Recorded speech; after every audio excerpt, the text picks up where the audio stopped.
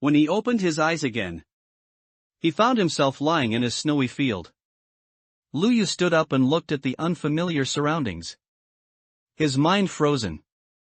In front of him was a pixelated landscape of white snow, accompanied by brown trees and green foliage, and floating tree crowns that would make Newton turn over in his grave. Is this in the game of Minecraft? No. Shouldn't I be receiving an award? What kind of a ghost place is this? Lu Yu subconsciously wanted to pinch his arm, but suddenly froze. Holy crap! Where are my hands? Only then did Lu Yu realize that he had no fingers at all. Only an arm with distinct angles. Lu Yu raised his hand again and touched his face, which was also square.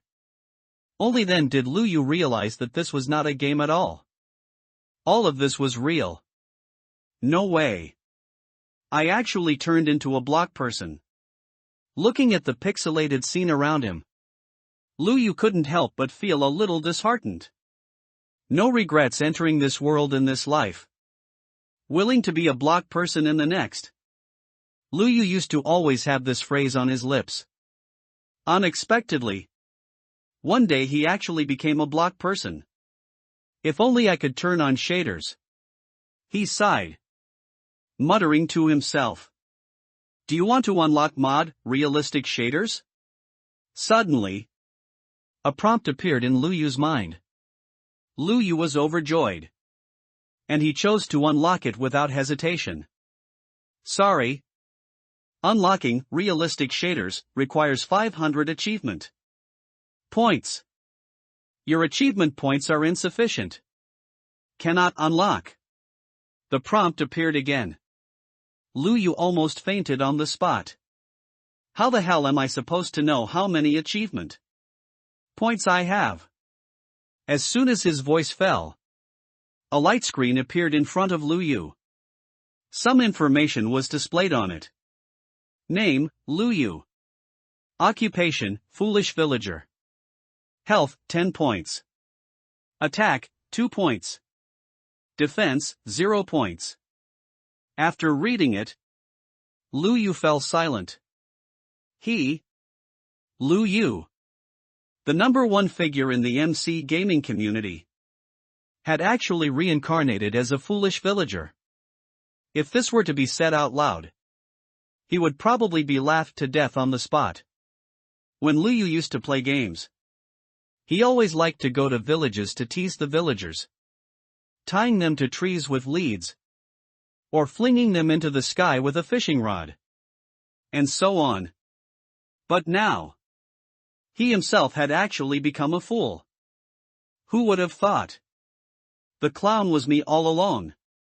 Not only that, this foolish villager, who had the same name as him, also had some debuffs, negative statuses. Ababa, difficulty speaking. Head trauma, head suffered a heavy blow. Health permanently reduced by 50%. Eater, hunger consumption rate increases. Lu Yu felt like crying without tears. Being a fool was already miserable enough. But he was also a thin-blooded glutton. Normal people should have 20 health points. But Lu Yu only had 10 points left. With this health, he would die if a monster hit him twice. According to common sense, it should be a standard start with 3 pieces of raw wood. But seeing the sky getting dark, Lu Yu had nothing in his hands. And it was too late to punch trees now. Having no other choice, he began to dig the dirt beneath his feet. He wanted to use the dig 3. Place 1 foot method to build himself a shelter for the night. After digging just a few times, several figures walked out of the nearby woods. Lu Yu is here. A girl leading the group saw Lu Yu and shouted excitedly. The faces of the men following behind her became a little grim. The young man at the head was named Fong Ao, and his face was the most unpleasant among them. Fong Mo. What happened? Didn't you say you had tricked that fool outside the safe zone? Why is he here? He is a fool. I clearly took him out this morning and showed him the way. I don't know why that fool didn't listen to me, Fong Mo said, somewhat annoyed. Fong Ao scoffed at him. It must be because you didn't dare get close to the fence. And just dumped that fool from a distance. Fong Mo retorted stubbornly. How could that be? Since cousin doesn't like him, I'll definitely take care of him myself next time. Cut it out. All you do is talk big. That fool is as strong as an ox. Do you dare arm wrestle him? Fong Bo also didn't believe him and teased. Fong Bo was Fong Mo's twin brother. And Fong Ao was their cousin. These two brothers didn't get along. He's just got brute strength. I have plenty of ways to finish him off. Fong Ao stared at Lu Yu and said fiercely. Don't mess it up again next time. The girls among them ran fast and didn't hear their loud plotting at all. Lu Yu, why did you run off without saying a word? You scared me to death.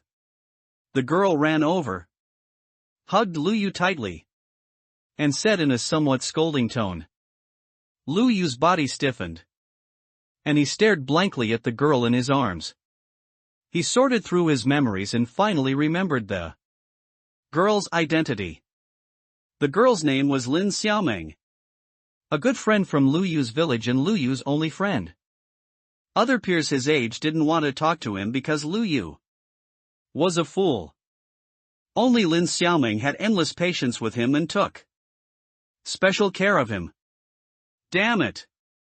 Cousin! Look at what Lin Xiaomeng is doing. Why is she hugging that fool?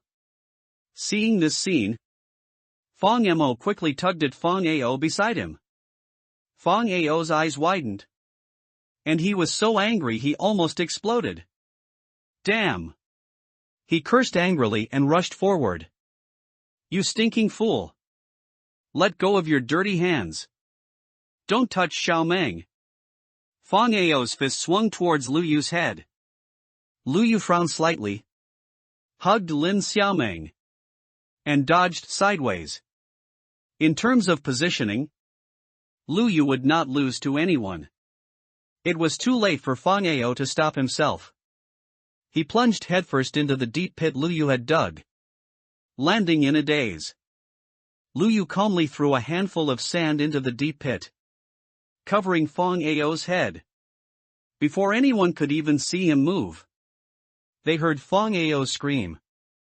Ugh! Help! I can't breathe. Fong Ao struggled desperately, but he couldn't get the sand off his head. Seeing this, the accompanying Fong Mo brothers quickly dug away the nearby dirt and rescued Fong Ao. At this point, Fong Ao's health was already mostly depleted. Suffocation damage was no joke. How did Fong Ao fall into the pit? Only then did Lin Xiaomeng notice Fong Ao's miserable state. Fong Ao, who had just caught his breath, immediately stood up and grabbed Lu Yu's collar. You tricked me. It was just a little trick they used to mess with others on multiplayer servers. But they didn't expect it to leave them helpless. Lu Yu put on an innocent expression and babbled. Fong Ao. What are you doing? Let him go. Lin Xiaomeng pushed Fong Ao away angrily and said. Xiaomeng. This fool just tried to kill me. Didn't you see? Fong Ao pointed at Lu Yu and roared. Lin Xiaomeng looked at the man somewhat angrily and said. Fong Ao. How can you talk like that? Lu Yu isn't a fool.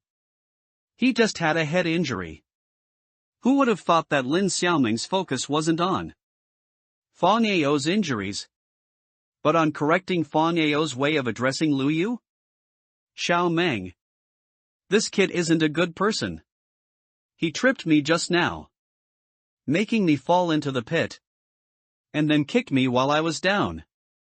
Seeing Lin Xiaomeng angry, Fong Ao quickly explained. Fong Ao. I'm warning you. Don't slander Lu Yu. Otherwise, I won't be polite. Lin Xiaoming had already swapped to a wooden sword in her hand, looking ready to act at any moment. Xiao Meng. I'm really not lying to you. This kid Lu Yu is definitely pretending to be crazy and foolish to gain your sympathy. Seeing that Lin Xiaoming didn't believe him, Fong Ao was almost in tears. Fong Ao.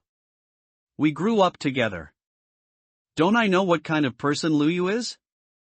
He gets sad for a long time even if he steps on flowers and plants. How could he harm you? You said it yourself. Lu Yu is a fool. What bad intentions can a fool have? Are you so narrow-minded that you have to argue with a fool? Lin Xiaoming's words left Fong Ao speechless. He couldn't say anything for a long time. He had liked Lin Xiaoming for more than just a day or two. If he really fell out with Lin Xiaoming over a fool this time, it would be too much of a loss. To win over Lin Xiaoming, he would endure it. Although he gnashed his teeth in hatred, he had no choice but to let it go. Lin Xiaoming ignored Fong Ao and turned to ask Lu Yu. Lu Yu. Shall we go back to the camp? Lin Xiaoming, who had been fierce just now, suddenly became gentle. Her eyes curved as she smiled gently, like she was coaxing a child. This made Fong Ao extremely angry. They were both people. The difference in treatment was too great. Lu Yu nodded obediently and followed her away. Seeing Lin Xiaoming walk away, Fong Ao could no longer hold back and cursed loudly. Damn it! This Lin Xiaoming. I don't know what's wrong with her. Spending all day with such a fool. Fong Ao stomped his feet in anger. Cousin. What's so good about that Lin Xiaoming? Why must you have her? Fong Mo asked, puzzled. Fong Bo was rarely on the same side as him, exactly. Not to mention that woman is so fierce. She must be a tigress. Fong Ao suddenly put on a lovesick expression. What the hell do you guys know?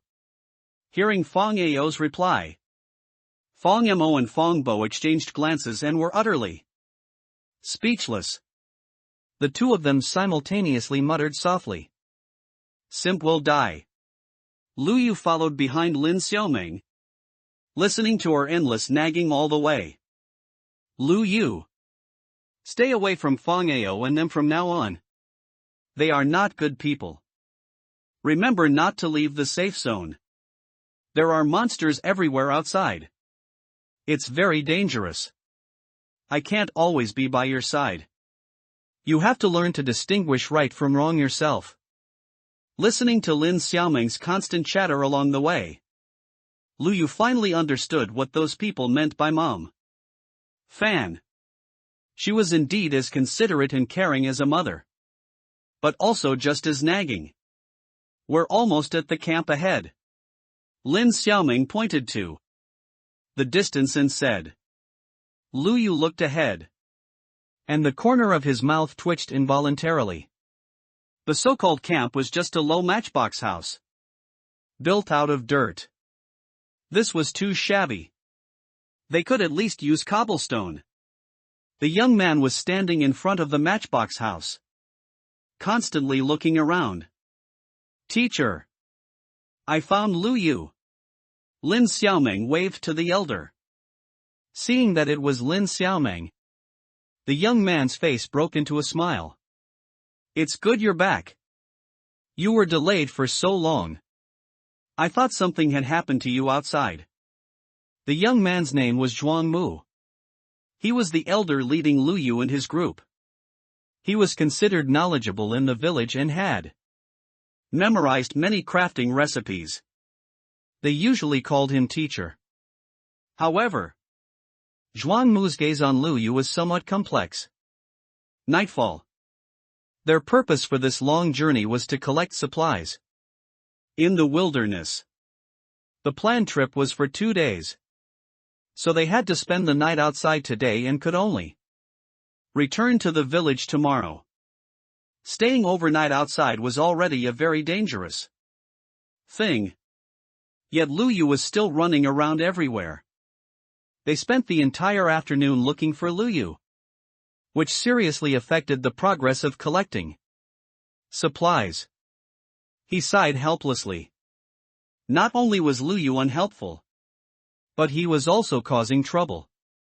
However, Lu Yu was a fool after all, so he couldn't say too much. Gurgle. Lu Yu's stomach growled uncooperatively. Lu Yu scratched his head, feeling a bit embarrassed. It really wasn't intentional, this body consumed hunger points too quickly. After traveling for a while, it was already close to empty. Lu Yu, you've been lost for so long. You must be starving. Hurry and eat something. Lin Xiaoming took out bread from her backpack and handed it to Lu Yu. Teacher, this is for you. Zhuangmu waved his hand, indicating that he had already eaten. Seeing the bread, Lu Yu's eyes lit up. He took the bread and started devouring it, eating in a very unsightly manner. Lin Xiaoming, however, smiled exceptionally happily. She rubbed Lu Yu's head and said softly, "Eat slowly. No one is going to snatch it from you." Seeing this scene, Zhuangmu couldn't help but shake his head. "Xiao Meng, come over here with me for a moment. I have something I want to tell you." Lin Xiaoming nodded, placed her backpack next to Lu Yu, and instructed him. "After you finish eating, if you're still hungry, eat mine too." After speaking, she followed Zhuangmu away. Lu Yu put Lin Xiaoming's portion aside, took out the bread belonging to Fang Mo's 2 cousins from the backpack, and began eating heartily. How could he eat his sister's food? It was better to eat the portions of those 3 ill-intentioned, annoying guys. Zhuangmu took Lin Xiaoming to the edge of the woods. They talked here so Lu Yu couldn't hear. "Teacher, what's wrong?" Lin Xiaoming felt that the teacher was acting a bit unusual today. "Xiao Meng, how old are you this year?" "Almost 18. You've reached this age."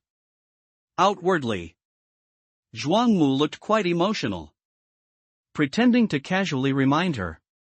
Other promising young people in the village also leave the village around this age. Lin Xiaoming was momentarily speechless and couldn't help feeling a little sad. Seeing Lin Xiaoming not speaking, Zhuangmu spoke more directly. "As the most promising girl in our Snow Mountain village, you will definitely leave the village and become a formidable person. I hope you don't spend too much time on unnecessary things." Lin Xiaoming didn't speak, only lowered her head. "Lu Yu isn't some unnecessary thing," Lin Xiaoming murmured softly, then turned and walked towards the camp. She didn't want to argue with Zhuangmu. There was no need. Lu Yu was very important to her. Extremely important. He was even someone she could risk her life to protect. No matter what others said. As long as she, Lin Xiaoming, existed for one day, she would never allow others to bully Lu Yu. Zhuangmu looked at Lin Xiaoming's receding back inside. He hoped that fool Lu Yu wouldn't hinder Lin Xiaoming's bright future. Otherwise, he could intervene when necessary. Zhuangmu looked knowledgeable and well-read. In reality, he was very selfish. He considered himself the only teacher in Snow Mountain village, and he also believed that all the children in Snow Mountain village were his students. He wouldn't let anyone stop his students from going out and bringing glory to themselves. Zhuang Mu's eyes deepened. Meanwhile, as Lin Xiaoming reached the entrance of the camp, she saw Fang Ao and his two cousins surrounding Lu Yu. Fang Ao.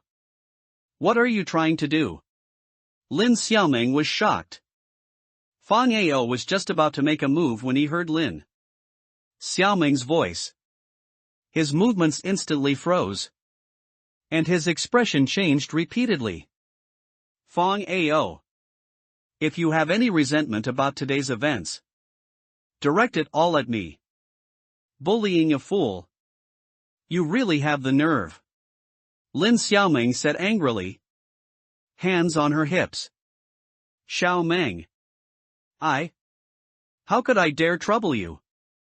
It's just that this brat Lu Yu doesn't know the rules. He ate all 3 of our portions of food by himself. That's why I was about to act. Fang Ao said. Hearing this, Lin Xiaoming looked at Lu Yu in surprise. How could he eat 3 people's food by himself? What a huge appetite! Lu Yu. Why did you? If she hadn't seen the empty backpack with her own eyes, she would have thought Fang Ao and the others were lying and deliberately shifting the blame onto Lu Yu. She sighed helplessly. Lu Yu. Don't do this next time. If you're hungry, I'll get you something, she said gently to Lu Yu. Fang Ao was already full of anger, and seeing Lin Xiaoming so biased towards Lu Yu, he became even more furious. Just as he was about to flare up, Zhuang Mu's hand pressed down on his shoulder. Don't be angry. Lu Yu probably didn't do it on purpose. Teacher still has some left here. Hurry up and eat. Then you should rest. Zhuang Mu saw that night was falling and didn't want to cause more trouble.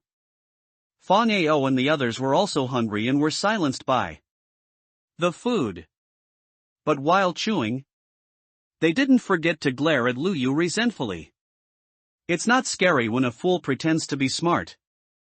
It's scary when a smart person pretends to be a fool. Lu Yu pretended to be a fool and laughed foolishly. The sky gradually darkened, and everyone hid inside the matchbox-sized mud hut. At night in the wilderness, monsters roamed freely.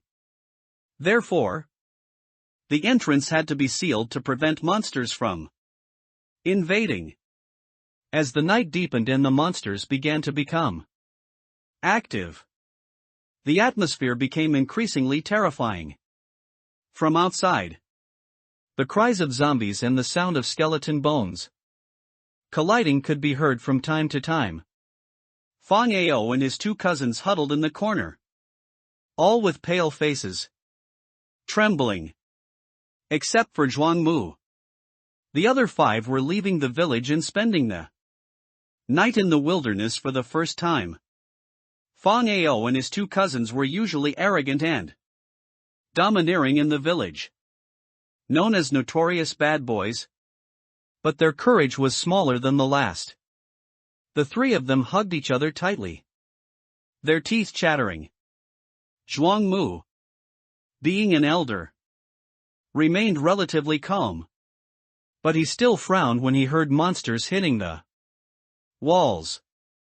Lin Xiaoming appeared strong in combat, but being a girl, she was still somewhat afraid. However, she didn't want to show her weak side in front of Lu Yu, so she had to keep pretending to be calm, forcing herself to be brave. When she saw Lu Yu's calm expression, she couldn't help but feel a little curious. She scooted over and sat right next to Lu Yu. Lu Yu, aren't you scared? Lin Xiaoming asked softly. Lu Yu shook his head. Lin Xiaoming thought for a moment, then felt relieved. I really envy you. You don't know anything, so you don't have to be afraid of anything. Lu Yu felt a little amused inside. So Lin Xiaoming thought he wasn't scared because ignorance Was bliss. Scared? What a joke. For Lu Yu, there was no distinction between day and night in Minecraft. Farming during the day. Fighting monsters at night. Wasn't that basic common sense? He was just short of rushing out to kill to his heart's content and get his fill of experience points. There was a lit torch in the room, but it burned out after a while. Once the light went out, the room immediately became pitch black. Mom! Fang Ao and his two cousins were so scared that tears were almost flowing out. Lin Xiaoming's body also stiffened. She was most afraid of the dark. Teacher, can we light another torch? Fang Ao asked tremblingly. Forgot to make weapons. There's not much coal left anyway. So let's conserve it. Just hold on a little longer. And the sky will be bright soon. Seeing Zhuangmu say this, Lin Xiaoming didn't say much. Although she also really wanted to light a torch for light.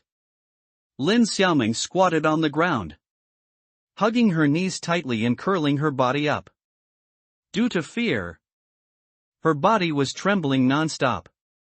Lu Yu noticed this, so he put his hand on her shoulder, signaling her to lean on him. When Lu Yu touched her, Lin Xiaoming felt like she was struck by lightning. Her hair stood on end instantly, and she got goosebumps all over. Her body froze in place, unsure whether she should lean towards Lu Yu or not. Suddenly, a zombie's cry rang out. The sound was extremely close and sent shivers down one's spine. She could no longer suppress the fear in her heart and instantly threw herself into Lu Yu's arms. This time, it was Lu Yu's turn to be stunned. He just wanted to comfort Lin Xiaoming. So why did she throw herself into his arms? Lu Yu's right hand rested on Lin Xiaoming's back, gently comforting her. Lying in Lu Yu's arms, the tension and fear in Lin Xiaoming's heart immediately disappeared. Lu Yu's scent and warmth were like the best sleeping pills, and drowsiness came over her like a tide. Before long, she fell into a deep sleep. When she woke up the next morning, everyone else was still asleep. Only then did she realize that she had actually slept in Lu Yu's arms the entire night. Lin Xiaoming quickly sat back in her original spot, pretending that nothing had happened. The Fang Ao three brothers, who had been tormented by monster cries all night, had pale faces. They barely slept at all that night. After dawn, the group left the shelter. We wasted a lot of time yesterday. So today we need to speed up and collect as many resources as possible to take back. We'll meet back here when the sun sets. Don't go too far. After Zhuang Mu finished giving instructions, he took Fang Mo and Fang Bo, the two brothers, and left. At this point, only Lu Yu, Lin Xiaoming, and Fang Ao were left. Lu Yu, let's go. Now. Lin Xiaoming pulled Lu Yu and walked in another direction. Fang Ao quickly stopped the two of them. What do you want? Lin Xiaoming asked cautiously. Fang Ao braced himself and asked, Xiao Meng, can you let me join too? He had always been Lin Xiaoming's shadow, following her wherever she went. Suit yourself. Just don't cause me trouble. After saying that, Lin Xiaoming and Lu Yu quickly walked away. Fang Ao followed behind the two of them, staring intently at Lu Yu, his eyes filled with hatred. Lin Xiaoming pulled Lu Yu along, hitting any weeds they encountered along the way. As she approached the boundary, she repeatedly reminded Lu Yu, Do you see the fence over there? Don't cross it. Lu Yu looked at Lin Xiaoming with a bewildered expression. There are monsters beyond the fence. even during the day. There are some in the shaded areas under trees and in caves, where there's no light. If you encounter a zombie, it's not too bad. But if you encounter a skeleton monster, it can shoot at you from over the fence. Luyu scratched his head. Monsters? Isn't that something that can be dealt with in just a few hits? Could it be that the block people in this world can't even kill zombies? Lin Xiaoming led them forward. Her hands were very fast. But for some reason, she was unlucky. After hitting weeds for a long time with a rustling sound, only a few seeds popped out. Luyu couldn't bear to watch and stepped in to help her. When it came to hand speed, Luyu had never been afraid of anyone. His hand speed, honed over 20 years of being single, was incredibly fast. In just the blink of an eye, Luyu's progress surpassed Lin Xiaoming's. The situation reversed, now Luyu was the one acting, pulling Lin Xiaoming forward. Fang Ao was dumbfounded watching this. Was this still the idiotic Luyu? The previous Luyu had dull eyes and slow movements, no different from someone with cerebral palsy. But now, he was so agile that Fang Ao couldn't keep up even with all his might. Hey! Luyu! Wait for me. In just over 10 minutes, Luyu had collected a stack of seeds. But he stood by the fence and didn't move. Lin Xiaoming finally caught up, panting, and quickly said, Luyu, slow down. You can't leave my sight. Although it was good that the young girl was very responsible, Luyu felt like he heard a mom's tone. Subsequently, he ignored it. Luyu knocked down the fence in front of him with his bare hands. Luyu! What are you doing? Fang Ao looked at what Luyu was doing in shock and shouted loudly. He even had a hint of schadenfreude. Luyu! How dare you destroy the fence? Just wait until I go back and tell the village chief to punish you severely. As they tried to approach, Luyu restored the fence to its original state, and they were separated on the other side of the fence. Luyu! Come back quickly! Seeing Luyu walk away, Lin Xiaoming became anxious. Beyond this fence was no longer a safe zone. Monsters only spawned in the safe zone at night. But outside the safe zone, monsters roamed during the day, which was very dangerous. Without their obstruction, Luyu smoothly walked forward. Not far away, there was an open pit mine. Outside the mine, there was exposed iron ore. This was exactly what Luyu wanted. To get rich, first chop wood. This is an unchangeable truth. Luyu skillfully struck the nearby tree trunk, chopping down 3 pieces of wood. Then he opened his inventory and crafted a crafting table. Congratulations on completing the achievement. Open inventory. Gaining 10 achievement points. Congratulations on completing the achievement. Obtained wood. Gaining 10 achievement points. Congratulations on completing the achievement. This is a crafting table. Gaining 10 achievement points. Luyu's movements were too fast, and even the system almost couldn't keep up with his progress. Taking a moment to pop up 3 achievements in a row. To mine, you need a pickaxe. A wooden pickaxe won't do, you need a stone pickaxe. Subsequently, Luyu crafted a wooden pickaxe in the crafting table. He knocked down a few stones next to the iron ore. Then he put the cobblestone into the crafting table. The next second, a stone pickaxe was in his hand. Congratulations on completing the achievement, mining. Time. Gaining 10 achievement points. Congratulations on completing the achievement, get an upgrade. Gaining 10 achievement points. Achievements popped up one after another, including the previous achievements. Lu Yu now had 50 achievement points. Fang Ao and Lin Xiaoming were a short distance away from his position and couldn't clearly see what Lu Yu was doing.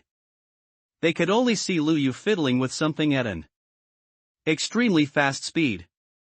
Lu Yu. What is he doing? Lin Xiaoming wondered.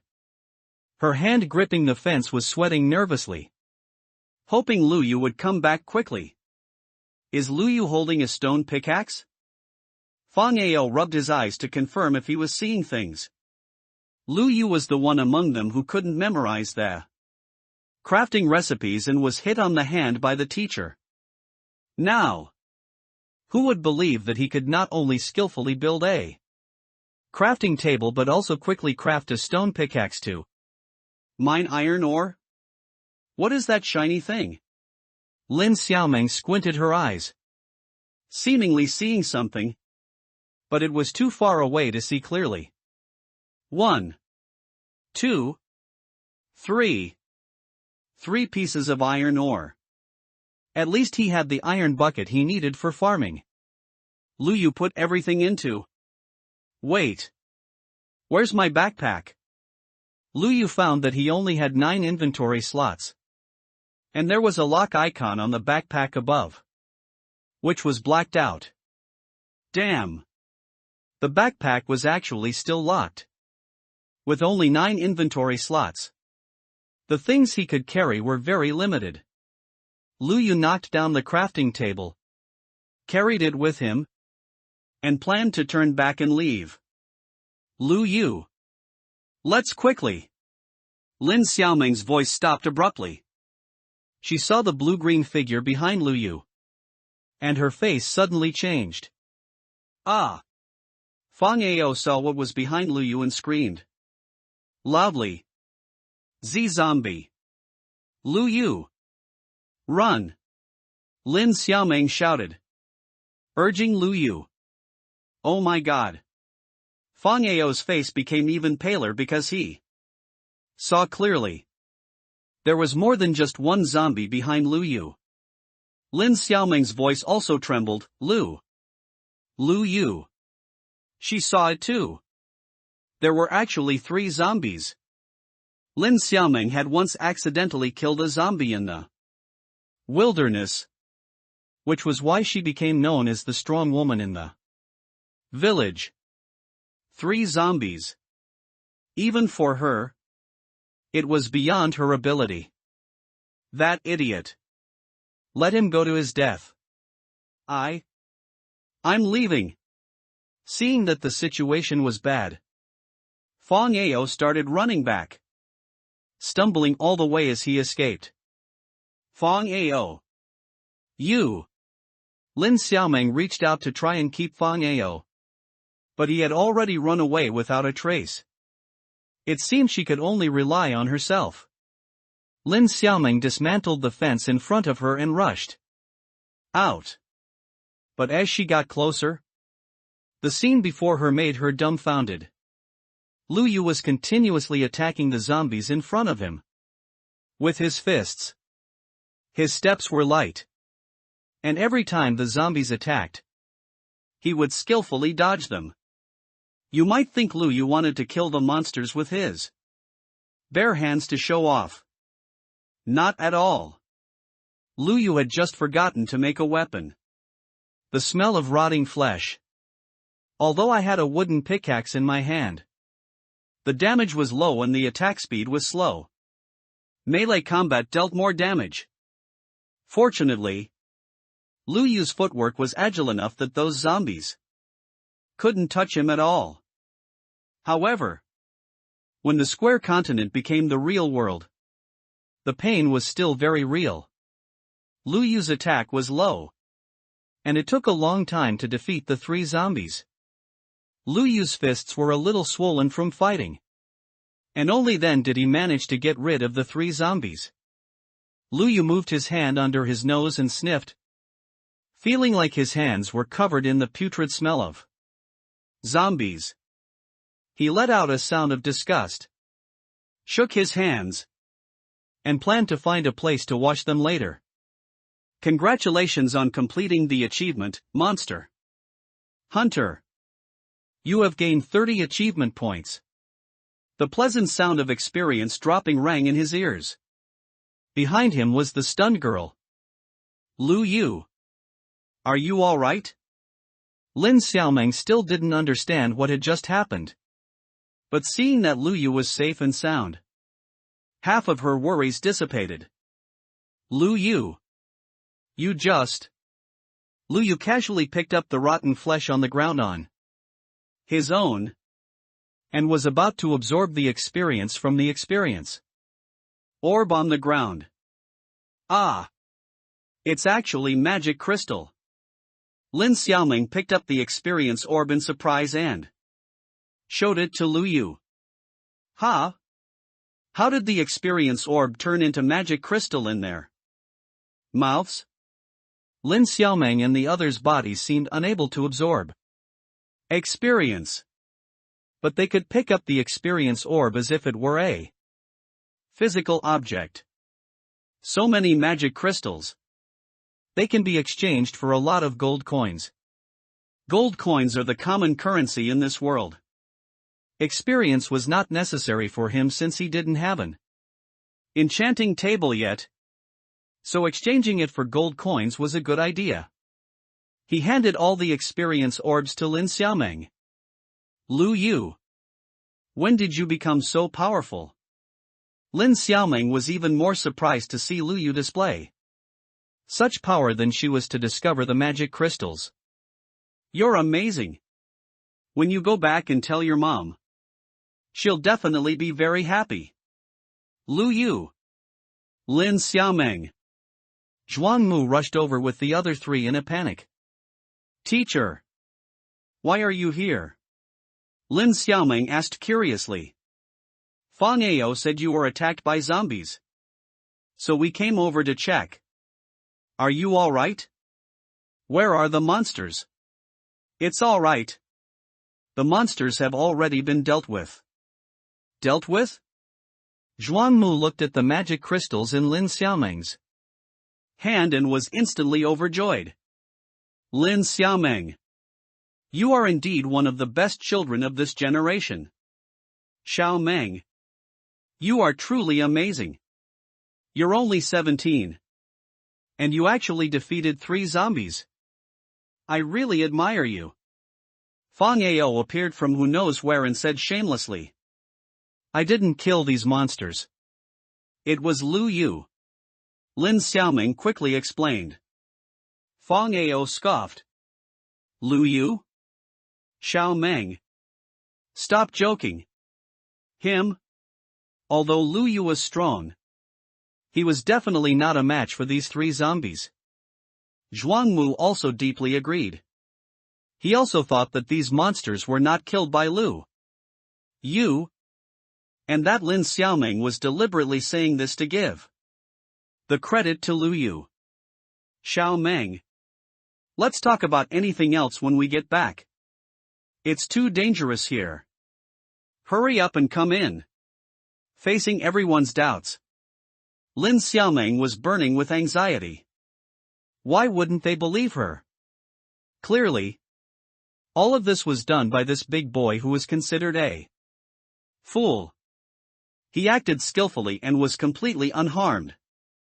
The way he faced the zombies also benefited her greatly. Even without a powerful weapon, he could kill zombies without getting hurt. She looked at Lu Yu for help, wanting to hear him prove himself. But Lu Yu reached out and put his finger to his lips, quietly making a shushing gesture. Shoo! Lin Xiaomeng was stunned. Was Lu Yu telling her not to speak? The group returned to the camp and inventoried the supplies they had collected earlier. Lu Yu poured a whole stack of seeds from his pocket, directly exceeding the planned target. Seeing this scene, Zhuangmu looked at Lu Yu with a strange expression. Since we've collected enough supplies, let's return early. On the way back to the village, Lin Xiaoming kept looking at Lu Yu intentionally or unintentionally. Lu Yu's previous brave performance made her see him in a new light. Was it just a coincidence? Or had Lu Yu actually been pretending to be foolish? She couldn't figure it out. Lu Yu noticed Lin Xiaoming's gaze and didn't say anything. Just looked at her with a smile. That smile revealed foolishness and seemed to have no ulterior motives. After several hours of trekking, the group finally reached their destination. Their home, 7th District Snow Mountain Village. The entire square continent is divided into 7 districts. From the inside out, the further in the district is, the safer it is and the richer the resources it enjoys. And the 7th district where they live is the outermost circle where the villagers of the square continent live. Most of the area called a district is barren, and only the villagers of their Snow Mountain village barely survive here. Lu Yu carefully observed the appearance of the village. Their village was even more shabby than the villages in the game. At least the villages in the game had small houses. Their dwellings were completely unappealing. All of them were just matchbox houses. The most outrageous thing was probably the large area of farmland in the village. They actually planted such a large area of wheat with 1 row of water and 1 row of soil. And the water was even drawn from the nearby pond. Lu Yu was full of question marks from seeing it. And his obsessive-compulsive disorder was about to flare up. These professional Minecraft players more or less have some obsessive-compulsive disorder. And his setting as a fool made him suppress the urge to modify it himself. Lu Yu's house was at the entrance of the village and could be seen at a glance. So he quietly left the group and plunged into the matchbox house. At home, his mom was making bread. "Son, you're back." She wiped her hands on her apron and smiled warmly to welcome Lu Yu's return. "How was today?" "All right, I guess," Lu Yu said vaguely. Turning his head, Lu Yu looked at the bread on the table. Without any side dishes. It was quite simple. Not even a bit of minced meat. Lu Yu took out the rotten flesh he had dropped from the zombie earlier from his inventory and put it on the table. Although it was a bit simple, this could be considered a meat dish. Rotten flesh. His mom Tao Lan's expression was surprised. Sometimes, villagers would go out at dawn to look for rotten flesh dropped by burned zombies. However, outside the fence was very dangerous for them. So even rotten flesh became a rare good thing. "Son, did you pick this up?" Lu Yu nodded vaguely. "That's great." Tao Lan praised him with satisfaction. She remembered that in the past, when her son went out with the village team to collect supplies, he was often scolded when he came back. Because Lu Yu either got lost or caused trouble. She only hoped that Lu Yu wouldn't cause trouble and get scolded. But this time, Lu Yu went out and even brought back 3 pieces of rotten flesh, which was already a miracle. How could she not be happy? Lu Yu picked up the bread on the table and stuffed it into his mouth. Killing the zombies just now and digging up 3 pieces of iron ore had already made his hunger bar almost bottom out. And his head also felt the hunger. He swallowed 3 tasteless pieces of bread in a row. If you're not actively eating, there's something wrong with your thinking.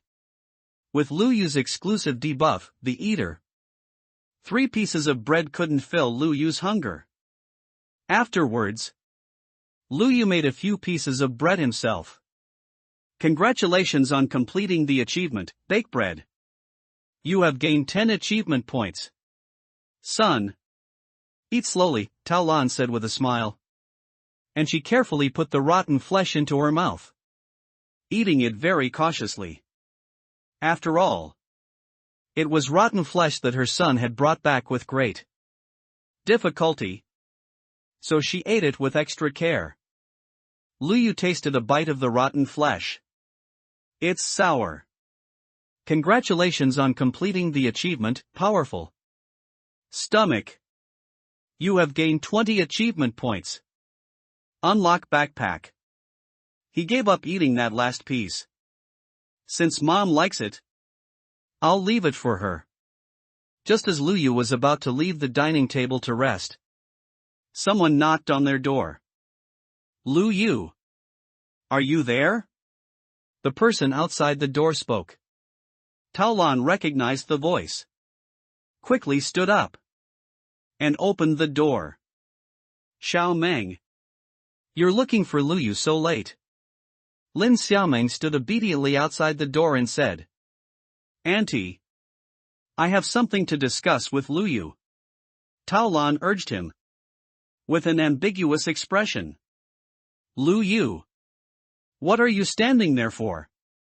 Hurry and come greet your little guest.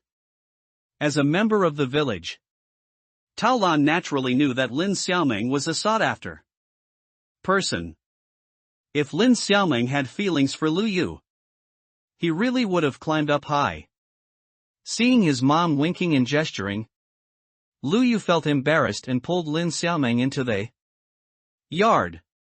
Lin Xiaomeng frantically pulled back her hand that Lu Yu had pulled. Her cheeks flushed as she said, I didn't come for anything else. Just to give you the gold coins. Gold coins? Lin Xiaomeng thought that Lu Yu didn't even know what magic crystals were. So how could he know where to exchange magic crystals for? Gold coins? So she kindly took the magic crystals, exchanged them for gold coins, and then delivered them into Lu Yu's hands. One magic crystal is one gold coin. They're all here. Lin Xiaomeng placed the heavy bag into Lu Yu's hand. Lu Yu also weighed it. The amount was indeed considerable. He figured Lin Xiaomeng had worked hard running the errand, so he took out a few coins to place in her palm. Lin Xiaomeng frowned and quickly pushed them back. Although she had never seen so many gold coins, how could she accept money that rightfully belonged to Lu Yu? I don't want them. Why? Lu Yu's blank look made Lin Xiaomeng think he was a simpleton. As if Lu Yu killing the 3 zombies earlier was just a coincidence. Lin Xiaomeng pouted. Why are you giving them to me? Lu Yu answered directly. Because you helped me. Hearing this, Lin Xiaomeng became angry instead. Lu Yu. In your eyes, aren't we friends? Why would friends helping each other need payment? No. It's not. Lu Yu actually started to stutter. As a socially awkward shut-in, he didn't really have friends in reality. So having a young girl claim to be his friend truly caught him off guard. Then you should hold on to them properly. Lin Xiaomeng snorted and left angrily. That smelly Lu Yu. Actually using gold coins to insult their friendship. Humph. Lu Yu. What did Xiaomeng come for just now? Lu Yu's eyes darted. And he decided to keep this matter a secret, after all. Explaining that much money was indeed troublesome. Nothing. Saying this, Lu Yu put the gold coins into his inventory. Tao Lan's expression was ambiguous. Thinking her foolish son was just shy. Which was why he answered like that. Chuckling, she didn't press further and let the matter drop. After putting in the gold coins, there was no empty space left in Lu Yu's inventory. Lu Yu clicked the lock on his backpack, intending to unlock it. Unlock backpack requires 10 points. Do you want to unlock? Yes, no. Nonsense. Of course I do. Luyu successfully unlocked his backpack and could finally put extra things inside. It turned out that even the items that came with the system required Luyu to spend achievement points. Luyu felt he had suffered a huge loss. The next day, Luyu planned to see what he could buy with these gold coins. His mom, Taolan, went out with him. She was reportedly going to do labor. The absurd field Luyu saw when he came back yesterday was where Taolan was going. That field belonged to the village, and the harvested wheat had to be distributed to other districts. So the portion in their yard was for their own consumption. But everyone also had to share the labor of the public farmland.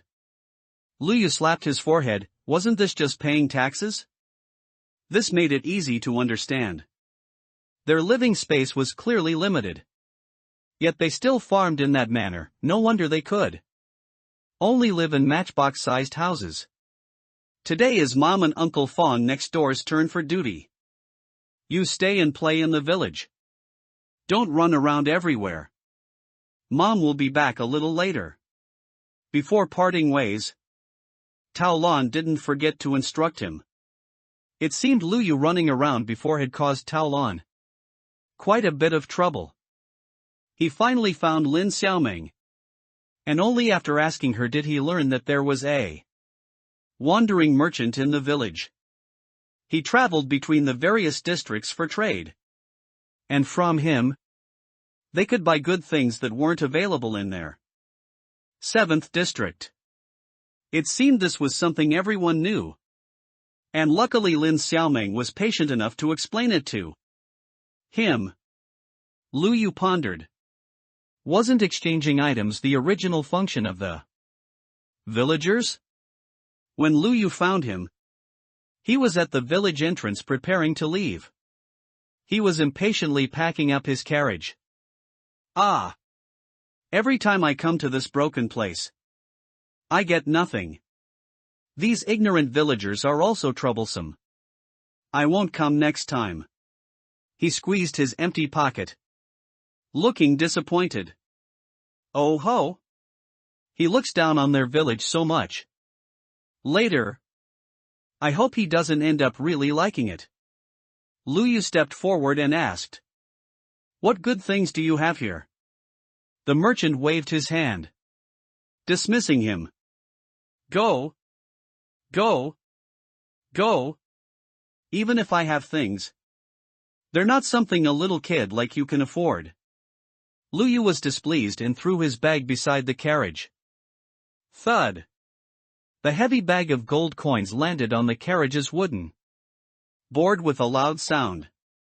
The merchant was startled for a moment, then said fiercely, My carriage! You stinky kid! How dare you! If you break it, can you afford to pay? Luyu rolled his eyes. Aren't you here to do business? The money is all inside. The merchant clearly didn't believe him. You didn't stuff a bag of rocks in there to fool me. Did you? Luyu folded his arms and coldly snorted. Why don't you open it and see for yourself? The merchant, disdainful, opened Luyu's bag with distaste. The next moment, he was almost blinded by the dazzling gold before his eyes. It's really all gold. Gold coins? So many. The merchant couldn't believe that the little kid in front of him had actually taken out so much money. But he was just doing business, so he didn't care where the kid's money came from. Anyway, he was leaving. Even if the money had a shady origin, it wouldn't be traced back to him. Making this money was a huge gain. Little ancestor, what do you want to buy? I have meat. And I'll sell you anything you want. The merchant immediately changed his demeanor, becoming fawning, rubbing his hands together like flies. Lu Yu asked. Do you have diamonds? The merchant twisted his face into a bitter gourd expression. I don't have that. What about books? The merchant's face became even more wrinkled. Just now, he had boasted about having everything. But it turned out he didn't have any of the things Lu Yu wanted. How strange. Why are the things this kid wants more difficult to find than the last? Diamonds? Books? Those were things only available in the inner third district.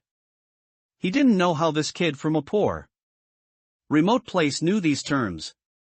Little brother. How about you look at something else? Lu Yu rolled his eyes. If you don't have anything, what am I going to buy from you? Saying this, Lu Yu made a gesture as if he was about to turn and leave. Hey! Don't leave! Transforming the farm. Just now he looked down on Lu Yu's village. And now he was desperately trying to keep Lu Yu. Of course, Lu Yu didn't really want to leave. He just wanted to show him some attitude. He put on an impatient look and said, forget it then. Sell me some meat.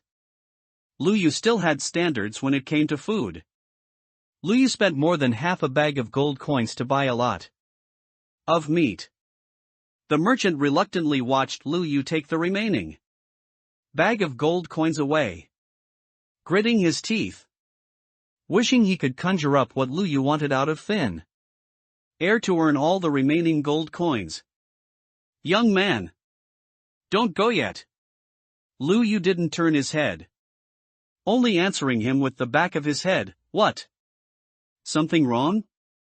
I have something good here too. What is it? Although he had turned around, Lu Yu still looked uninterested. This. He took out a white silk. No. White threads. Spider silk? Yes. Yes. Yes. The merchant presented it to Lu Yu like a treasure. Introducing it, this is a treasure I obtained by chance.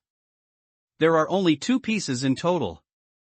Lu Yu looked at him expressionlessly. And the merchant was still bragging to himself, young man. Do you know about spiders? They are not easy to deal with.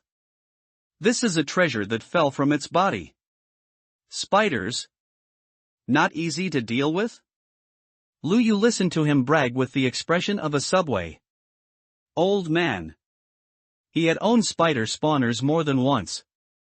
And eventually spider webs and spider eyes became a plague.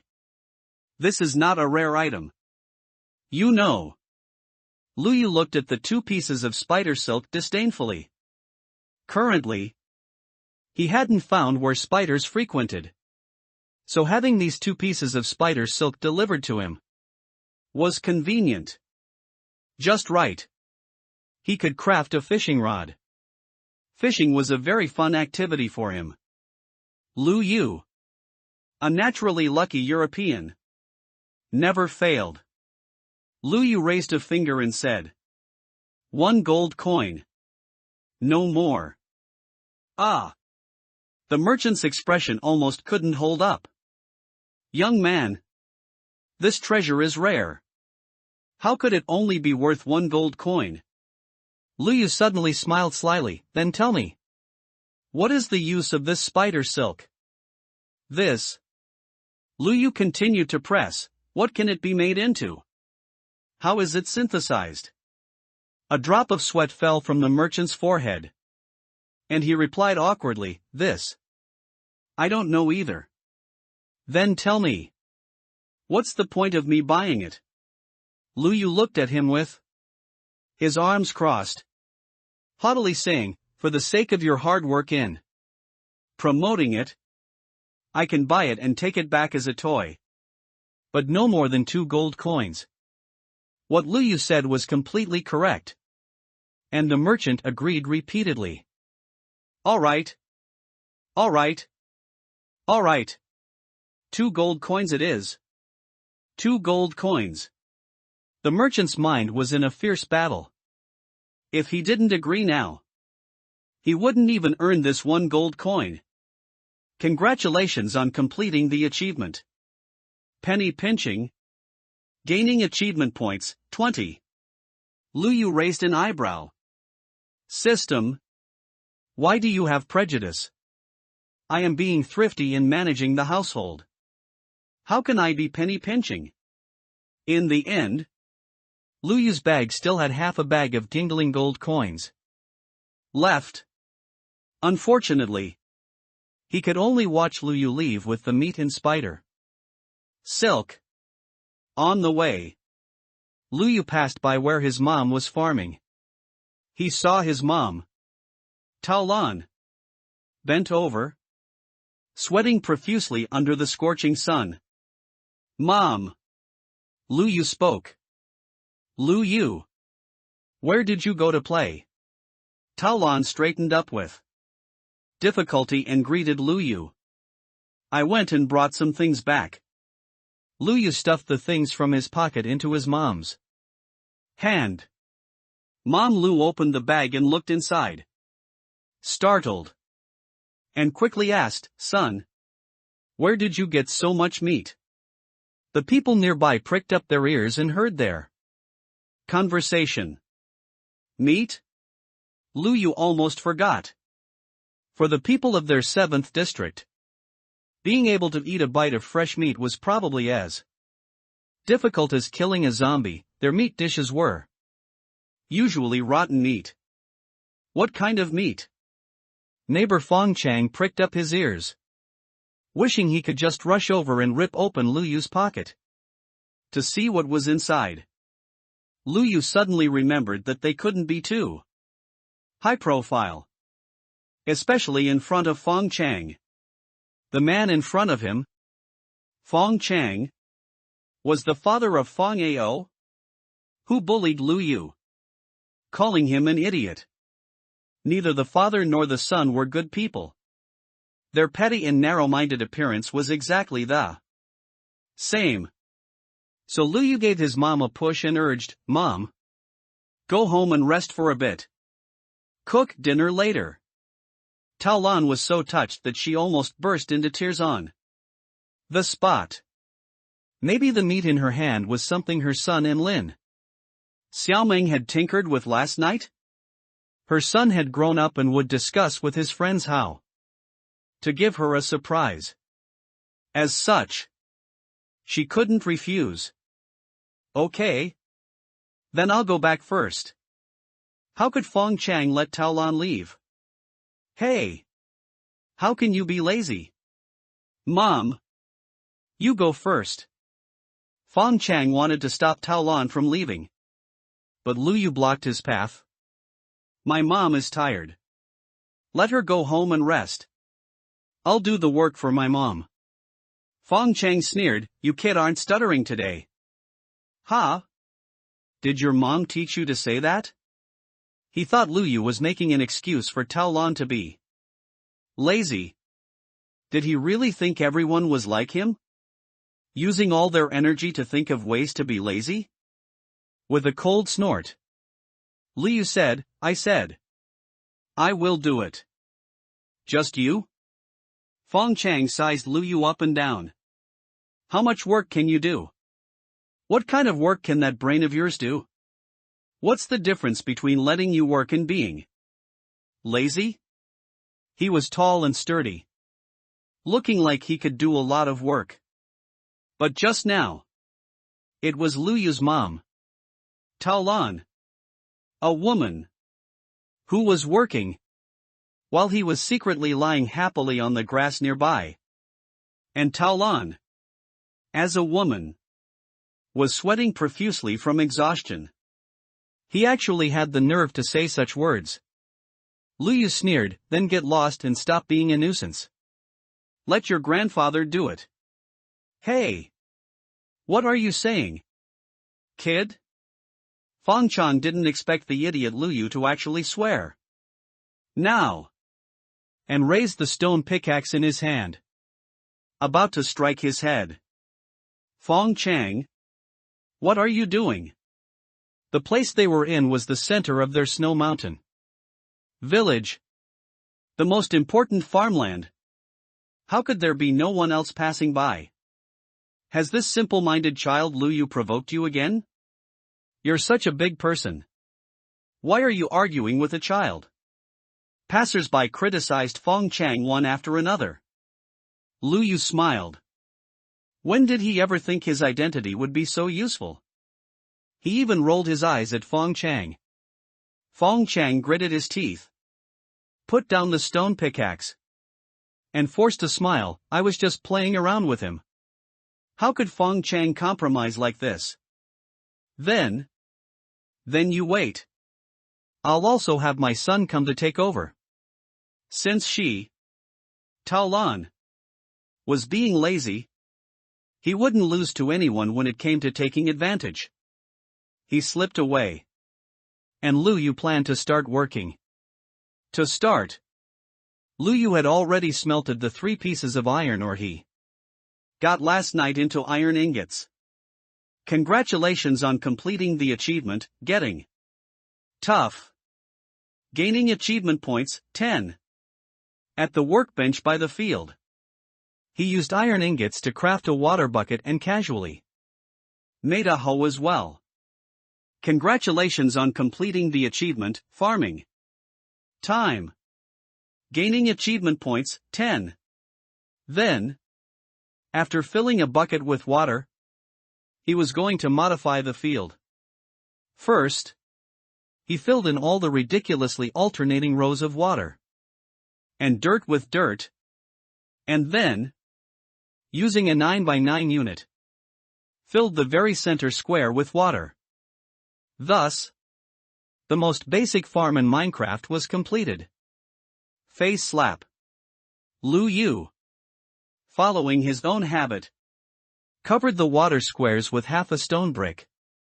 Finally, he planted the seeds they had gathered that day in all the water squares that occupied a large area. For Lu Yu, who was first in the speed building competition, this renovation was just a matter of a few minutes. Everything finished, he stood aside and wiped his forehead. His obsessive-compulsive disorder was satisfied. Comfortable.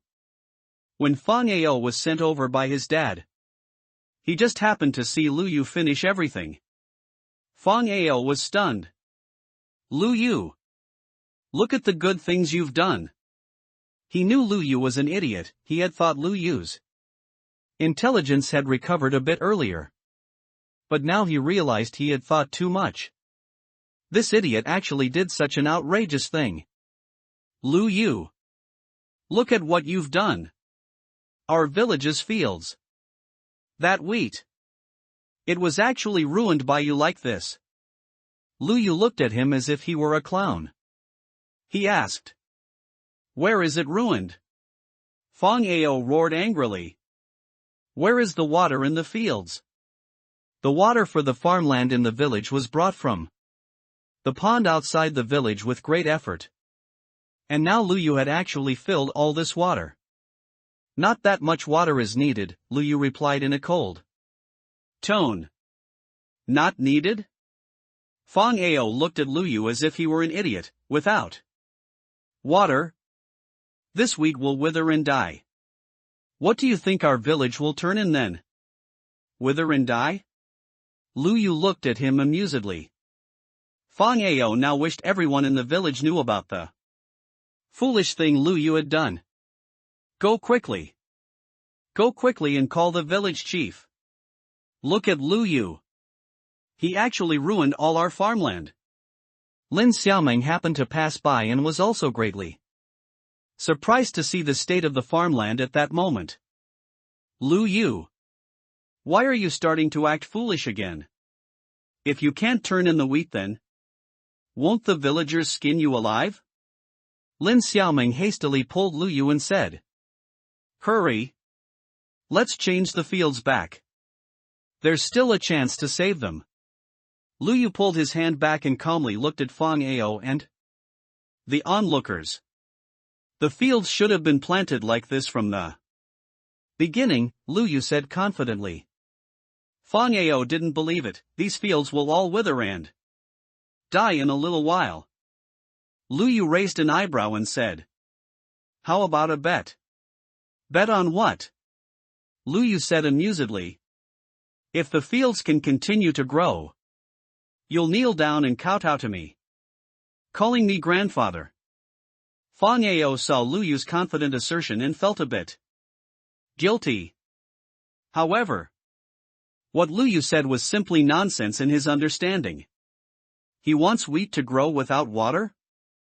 He must be living in a dream. Bet it is. So they stood side by side next to the farmland, waiting to see if the wheat would wither and die. What are they doing? Lu Yu, that idiot, changed the fields, saying the wheat can mature this way too. Is he currently making a bet with the Fong family's kid? Fang Ao, whose name was called, was staring intently at the fields, just waiting for the wheat to wither.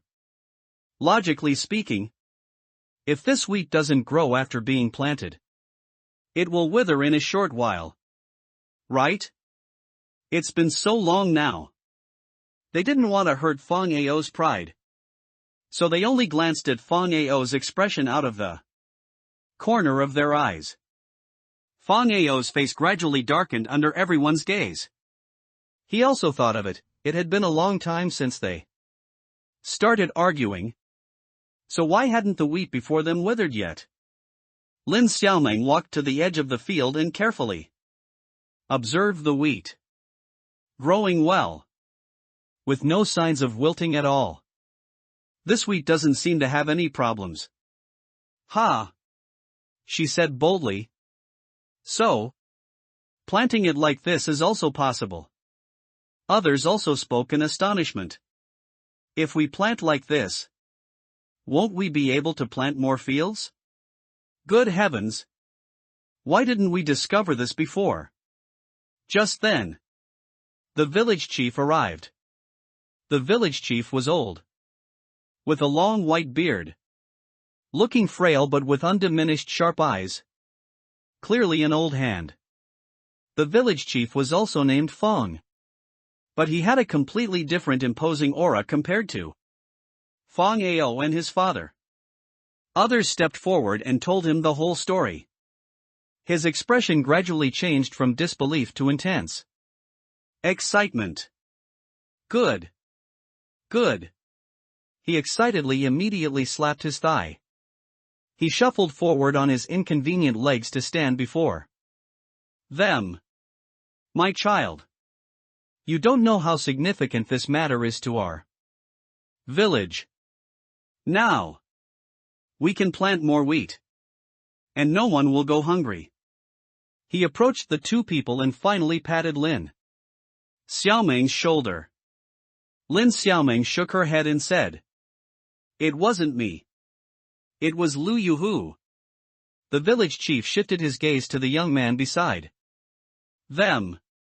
This was the foolish young man from their village. It was impossible for him not to recognize him. Being old and having met many people, he could also sense the difference in this foolish young man. Today, his eyes shone brightly, and his formerly dull pupils emitted light. You are Lu Yu? Towards an elder, and an old man who looked about 70 or 80. Lu Yu naturally maintained respect. Yes. Grandfather. You young man. The village chief carefully scrutinized Lu Yu. You've changed. Lu Yu shuddered. Could it be that he saw that his heart had been replaced by someone else? But the next moment, the old man placed his hand on his head and patted it. You helped too, didn't you? It seemed the village chief mistakenly thought Lin Xiaoming was the mastermind behind all this, and Lu Yu was just assisting. No. Village chief. Lu Yu did all this himself. Lin Xiaoming corrected them. Really? The village chief asked. Child. How did you discover this? Letting them mistakenly think it was Lin Xiaoming's doing saved Lu Yu trouble. So he didn't have to find a lie to explain. Well, I tried it out while playing around with planting. The village chief was startled at first, then burst into laughter. You young man? You've caused a lot of trouble acting foolishly on a daily basis. But I didn't expect you could make such a discovery when you're being mischievous. I wonder if the heavens are opening their eyes. No. It's just that Lu Yu knows the correct way to play the game. Air Pang. Go to my place in a bit. Get some potatoes. And take them to Lu Yu's house. These potatoes were probably the reward. Their 7th district was barren, the reward was nothing more than some potatoes. Lu Yu sighed. Potatoes and meat. He licked his lips, wondering if he could make a pot of potato beef stew. Fang Ao heavily slammed open his own door. Son. Why are you back? And so angry? Fang Chang looked at the child who rushed into the house in a huff and quickly asked. Could it be that stupid son of the woman next door angered you again? Fang Ao was so angry his face was red. But he couldn't utter a word for a long time. He had completely lost face just now. How could he possibly tell Fang Chang? Son. What exactly happened? Fang Ao waved his hand and said. Don't worry about it.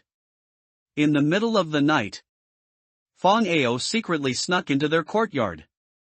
Their family had a courtyard large enough for self-sufficiency. And it was also planted according to the old methods of the village. A row of water. A row of soil. He stared at his wheat field in a daze. Then suddenly had an idea. Aping others. Just assume that fool Lu Yu stumbled upon this farming method by chance. Like a blind cat finding a dead mouse. But that fool wouldn't explain it clearly. And insisted on betting with him, causing him to lose face. That fool must have done it on purpose. Damn it. Fang Ao really didn't believe this nonsense anymore. Lu Yu could do it. Why couldn't he?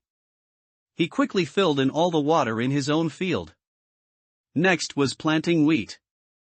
The wheat seeds that had just fallen. He immediately buried them in the soil. Fang Ao waited for the next day to see the new crop of wheat grow.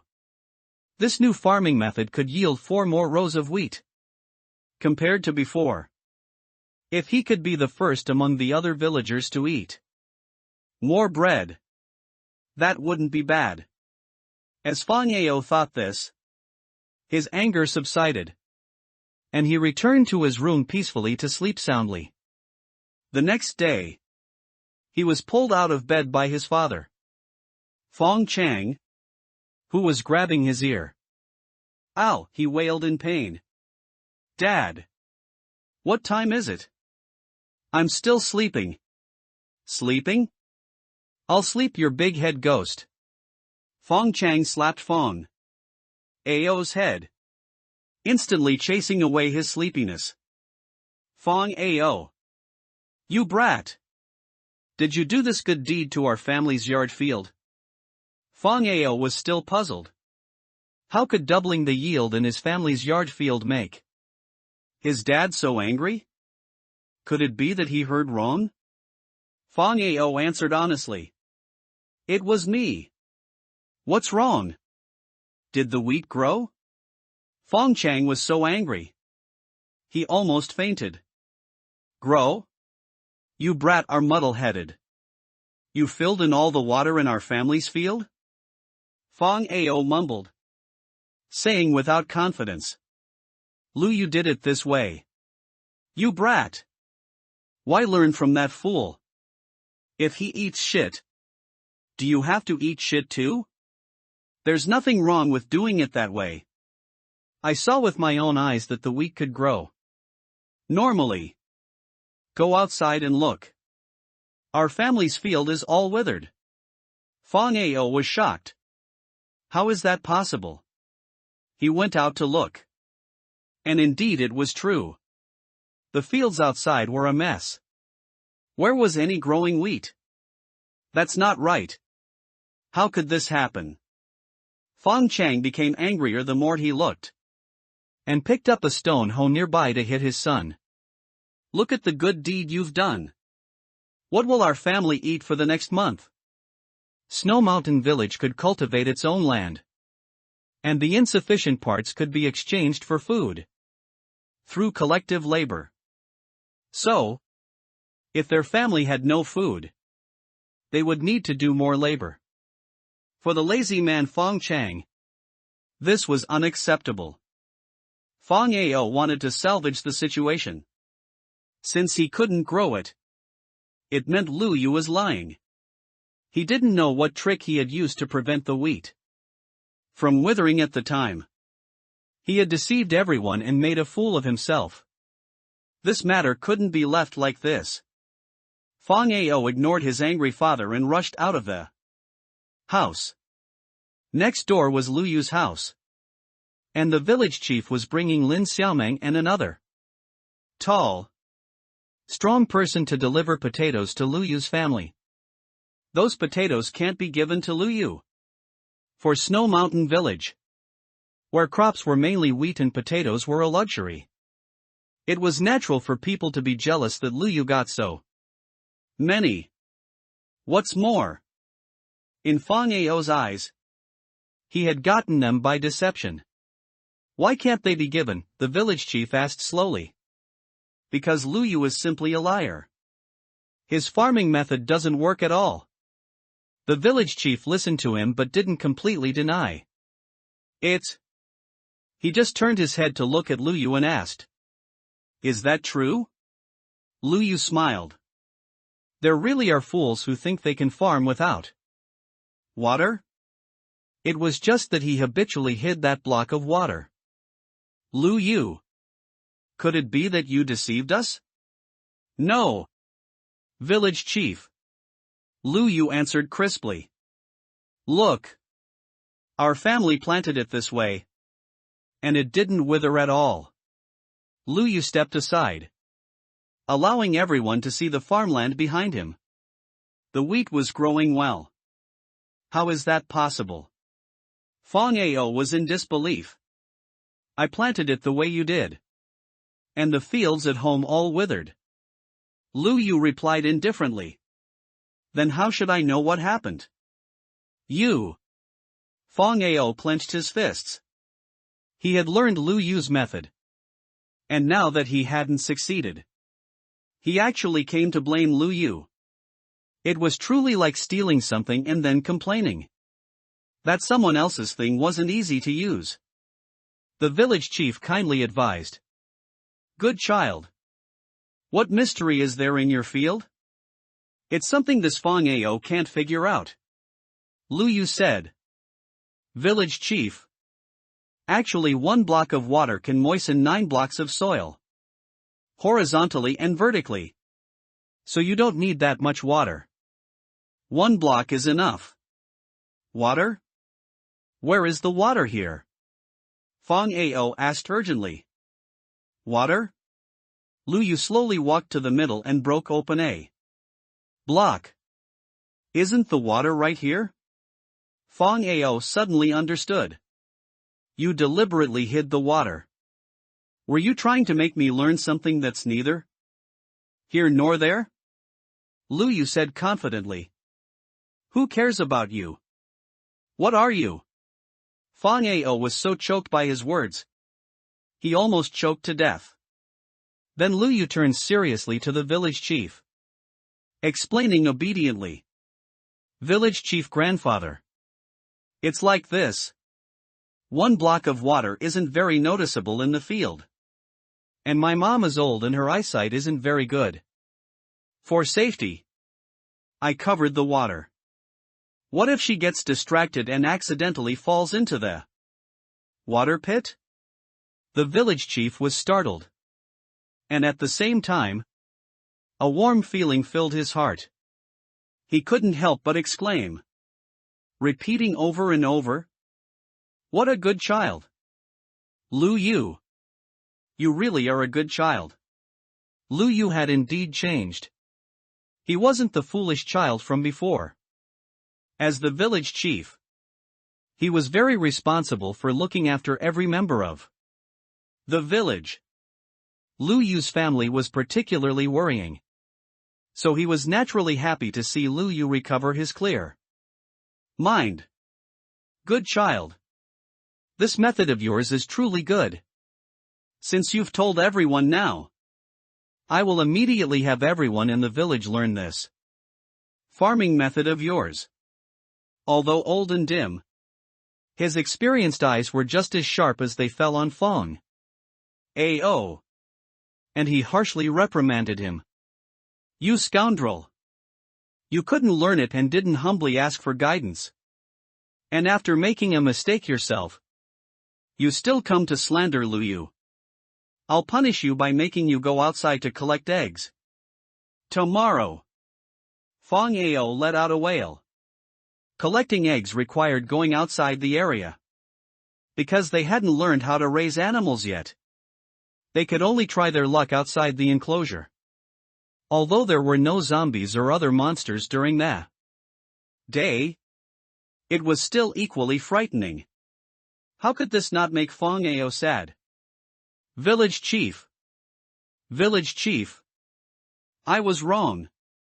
Early the next morning, every family in the village started getting busy. Everyone began modifying their own fields according to the method Lu Yu had announced. Do you think this method was really thought up by that kid? Lu Yu?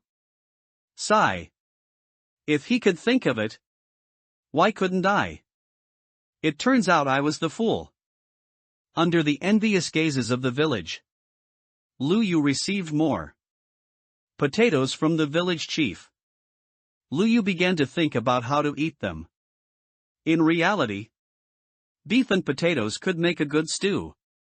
But he only had a crafting table and a furnace. In the end, the only things he could make were baked beef and baked potatoes. Achievement Mall. Lu Yu was very disappointed. He didn't expect that while he was enthusiastic about living in this Minecraft world, he would miss the delicious food from reality. He took a bite of the baked potato. It wasn't bad, but eating too much of it would eventually get tiring. Lu Yu opened his achievement system to observe and only then discovered there was an achievement shop right next to it. He suddenly realized. How had he not noticed this before? One-click organize needs achievement points, 30. One-click tree cutting needs achievement points, 50. Lucky chest needs achievement points, 100. Realistic furniture needs achievement points, 300. Food crafting needs achievement points, 500. Lu Yu almost spat out a mouthful of water. Isn't this just a mod list? But that was a game, now he was in a real existing world. If brought into reality, these things would be even more convenient than magic. It was just that he currently only had 70 achievement points. And the things he could unlock were truly limited. He could only browse the achievement shop to satisfy his curiosity for now. He continued scrolling down. Programmer backend needs achievement points, 99,999. Needs achievement points, 99,999. The final, requiring an astonishing number of points, was truly intriguing. In games, content like this was usually a surprise gift after completing the game. Lu Yu began to make bold guesses. Could this be the Holy Grail that could grant any wish? Or a resurrection pill that could bring him back to his original world and revive him who was struck dead by lightning? Interesting. The square continent was becoming more and more interesting. Lu Yu couldn't wait to go out now. Complete more achievements. Gain more achievement points. and unlock those convenient mods faster. Thinking this, he came out into the yard. Lu Yu's yard was only 2 blocks away from Fong Ao's yard. "You damn brat! You caused trouble yourself. And now you want me to take the blame for you." The angry roar of the lazy man Fong Chang from next door was accompanied by the sound of fists hitting flesh. Lu Yu pricked up his ears curiously. Does anyone dislike listening to gossip? Father! Father! Stop hitting me! Fong Ao scurried around, trying to dodge. But the stick still landed firmly on him. Not hit you? Ha! Now everyone knows the idiotic things you. This damn brat did. You've completely disgraced me. Today, I'm going to skin you alive. Fong Ao, holding his head, finally gave up trying to escape and said hoarsely, "Father, how can you believe that kid and not your own son?" Fong Chang's chest heaved up and down with anger, as if he were about to explode at any moment. "You? What do you have to say for yourself? You disgraceful thing." Fong Ao forced an explanation. "Father, you have to believe your son. It was that little punk Lu Yu who framed me. He deliberately showed me an incomplete method to make me make mistakes." Seeing his son so earnest, Fong Chang slowly lowered his stone pickaxe. "What you said, is it true?" Fong Ao crawled over and hugged his father's leg, pleading, "Of course it is. Father, it was all that little punk Lu Yu who harmed me." Had ha. Fong Chang's expression also suddenly became savage. "I didn't realize that fool actually had such a trick up his sleeve." Fong Ao quickly took advantage of the situation. "Father, you have to get revenge for me." Little did they know, their conversation was so loud that Lu Yu heard everything clearly. Meanwhile, Lu Yu chuckled softly, mocking the foolish father and son. As he heard the content, Lu Yu burst out laughing. "Ah! I was wrong about you, son." Fong Chang actually admitted his mistake voluntarily. Fong Ao didn't know if he was moved or just relieved to have escaped the ordeal. Tears almost fell. "Watch your father. Watch how I'll teach that brat a lesson." Fong Ao looked at his father in surprise. "Father, what are you planning to do?" "While it's dark, I'll mess with their field." Lu Yu already knew their plan. Looking at the farmland at the entrance, Lu Yu shook his head. What foolish father and son! Did they really think they could mess with Lu Yu's farmland? It seemed Lu Yu would have to make some preparations. He first harvested the wheat from his field. After working on it, he harvested wheat and quite a few seeds. Then collected the water from the field back into the iron bucket. After that, he started digging down from the block where the water had been. He was going to build an underground farm. This was originally a habit of his in survival mode. Lu Yu wasn't someone who would turn on the option where blocks couldn't be destroyed. There was fun only with risk. However, having his hard-built structures blown up by creepers wasn't a pleasant experience either. So he often chose to build underground. Also, in multiplayer servers, it wouldn't be discovered or stolen. Holding a shovel, he quickly cleared the dirt underground, opening up a sufficiently large space.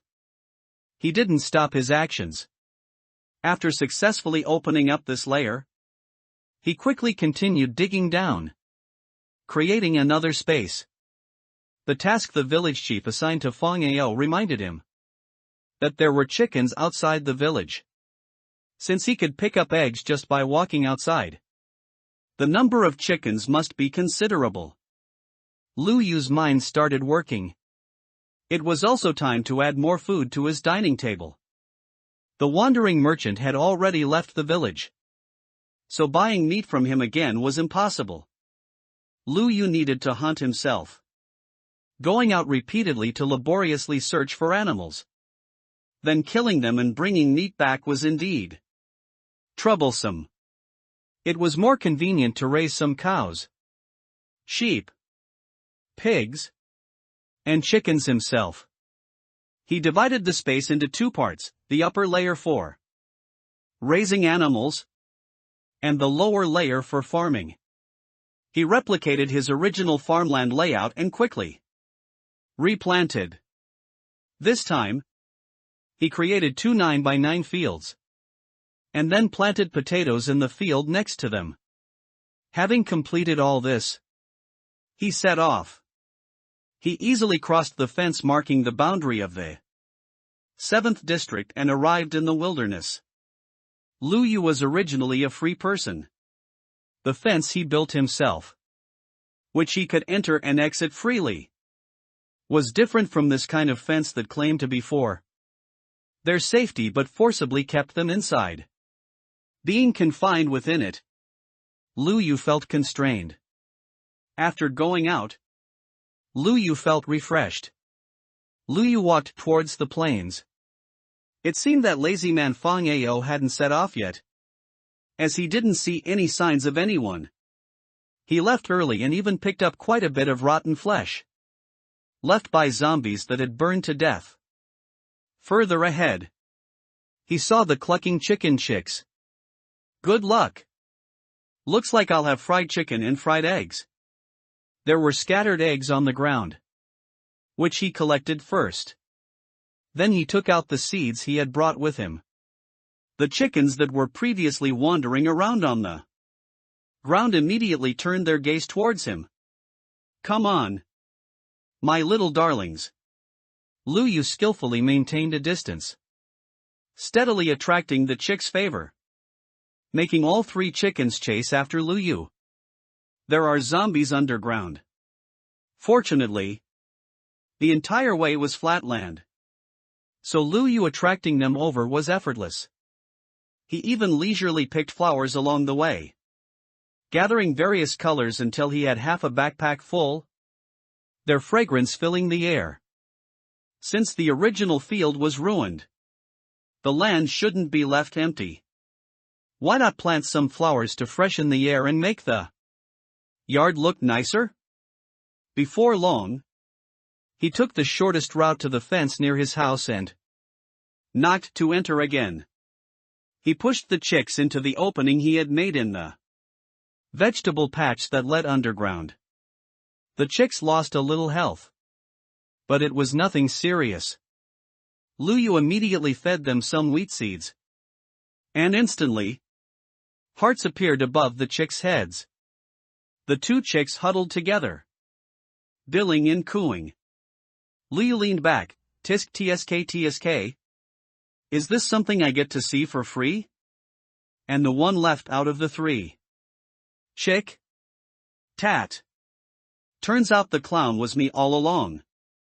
Lu Yu gave it a sympathetic look. Cluck cluck cluck. A little chick was born. Congratulations on completing the achievement, population recovery. You have gained achievement points, 30. Might as well change the achievement name to Matchmaker. Fang Ao went out risking danger to collect eggs, but came back empty-handed. He had been punished more than once or twice. He remembered there were several chickens in this direction, and he always found plenty of eggs when passing by. But today, he didn't see any chickens at all. Where are the chickens? Every step he took outside the fence was shaky. He bravely continued forward for a bit but still didn't see any eggs. So he returned. He returned home feeling quite depressed, complaining, "Today is really bad luck. I didn't see anything when I went out." Even if he had picked up some rotten flesh, it would have been something to show. But he didn't know if he went out too late or if wolves ate it. There wasn't even any rotten flesh on the way. Now the village chief will definitely hit his butt with his dragon-headed cane. Fong Ao tearfully told his father about his experience. Today. Damn it. Nothing good has happened since we got involved with that unlucky kid next door. Let's see how I deal with him tonight. That night, Fong Chang, as he said, carried a stone shovel to Lu Yu's yard. Peeking through the window, he saw Lu Yu sleeping soundly. Kid, hurry up and dream now. When you wake up, I'll see if you can still laugh. Ha ha ha. He laughed sinisterly. When he arrived at Lu Yu's farmland, he was dumbfounded. Where is the wheat? Where are the potatoes? Lu Yu's damned crops were gone, replaced by colorful flowers growing here. Damn it! These flowers are everywhere. What use is it to destroy them? He came to destroy Lu Yu's farmland to let him know that the Fong father and son were not to be trifled with. Now he couldn't achieve his goal at all. Could it be that Lu Yu somehow got wind of the news and moved his field somewhere else? But he had no idea where Lu Yu had moved the field. Just as he was about to give up, a sound suddenly exploded in the quiet night. Cluck cluck cluck. He was terrified. What sound? He squatted down shakily, holding his head, not daring to make another sound. Fear prevented him from immediately realizing the source of the sound. And what was this sound exactly? Moreover, who would associate strange noises in the middle of the night with chickens? Roar roar roar. After the strange sound just now ended, this time it was a sound he was familiar with. Zombie? He would never forget this terrifying sound that threatened their lives. Damn it! How could that little bastard Lu Yu have a zombie in his house? He couldn't help but scream and ran out of Lu Yu's house. Because of fear, his legs turned soft, and he stumbled on his first step forward, his face making close contact with the mud. But the situation was urgent.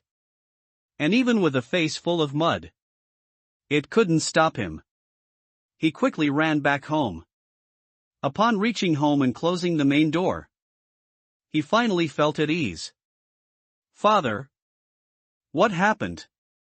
Fong Ao was woken by the sound of Fong Chang closing the door and asked, rubbing his eyes.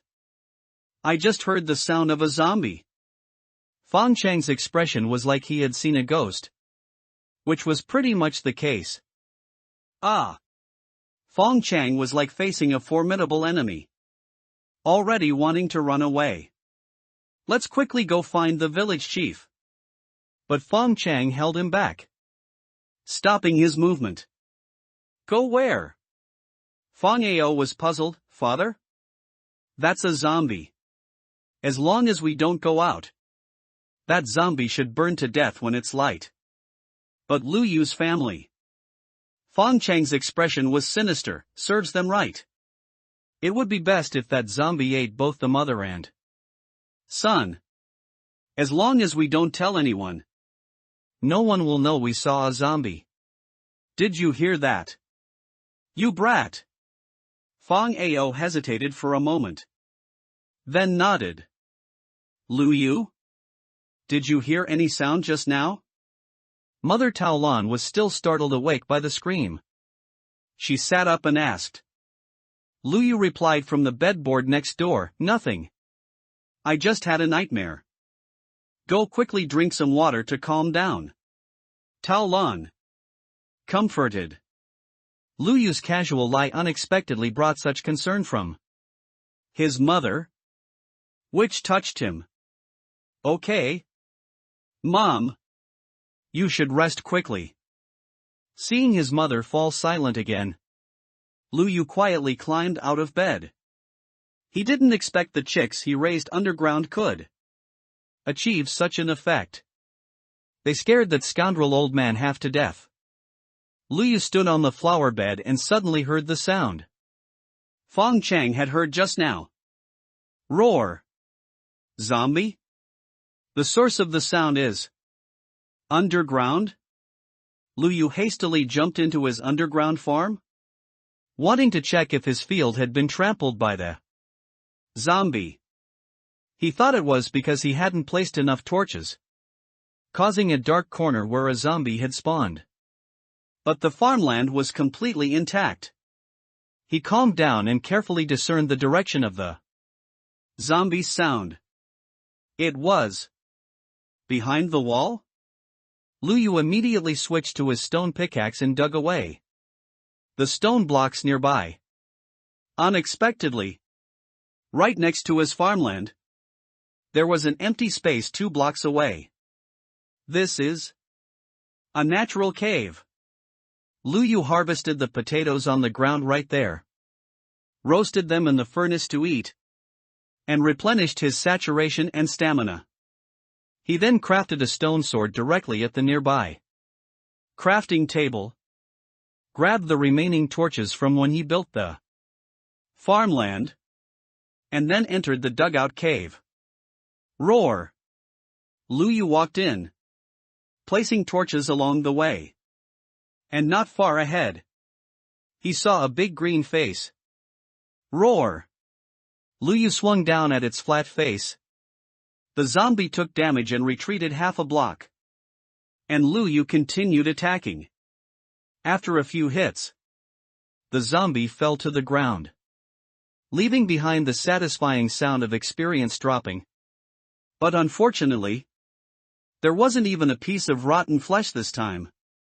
Lu Yu picked up the experience orb. Right-click to use. Poor little script in hand. So it turns out experience orbs can still increase levels, like in the original game, and also be exchanged for gold coins like Lin Xiaoming did. However, the gold coins from last time were already enough for him. So this time Lu Yu used the experience orb without hesitation. The experience bar shot up, and Lu Yu became LV.2 Steve. Continue forward. The space ahead of the mine was not large, just a narrow passage. Lu Yu continued placing torches and moving forward. The space here was quite large, with coal ore embedded densely in the walls. Good luck. Such a large amount of coal ore is a very useful resource in the early stages. At least he doesn't have to burn logs with wooden planks anymore. He never expected that the people of Snow Mountain Village wouldn't come underground to mine coal, but instead persistently wasted trees. In the real world, how unenvironmentally friendly this would be. The memories belonging to the foolish Lu Yu told him. Because for ordinary block people, entering underground to mine is not allowed. Only those who have obtained a miner's qualification certificate in the upper areas and become true miners are allowed to mine underground. Otherwise, anyone else casually mining underground is equivalent to seeking death. And it's also a serious violation that will be punished. Unfortunately, he couldn't restrain Lu Yu. He planned to conceal all this coal ore in the underground farm. He would take some up when needed at home. If no one knew Lu Yu came underground to mine, then he hadn't made a mistake. Lu Yu cleared out the coal ore in the current area, and a long time had passed. He harvested a full 2.5 stacks of coal. Lu Yu immediately crafted a chest specifically for storing ores. Estimating the time, it was probably almost dawn. Lu Yu didn't want people to see him coming up from underground, so he climbed up early. He stood in the yard for a while before Lin Xiaoming arrived. Lu Yu, I've come to see your fields. Lin Xiaoming was stunned when she saw the appearance of Lu Yu's yard. Lu Yu. What is this? Where is your wheat? Lin Xiaoming couldn't deny that Lu Yu's yard looked really good at the moment. Lu Yu collected enough flowers on the way. He returned to the yard and simply arranged the flowers according to color, creating a common flower bed pattern. But for the villagers of Snow Mountain Village, food and clothing come first. So Lin Xiaoming was more worried about where the wheat went. Lu Yu chuckled and replied, I moved it somewhere else. Where did you move it? It wasn't stolen or trampled. Was it? Don't cause you and auntie to have nothing to eat. Lin Xiaoming asked anxiously. Facing the emotional Lin Xiaoming, Lu Yu just smiled. It's a secret. Lin Xiaoming felt like she was punching cotton, unable to exert any force. She stamped her foot. You. Lu Yu naturally also knew that Lin Xiaoming was being kind and genuinely worried about him and his mother. Therefore, he couldn't let Lin Xiaoming's kindness go to waste. Lu Yu casually picked a flower from the yard and placed it in Lin Xiaoming's hand. Lin Xiaoming / omega / She received a fafa. And a red fafa. Hiss. Lu Yu scratched his head. Oh no. I gave the wrong one. Why did I give a rose? No wonder I lost a bit of blood when I picked the flower. Lin Xiaoming's face visibly turned red. Then she covered her face and became shy. That simpleton Fang Ao couldn't keep anything to himself. Early in the morning, as the sun rose, he came to Lu Yu's doorstep to observe carefully.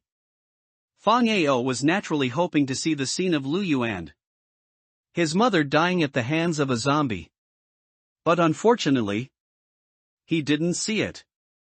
He only saw Lu Yu leisurely tending to the flowers in the yard. Lin Xiaoming was also standing next to him. Lin Xiaoming saw him hiding behind the fence. The large-bodied Fang Ao couldn't hide at all, his entire person was exposed. When Lin Xiaoming saw him, her good mood vanished. And she frowned, asking, Is something wrong? This kid came to find Lu Yu so early in the morning. I wonder if he's here to bully the simple, kind, and honest Lu Yu again. Lu Yu followed Lin Xiaoming's gaze. He also saw Fang Ao. Meeting Lu Yu's eyes, Fang Ao's face turned pale, as if he had seen a ghost. And he cried out in surprise. Why aren't you dead? Lu Yu tilted his head and looked at him innocently. Lin Xiaoming heard it clearly. Fang Ao. What did Lu Yu do to you that you're cursing him to die? Lin Xiaoming shouted at the top of her lungs. And immediately the neighbors gathered around. Xiao Meng. What happened? Lin Xiaoming clutched her chest, looking truly angry. Uncles and aunties, listen up. Fang Ao came so early in the morning to ask if Lu Yu was dead or not. Fang Ao. What exactly do you mean? Are you wishing Lu Yu would die? Hearing the commotion, Tao Lan came out from inside the house. After understanding the general situation, this frail woman immediately shed tears. Fang Ao. We are neighbors after all. This child Lu Yu is a bit foolish. And he caused a lot of trouble before. But he hasn't done anything wicked. How could you say such malicious words? Fang Ao was at a loss, unable to defend himself. I didn't. Lu Yu was pulled behind Lin Xiaoming for protection. And then a group of villagers also stood in front of him, holding the little pitiful script. Lu Yu, ? Fang Ao. I thought you were just a bit willful and arrogant. But I didn't expect you to be such a malicious kid. I really misjudged you. Immediately, everyone's piercing gazes fell upon Fong Ao. Fong Ao thought that what he said was truly just the literal meaning. How was he to know the villagers would interpret it this way? I really didn't. Fong Ao wanted to cry but had no tears. Most villager families had children, roughly the same age, and they had also heard rumors about this kid Fong Ao's arrogance from their own children's mouths. He was used to being arrogant and overbearing, relying on being a relative of the village chief's family. What if he bullied Liu today? And tomorrow he'd bully their own children? They couldn't imagine it, and immediately started denouncing Fong Ao. You kid! You're not old. How could you say such things? Liu isn't smart. You should pity him and take care of him even more. How could you wish for him to die? Fong Ao's face was flushed red with frustration. Amidst the clamor of everyone talking at once, he finally found a gap to speak. No! That's not it. Fong Chang had been watching the commotion from his own yard for a long time, thinking it was so lively because Liu and his mother had died at the hands of a zombie. He was eating, watching the excitement leisurely. After listening for a while, he stopped his actions. What? Something's not right? He peeked out again for a closer look and saw that his own son was surrounded by the crowd, trapped in the middle and being attacked. Fong Chang immediately went out holding a stone pickaxe and shouted, "What are you doing, watchdog? Now I finally understand why this kid Fong Ao is such a scoundrel. With a brutish father like you, what good could he possibly learn? What? Are you going to hit us now? Before you do anything, ask your son what kind of idiotic things he said. Didn't Liu just make your son lose a little face? Your son actually wants Liu dead." Fong Ao crawled out, desperately grabbing Lin Xiaomeng's pant leg to explain. No! It's not like that. I didn't curse Liu. Lin Xiaomeng shouted. I heard it with my own ears. Fong Ao shook his head like a rattledrum, snot and tears flying out with the motion. No! Xiaomeng. I heard a zombie came to Liu's yard last night. And I thought he must have been eaten by the zombie. That's why I asked that. Fong Ao yelled hoarsely. I wasn't cursing him at all. The crowd only heard the word zombie, the rest of his explanation didn't matter anymore. Zombie? There was a zombie in your yard last night? Fong Chang looked at his foolish son, and his vision suddenly went black. Damn it! Why did he blurt everything out?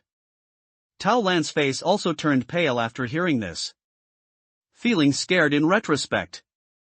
The screams she heard last night. Could it be? Quickly go invite the village chief. It's already daytime. Maybe the zombie has been burned to death? But what if the zombie isn't dead and is hiding somewhere? Dark in our village? Upon hearing this, everyone's faces instantly turned ashen. A moment later, the village chief rushed over. The old village chief had difficulty walking and was carried by two strong men from the village. Upon reaching the destination, the village chief grabbed Fong Ao and quickly asked, Did you really see a zombie in Liu's yard? Fong Ao hesitated, then stammered and mumbled in reply. It wasn't me. It was. What was it? Hurry up and say it. In front of the village chief, Fong Ao knew he couldn't hide it at all. This old man is a shrewd person. It was my dad. My dad saw it. Fong Chang angrily cursed Fong Ao's family ancestors in his heart. but then remembered they were also his own ancestors and quickly shut his mouth tightly. Fong Chang. Where is Fong Chang?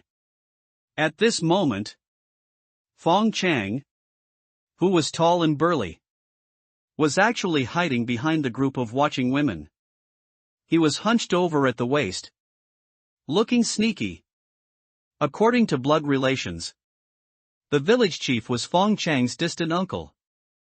Fong Chang thought to himself, everyone is related. Maybe they'll give him some face. So he braced himself and walked out. Uncle! The village chief's face turned cold. And he shouted, I am the village chief. It was clear that regarding this matter, there were no relatives. Only the relationship between the village chief and the villagers. Quickly tell me. Did you see the zombie last night or not? Fong Chang quickly made an excuse to cover up. I just heard the zombie's sound. And I got scared and left quickly. Fong Chang cared about his reputation the most. And now he'd rather lose a little face than take responsibility. Which shows he also knew the seriousness of the matter.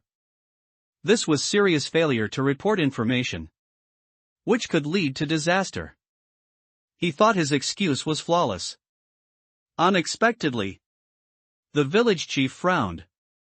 And his rough, aged hand landed on Lu Yu's shoulder. Good child. Did you hear any noise last night? Lu Yu's eyes curved into a smile. Those familiar with him knew this expression meant he was about to cause trouble. Again. Usually, Lu Yu would only wear this expression when setting traps in a competition. But in the eyes of those unfamiliar with him, Lu Yu's smile looked foolish. He revealed an innocent smile, showing 8 large white teeth. No. But I had a nightmare last night where I dreamed I was eaten by a zombie. I screamed in fright and even woke up Mom. Lu Yu was also considered a handsome youth. Smiling so innocently naturally captured the sympathy of the surrounding watching moms and aunties. Tao Lan immediately hugged her son tightly and comforted him. Son. It's okay. That was just a nightmare. Poor child. Maybe he also heard the zombie's sound while he was asleep. That's why he had a nightmare. If it weren't for the early sunrise. Maybe. The boy's smile before them was so innocent. How could they bear to see him turn into a green corpse?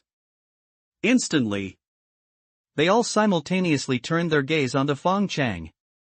Fong Chang felt his whole body hair stand on end from the stares and looked at the village chief as if asking for help.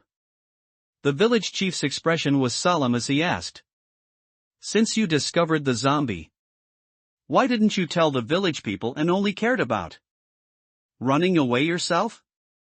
One question struck directly at Fong Chang's heart. This child Lu Yu and his mother almost didn't see the sun. This morning, large beads of sweat rolled down Fong Chang's forehead.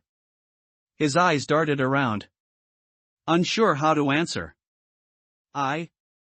Exactly. At least loudly remind the nearby residents to close their doors and windows properly. Fong Chang. In the past, I only saw you as a bit brutish. But I never expected you to be such a malicious and selfish person. Fortunately, no one was running around in the village last night. You kid. If something had happened to someone, you would have to take full responsibility. Fong Chang was left speechless by the scolding. The village chief, who had seen countless people, could roughly tell what this person was thinking just by his expression. This scoundrel probably ran off with the attitude of watching a good show. And Lu Yu, at this moment, still smiled faintly as if he knew nothing. How could he frame such a good child?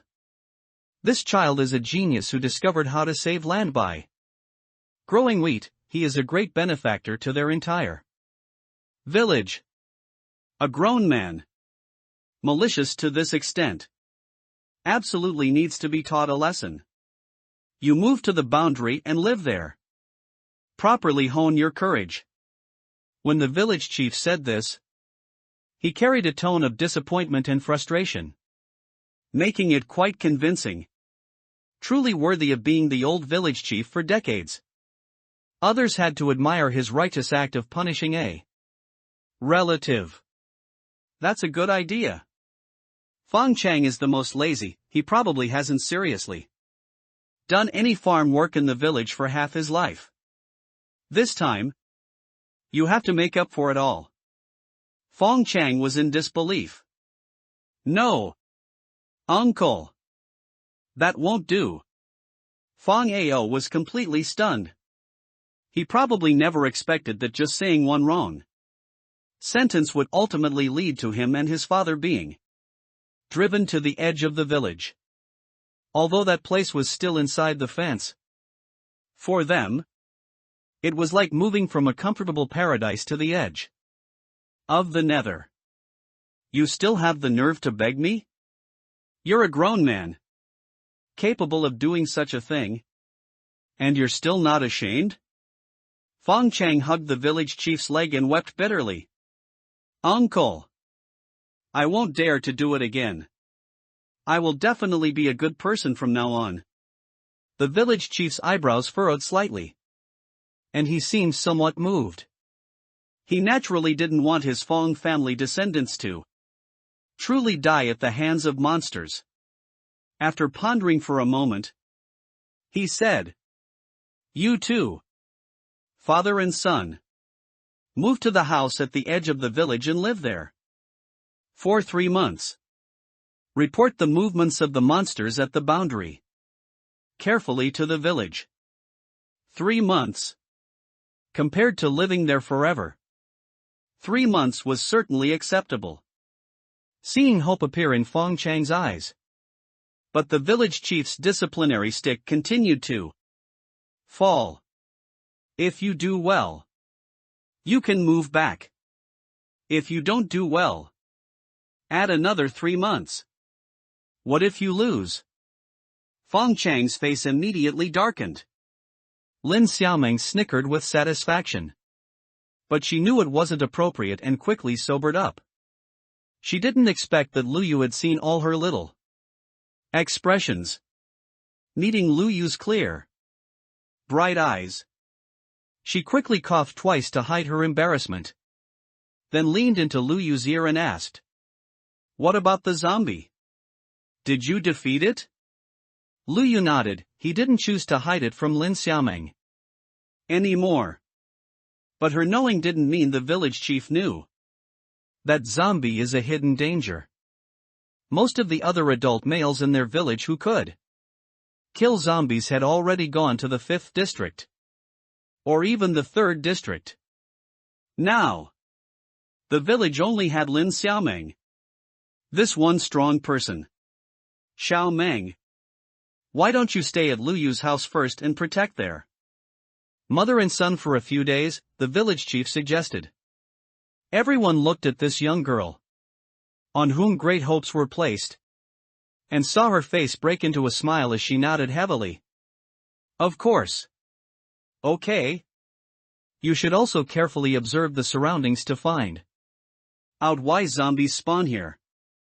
If there's a shadow, it's best to eliminate the hidden danger as soon as possible. The village chief patted Lin Xiaoming's shoulder and instructed, "I'll leave it to you." Then, he turned around, his face changing as he glared fiercely at the Fong father and son, and shouted, "What are you standing there for? Hurry up and pack your things and move out."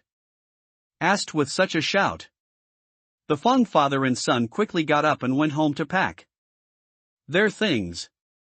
On the other side, Lu Yu's mother, Tao Lan, welcomed Lin Xiaoming to stay at their house with a smile on Her face. This side was full of joy, while that side was full of bitterness and deep hatred. Fang Ao watched Lin Xiaoming walk into Lu Yu's house with resentment. So angry he almost exploded. The girl he liked had actually moved into that turtle grandson Lu Yu's house so openly.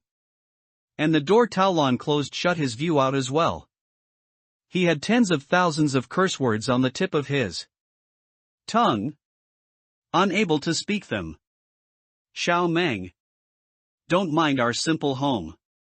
Taolon hosted enthusiastically. Lin Xiaoming shook her head repeatedly. Not at all. How could I? Lu Yu muttered beside them. The whole village was made of matchbox houses. There was no such thing as simple or not simple. Just in time. Your Uncle Lu is also coming back tomorrow night. I wonder what he'll bring back this time. His mother? Taolon looked quite expectant. Lu Yu scratched his head.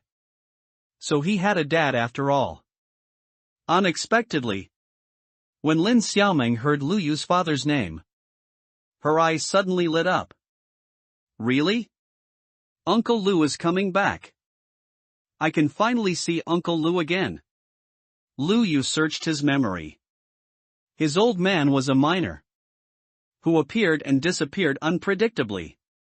Lu Yu didn't have a deep impression of him because he had barely seen his father a few times since he was a child.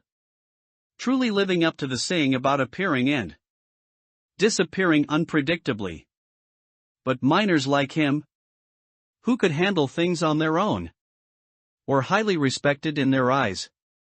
It is said that he was completely at ease underground, able to kill zombies and slay by invincible. Lin Xiaoming was naturally full of admiration. Although there were also rumors in the village that his old man was just a nobody carrying packages behind the miner team. Not a famous miner at all. Lin Xiaoming firmly believed in the legends about Uncle Lu. Seeing Lin Xiaoming even more excited than him, the son, he awkwardly rubbed his nose. Mom, I'm going out to get some food to treat Xiaoming. Taolon affectionately held Lin Xiaoming's hand, but answered her son perfunctorily. Okay. Okay. Xiaoming. What flavor of baked bread do you like? Grandma. No. Auntie will make it for you. Seeing how close they were, it was clear that Taolon already treated Lin Xiaoming as her future daughter-in-law. Only Lu Yu was full of questions. How old were they? How could they be talking about marriage already?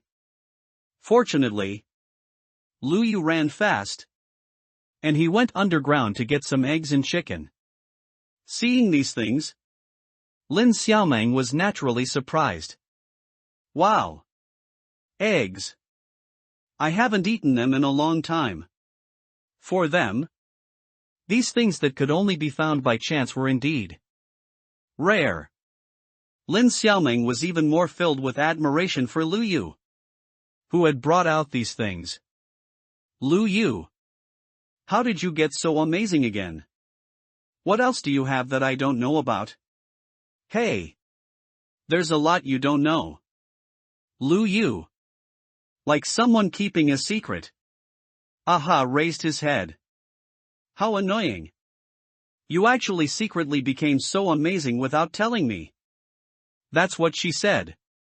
But Lin Xiaoming's face had already blossomed into a smile. She was happy for Lu Yu. In the afternoon, Lu Yu planned to go out and chop trees to collect materials for renovating his house. Lin Xiaoming chased after him wanting to come. So Lu Yu also threw her a stone axe. Lu Yu looked at her slyly and said, "If you follow me, you'll have to work. It's just chopping a few trees. What's so hard about that?" Lin Xiaoming pouted defiantly. Aha! What I need isn't as simple as a few planks. Lu Yu liked the texture of raw wood. and always chose oak logs when building, which meant quite a lot of materials were needed. But for Lu Yu, building high-difficulty structures in survival mode wasn't too difficult. The hardest part was probably collecting a large amount of materials. Lin Xiaoming was a competitive girl, and she never thought her strength would lose to this skinny monkey Lu Yu. So she raised her head and said, "How about we have a competition?" Lu Yu looked at Lin Xiaoming with interest. "Oh? What? Are you scared?" Lin Xiaoming said with a provocative tone. Lu Yu couldn't help but laugh. "No. It's just. Are you sure you want to compete?" "Of course." "Okay." Lu Yu nodded and said, "Then let's compete on who collects more wood from now until sunset." "Of course." Lin Xiaoming immediately went to the oak tree with her stone axe and started chopping. She struck the trunk blow by blow. In a short while, she had completely dealt with an old oak tree, leaving the leaves hanging in the air like they were defying Newton. And they disappeared after a while too. Satisfied with her speed, she turned to look. Lu Yu was still standing there, not moving. She was puzzled. "Lu Yu, what are you standing there like an idiot for? I don't need you to go easy on me. If you lose to me later, don't be embarrassed." "Silly girl. Giving you time now is so you don't lose too badly." Lu Yu smiled without speaking, calmly opening his achievement store. And his hand landed on one of the mods. One-click tree chopping. "Do you want to unlock it?" "Yes." "Congratulations. You have unlocked the one-click tree chopping mod. From now on, you will enjoy convenient tree chopping services. As long as..." Alright. Stop being so long-winded. Who that's played MC doesn't know these things? He stood under the tree, eager to try. Lin Xiaoming stood on the stepping platform made of dirt, working hard to chop the wood at the top. She curled up the corner of her mouth proudly. "Lu Yu, I've already chopped 2 trees. If you keep dragging your feet, I'm afraid you won't catch up to me." Lu Yu looked at her amusedly. The girl was beaming with joy and seemed immersed in this competition. "I won't lose," Lu Yu said confidently. "Humph. What if you lose then?" One-click tree cutting. Lin Xiaoming's movements didn't stop. Instead, she worked even harder. "Tell me. What do you want me to do?" Lu Yu propped his head up curiously and watched her. Lin Xiaoming's eyes darted around, and she said, "Then turn my yard into that kind of garden too." "Alright," Lu Yu agreed without hesitation. Then asked, "What if you lose?" Lin Xiaoming hesitated for a moment, then gritted her teeth and said, "Whatever you want. I'll do anything you ask." Lin Xiaoming didn't believe it. Lu Yu had been standing there for a long time without moving. How could he possibly catch up to her like this? It was probably a fool's dream. "Okay." Lu Yu's smiling appearance seemed full of mischief, making Lin Xiaoming hesitate a little about her own boastful words. However, Lu Yu shouldn't be a bad person, even if he was a little smarter now. In Lin Xiaoming's eyes, he was still a bit of a simpleton. She continued chopping trees with confidence. But the next scene almost made her fall off the platform she was standing on. Lu Yu stood under the tree leisurely with a stone axe in his hand, swinging the axe at the wood block at the root of the tree. Then, in the next moment, the entire tree crashed down. In the blink of an eye, oak blocks had piled up around Lu Yu. Only the branches and leaves at the top of the tree seemed to be as unresponsive as she was, still foolishly staying in mid-air. But in a little while, even the branches and leaves scattered. A few oak saplings and a few apples appeared on the ground. Lu Yu happily picked up the apples and said, "Good luck. There are even apples to eat." His recent food had been bread and potatoes. It was nice to have meat. But eating too much of the same thing would make him feel tired of it. It was rare to eat an apple. And Lu Yu took a crisp bite out of it.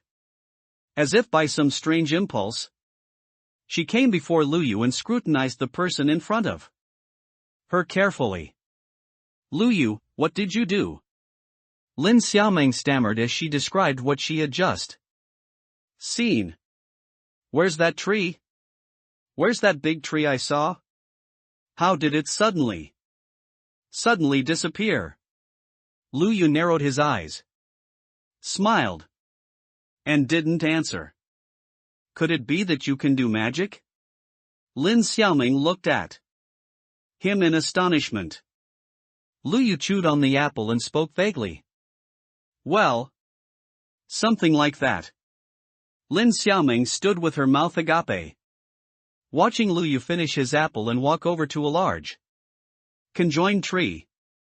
Normally, when they saw this kind of tree, they would chop around it. This type of tree was thick and troublesome, with complicated upper branches that were difficult to chop.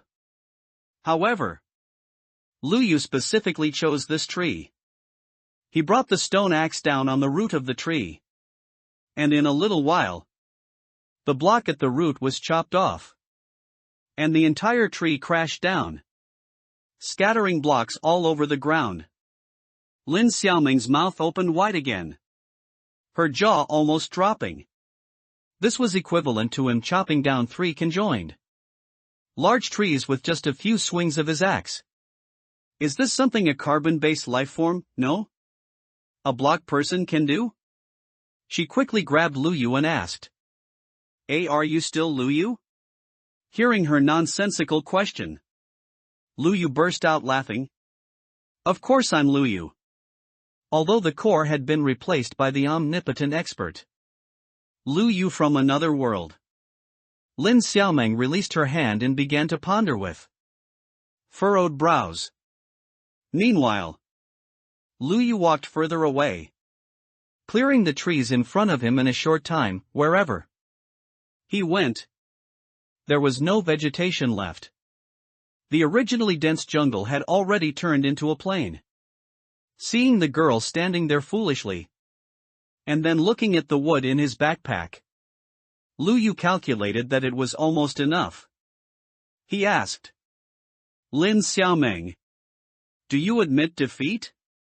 The stubborn Lin Xiaoming stamped her foot and indignantly pointed at the ground Lu Yu had cleared, saying fiercely, How can you compare like this?" She had been diligently chopping block by block, while Lu Yu chopped down a tree in one go.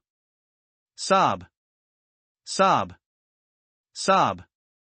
Even if she had 3 heads and 6 arms, she couldn't compare. "I don't care. You lost anyway." Lu Yu revealed his bright white teeth with an innocent smile. But his words were unreasonable. Lin Xiaoming's face turned red, and she argued, "Lu Yu, you're a rogue." Lu Yu said forcefully, I don't care. From now on, you, Lin Xiaoming, are my follower." If someone else had said this, Lin Xiaoming might have already thrown punches. But with Lu Yu saying it with a sly smile, she couldn't feel any dislike at all. Instead, she felt a sweet sensation of being forcefully pulled to his side. "You?" Lin Xiaoming said you for a long time but couldn't come up with anything coherent. Lu Yu said to himself, "Let's go." Follower. Then, Lu Yu maliciously handed 2 stacks of oak wood from his inventory to Lin Xiaoming, forcing her to carry them. He didn't know if he was showing off or establishing dominance. Lu Yu habitually kept half of the oak saplings. His habit was not to destroy the original ecosystem, so he replanted oak trees in the areas he had cleared. As for the remaining oak saplings, he decided to plant them in a sufficiently large yard later, for easy access. After doing all this, it was almost dark. So on the way home, Lu Yu walked with a spirited swing of his arms, while Lin Xiaoming followed thoughtfully behind. Her eyebrows were furrowed as if she were facing an unsolvable problem. Crack! Crack! It was completely dark by the time they were close to the fence. Lu Yu heard a strange noise and couldn't help but prick up his ears. Lin Xiaoming was clearly not yet aware of the approaching danger, since witnessing Lu Yu kill 3 zombies with her own eyes last time and wandering in the wilderness after dark. She no longer felt so afraid. Lu Yu. What's wrong? Shoo. Lu Yu told her to be quiet and carefully distinguish the source of the sound. Swish. It was the sound of an arrow cutting through the air. Lu Yu suddenly pushed Lin Xiaoming. Ah! Lin Xiaoming thought Lu Yu was playing a trick on her and deliberately making her fall, and she was about to complain. But then she saw an arrow stuck in the spot where she had been standing. Instantly, her face lost all color. It's a skeleton. She said the name tremblingly. Lin Xiaoming had never actually confronted this terrifying monster head-on. It was said that this monster was much harder to deal with than zombies. It could use the troublesome ranged weapon, the bow and arrow. And it was said that even miners who could hold their own couldn't guarantee victory against a skeleton monster. Just as she was squinting her eyes, trying to observe the terrifying monster, Lu Yu quickly used the oak blocks in his hand to enclose Lin Xiaoming inside. Lu Yu. This was the simplest way Lu Yu could think of to prevent her from getting hurt. Lu Yu. Let me out.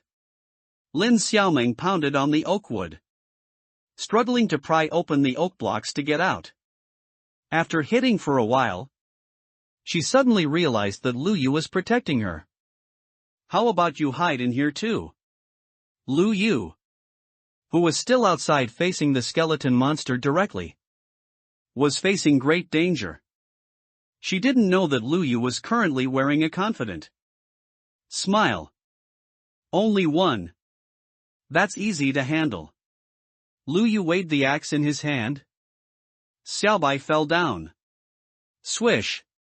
Another arrow shot through the air, and Lu Yu dodged it. Then, he jumped up and brought his axe down on Bai's head. Jumping attack. 1.5 times damage. Bai's skeleton trembled, emitting a crisp sound. Lu Yu watched its hand rise again. The movement was obvious, like a slow-motion wind-up in his eyes. As soon as his feet touched the ground, he twisted his direction and leaped sideways again. Lu Yu straddled with both feet, performing a longitudinal displacement. And the arrow Bai shot as it raised its hand brushed past him. As soon as he landed, he jumped up again, bouncing like a rabbit with astonishing agility. Impossible to catch. Immediately, the axe landed on Bai's skull again. Crack! The bones scattered. Bai fell to the ground in response, and the pleasant sound of experience dropping rang out. Lu Yu? You couldn't possibly. Lin Xiaoming's disbelieving voice came from inside the sealed wooden blocks. Then she impatiently pried open the wooden blocks in front of her and came out. It was completely dark outside. She quickly took out the torch she carried with her and held it. With her vision restored, she saw Lu Yu leisurely picking up the magic crystal from the ground. So you have a torch? I was just about to make some, he said calmly. That's not the point. Lin Xiaoming roared at him. His leisurely attitude made it impossible to imagine what had just happened. That by just now was killed by you. By you? Lin Xiaoming asked tentatively. Yeah. What else? Lu Yu picked up a bone from the ground and said calmly. There are bones too. He liked small animals. But in his original world, he was allergic to animal fur. So in Minecraft, he would often kidnap some kittens and puppies back. Fans who often watched Lu Yu's live streams knew that his classic survival segment was building a zoo. Seeing this bone, Lu Yu thought of wolves. Aren't bones used to entice dogs? Lu Yu was already thinking about going out one day to find a wolf, tame a pet of his own, and bring it home. Lu Yu. Although bones were also rare items, they were far less shocking than what had just happened. Lu Yu. Do you not know what you've done? You defeated a skeleton monster by yourself. If you tell the village chief, you can go to the 5th district right now and learn to become a miner. Lu Yu. You're only 18. People like you are usually called geniuses. 5th district. Ha! Lu Yu muttered, his eyes rolling, looking unimpressed. That was another unfamiliar place. Not as good as the small village he was in now. Besides, his farm was already built. And he had such a kind mom, of course. He wouldn't choose to leave his home at this time. Also, their village's geographical location was good. Looking around, it was a convergence point of several Minecraft biomes. He could find almost all the resources he currently needed. Here. Forget it. Then you shouldn't tell the village chief and the others. Huh? Why? Lin Xiaoming couldn't understand. That was an opportunity she had dreamed of. He. Lu Yu just chuckled to brush it off. Then he took a step and started walking towards home. Lu Yu. Do you or do you not understand what I'm saying? Lu Yu. Are you still being dense? Lin Xiaoming quickly caught up to him. And the two returned to the village one after another. Just after they left, a person holding a torch walked from a distance. He saw the arrow on the ground and was greatly alarmed. Has Bai spawned near the village? He looked up again and saw a simple house built on the edge of the fence. He didn't even get close before he heard snoring sounds from inside the house. Looking in through the window, the father and son were sound asleep. You're still sleeping? Bai just passed by the front of the village. Aren't you going to be on guard? The man's voice was loud, disturbing the two soundly sleeping people. Fang Chang opened his eyes groggily and said irritably, Who are you? I was sleeping soundly. He. The man sneered and said, Since you live here, you should be serving as the guards of Snow Mountain Village. Nightfall is the time to be vigilant. Yet you're sleeping soundly. Will the village chief let you off lightly for such dereliction of duty? Fang Chang was displeased and retorted. Village chief? The village chief is my uncle. Who do you think you are? How dare you order me around? Your uncle? The man pondered for a moment, then snorted coldly. Then I know who you are. After that, he no longer argued with anyone. Quietly got up, and walked back to the village. In the village, cooking smoke was rising. And it was the time for each family to light fires and start eating. Lin Xiaoming sat in front of the table, mechanically chewing bread. Suddenly, she stood up and slapped the table. "I've figured it out." Lin Xiaoming had figured it out. Lu Yu was simply a survival genius, he couldn't figure out other things. Yes. That's how it is. She understood. Lu Yu's talent like this could easily be exploited by bad people. So she had to protect him and couldn't reveal Lu Yu's talent like this. She finally understood. After her great enlightenment, Lin Xiaoming ravenously ate 2 pieces of bread. Her conviction to protect Lu Yu became even stronger. As soon as they finished dinner and were about to clear the table, they heard a commotion outside. "What's going on outside?" Tao Lan asked curiously. Lin Xiaoming quickly walked to the door and looked out. "I'll go see." The village chief was standing outside. And the person opposite him, Uncle Lu. Tao Lan was even more surprised. The child's father? Ah! So it was her own old man. Lin Xiaoming was even more excited than him. The son! And immediately dashed out as if her feet were greased. "Uncle Lu! Why are you back early?" Lu Yu scratched his head and asked. "Weren't you coming back tomorrow? How did you get here tonight?" Tao Lan knocked Lu Yu's head and scolded. "You brat! Why aren't you happy that your father is back?" After laughing and scolding, Tao Lan also went out. But the atmosphere outside was not as joyful as the 2 women were. "Are you sure what you're saying is true?" the village chief asked cautiously. "Yes. I saw arrows when I came." Lu Yu's father, Lu Jin, explained. "Ah." Upon hearing this, everyone gasped. Except for Lu Yu and Lin Xiaoming. "This is bad." Then quickly pass the message down. Notify house by house. It's best not to go near the fence these few days. Those arrows can shoot over the fence and hit us. So be careful. Sigh.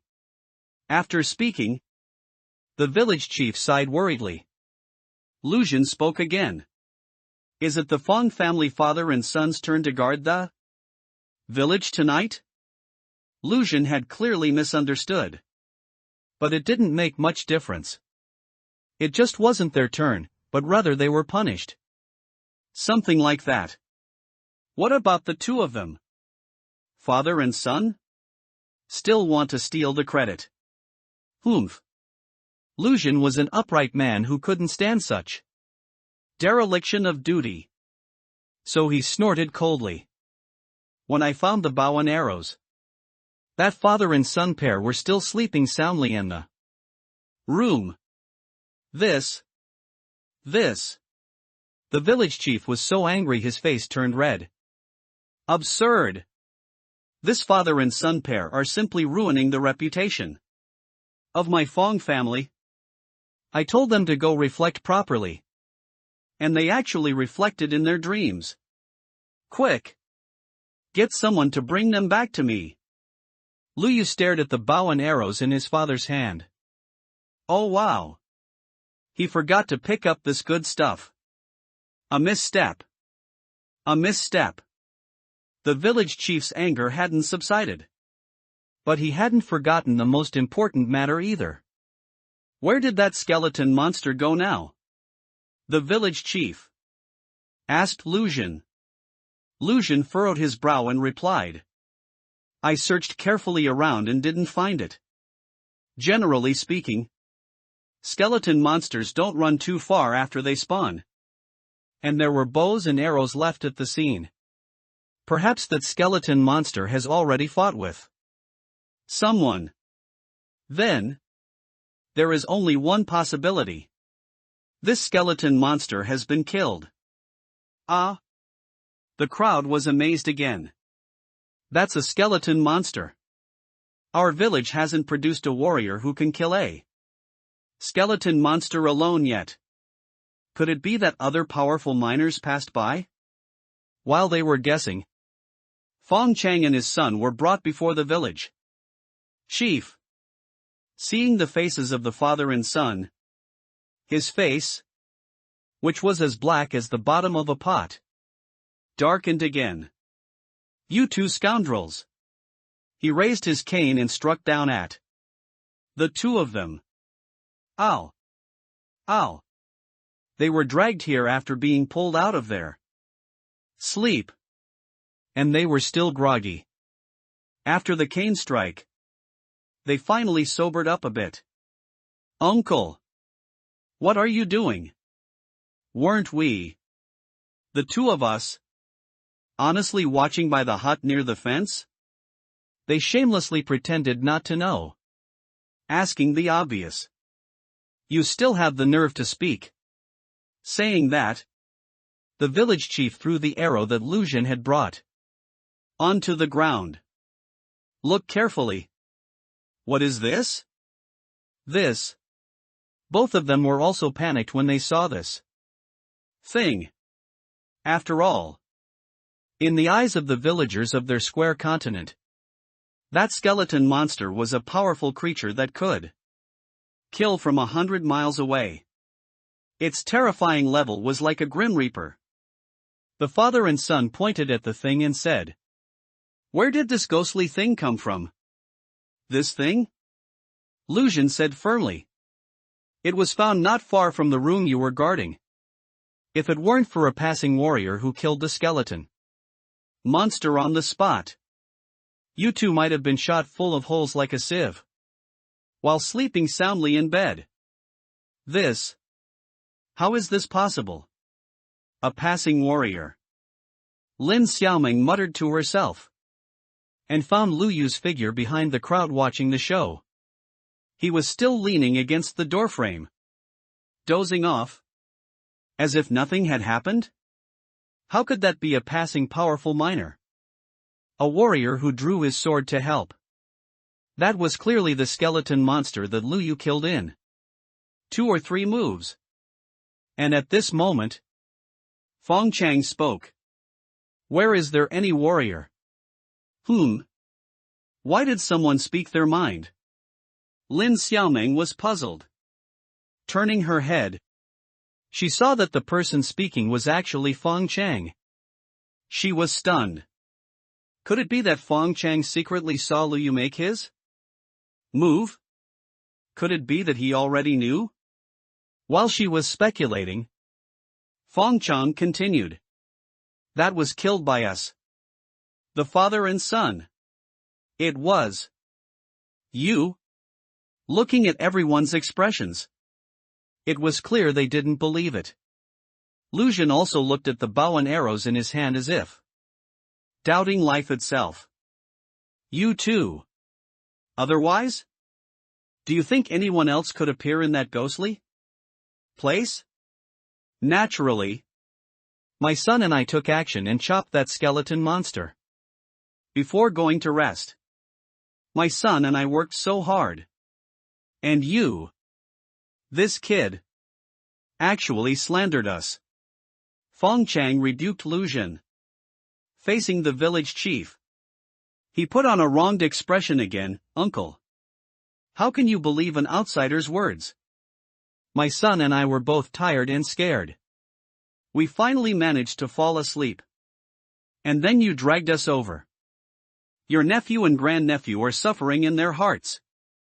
As soon as Fong Chang's first lie came out, he naturally had to tell a second and third lie to cover it up.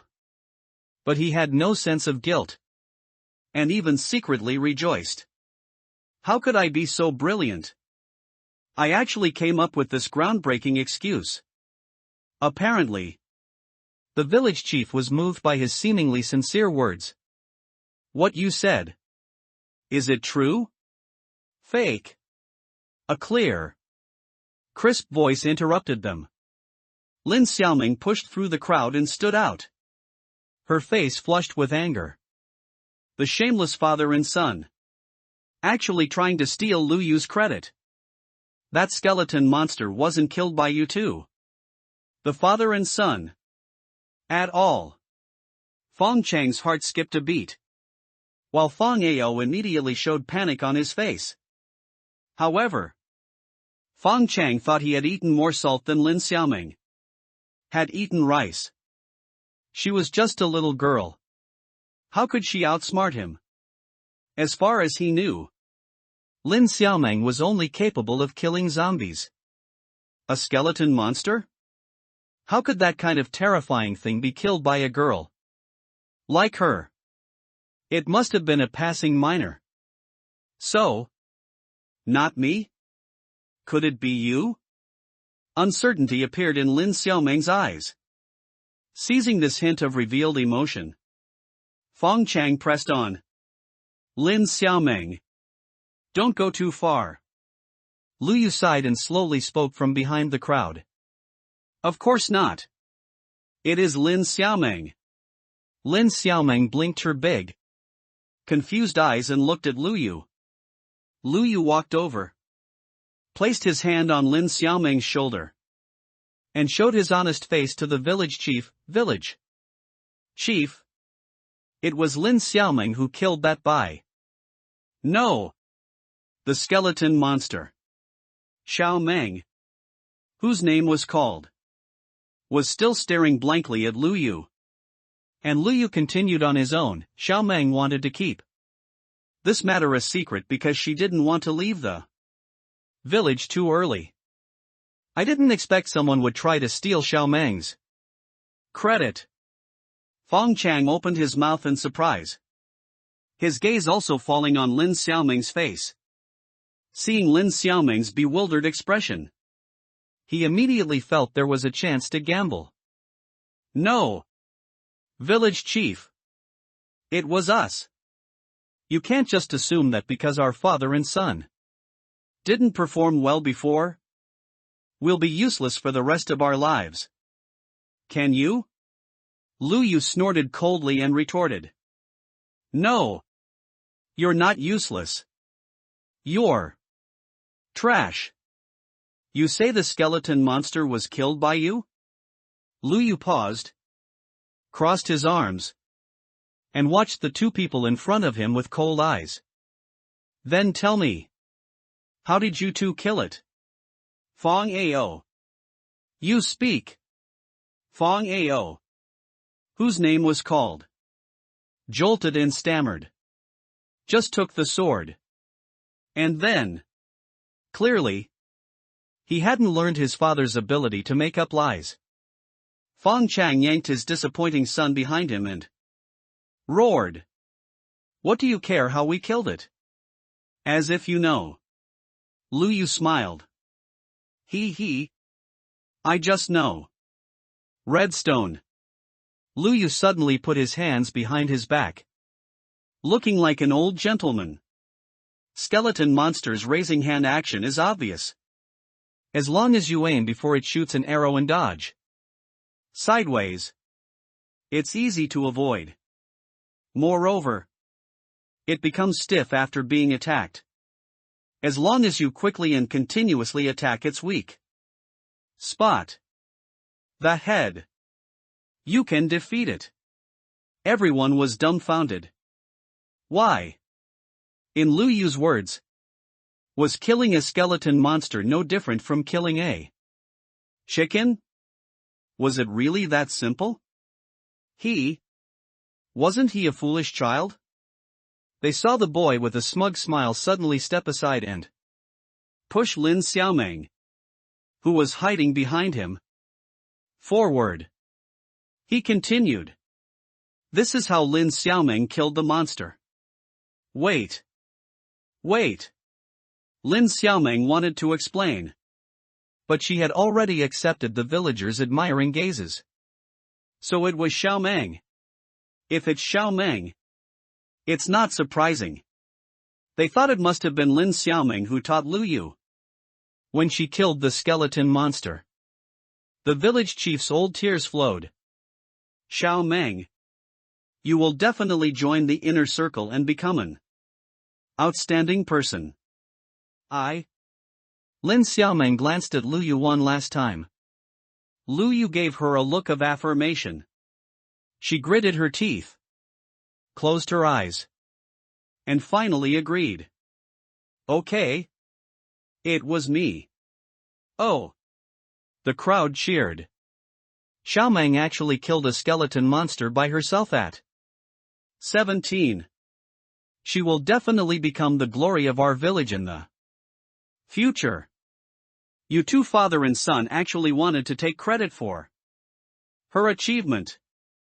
At this moment, someone pointed the finger at Fong Chang and his father, who were trying to escape.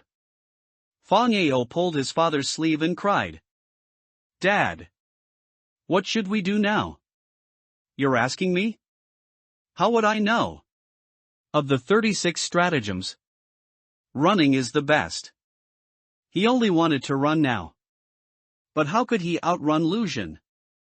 This strong, seasoned miner? In the blink of an eye, the two father and son were caught by Lu Xun. And Lu Yu, with quick eyes and hands, used the same trick again, directly knocking away the blocks under the father and son's feet, leaving them standing in the pit, surrounded by villagers and unable to move.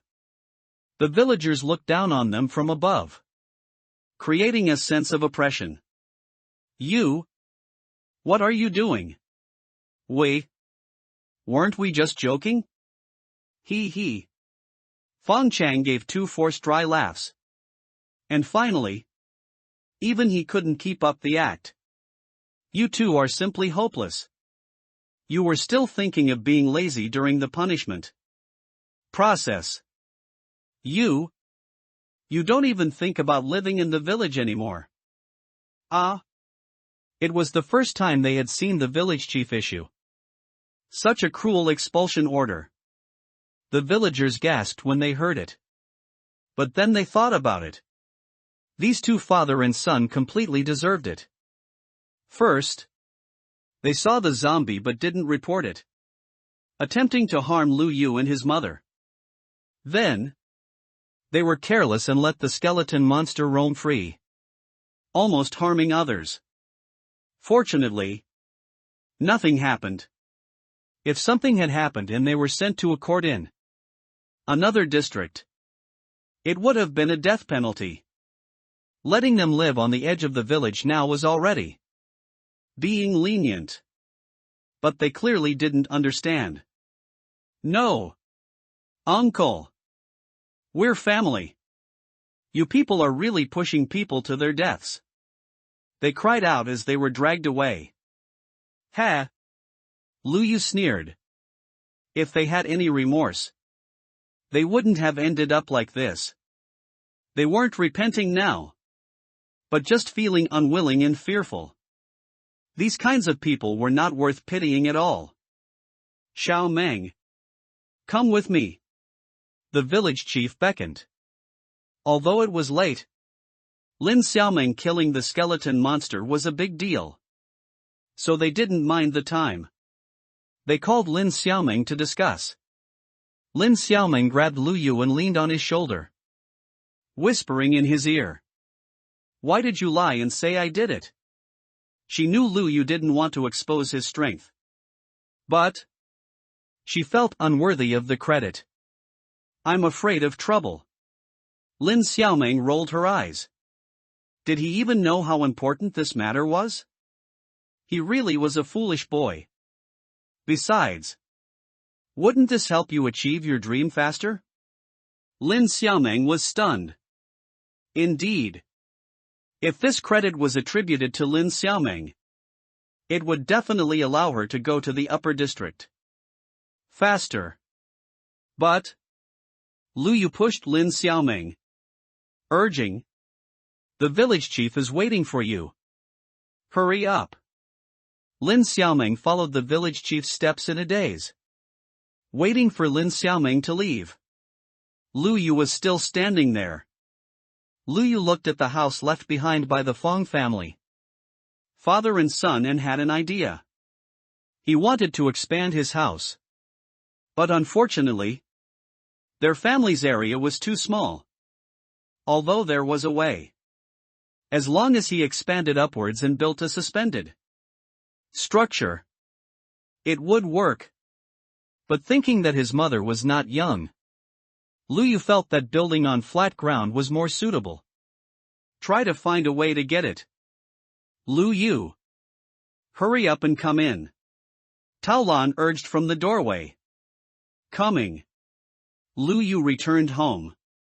I didn't expect that girl Xiaoming to become even more powerful after not seeing her for a while.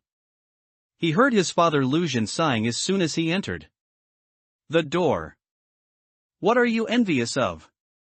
Xiaoming will be our family's daughter-in-law sooner or later. Right, Lu Yu? Lu Yu frowned. What rumors was his old mother spreading again? Oh? Is that really true? After hearing this, Lu Jin gave Lu Yu a knowing look. I didn't realize you were so amazing, kid. All right. I brought back some small things. You can give some to Xiaoming tomorrow as a gift. What things? Lu Yu was curious what his father, a miner, could bring back. It's this.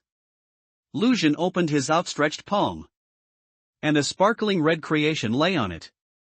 Ah! This is? Lu Yu curiously leaned closer to the bright red object. Isn't this redstone? Lu Jin explained.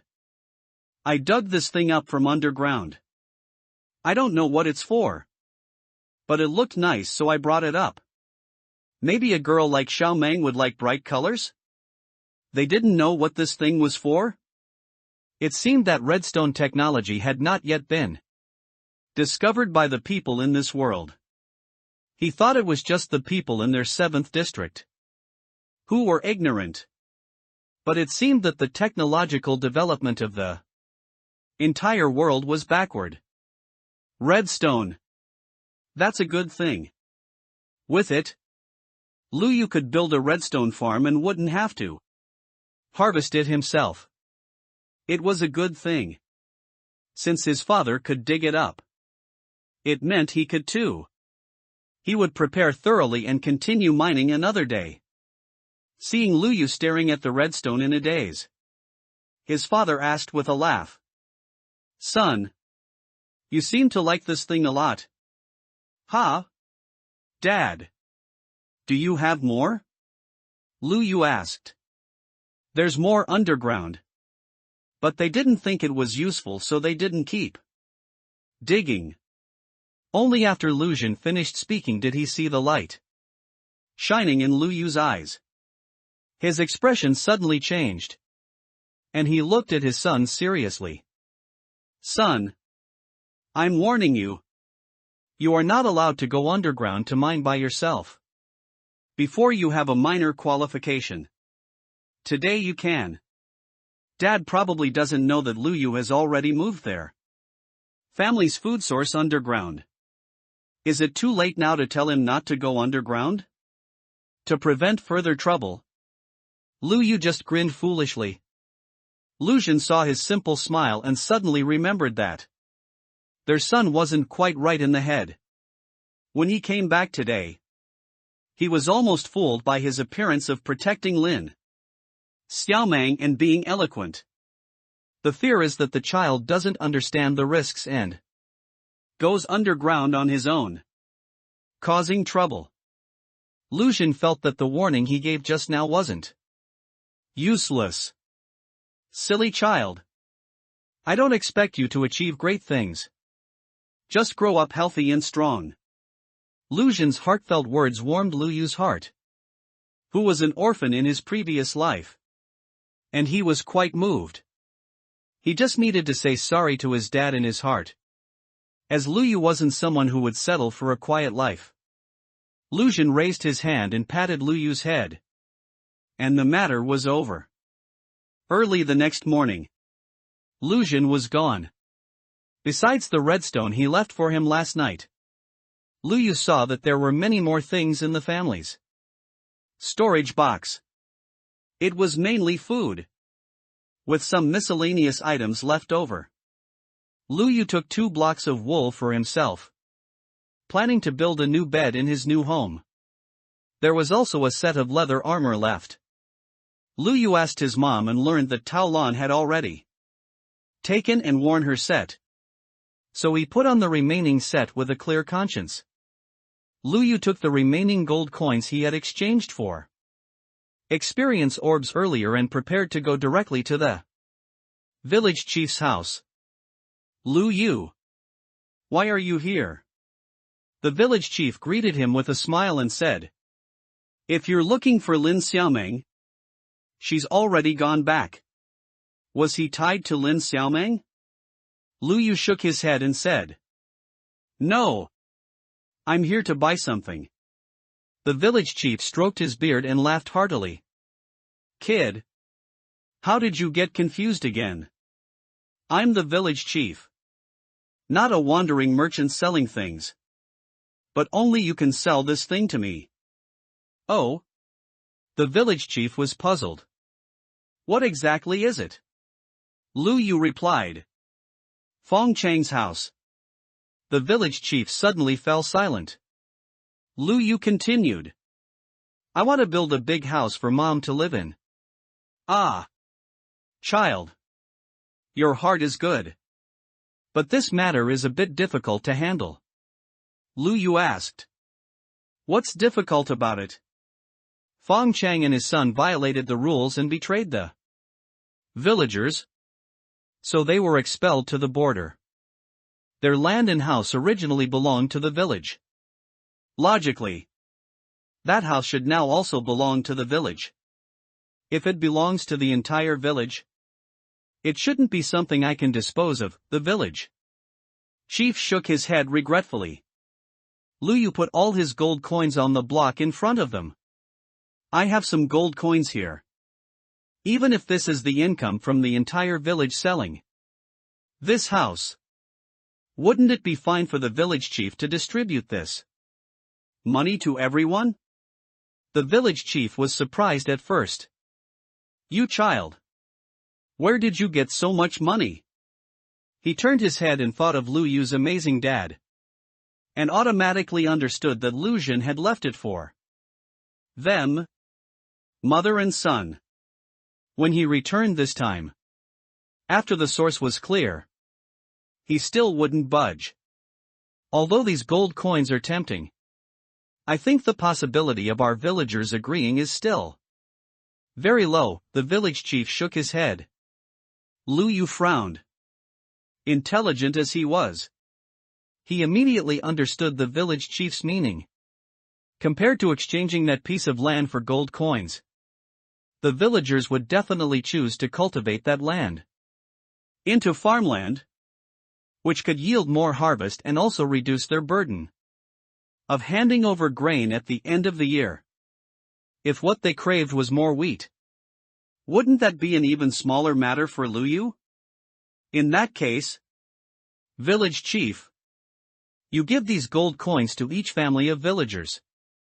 Consider it my thanks to them for letting our family have this piece of land. And at the end of the year, our family will hand over 50 stacks of grain, Lu Yu said firmly. 550 stacks? The village chief's cane, which was resting on the ground, tilted, and the old man almost fell to the ground. That's half of what we used to hand over each year. Lu Yu, are you not joking? They originally used the inefficient method of planting 1 block of water per block of field. Getting 200 stacks a year was considered good, not counting low yield, destruction by monsters, etc. But the requirement from above was to hand over 100 stacks of wheat. What they had left for the villagers each year was only a few dozen stacks for food. Lu Yu's opening remark was so arrogant. Half of the total amount from previous years. Which made the village chief inevitably have doubts. Of course not. Lu Yu. Keep my word. The village chief stared at the young man in front of him. It was he who had researched the current 9x9 farming method, which doubled the production. But 50 stacks for one family? How was that possible? Lu Yu showed his big white teeth. Village chief. I'm currently experimenting with a new method. If it's successful, I'll have enough grain to hand over in a month. The village chief took a sharp breath. You child. He originally thought he was just a clumsy bird that couldn't fly. But he didn't expect him to be a firecracker soaring to the sky, exploding once lit. Since you have offered such terms, I will call the heads of each household to discuss it. With the village chief's persuasion, the result was, of course, unanimous approval. Except for Fong Chang and his son. The other villagers in the village were simple and kind. With the village chief's guarantee, they naturally believed Lu Yu would do it. Besides, even if Lu Yu couldn't do it, the farmland he had modified had already given them enough grain. Tao Lan came home after her simple labor, unaware that her family's area had doubled. The villagers who had been summoned by the village chief for a meeting all congratulated her. Auntie Tao, you've really given birth to a filial and good son. He's working so hard just to give you a big house. Don't mention it. Back then, I thought the silly kid would be a burden. But who knew he would grow up to be so promising?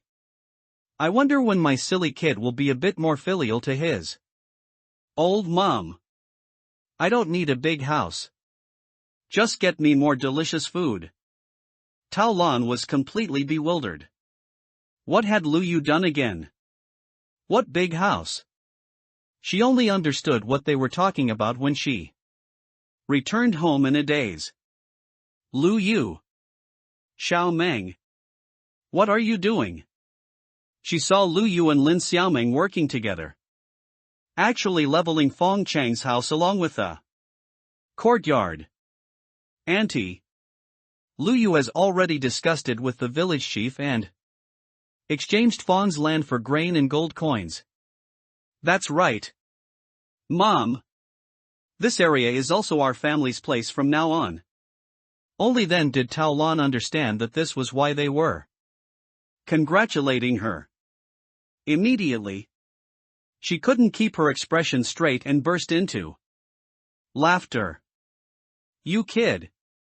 With Lin Xiaoming's help, they cut down the last fence post in the Fong family's courtyard, thinking they were done for the day.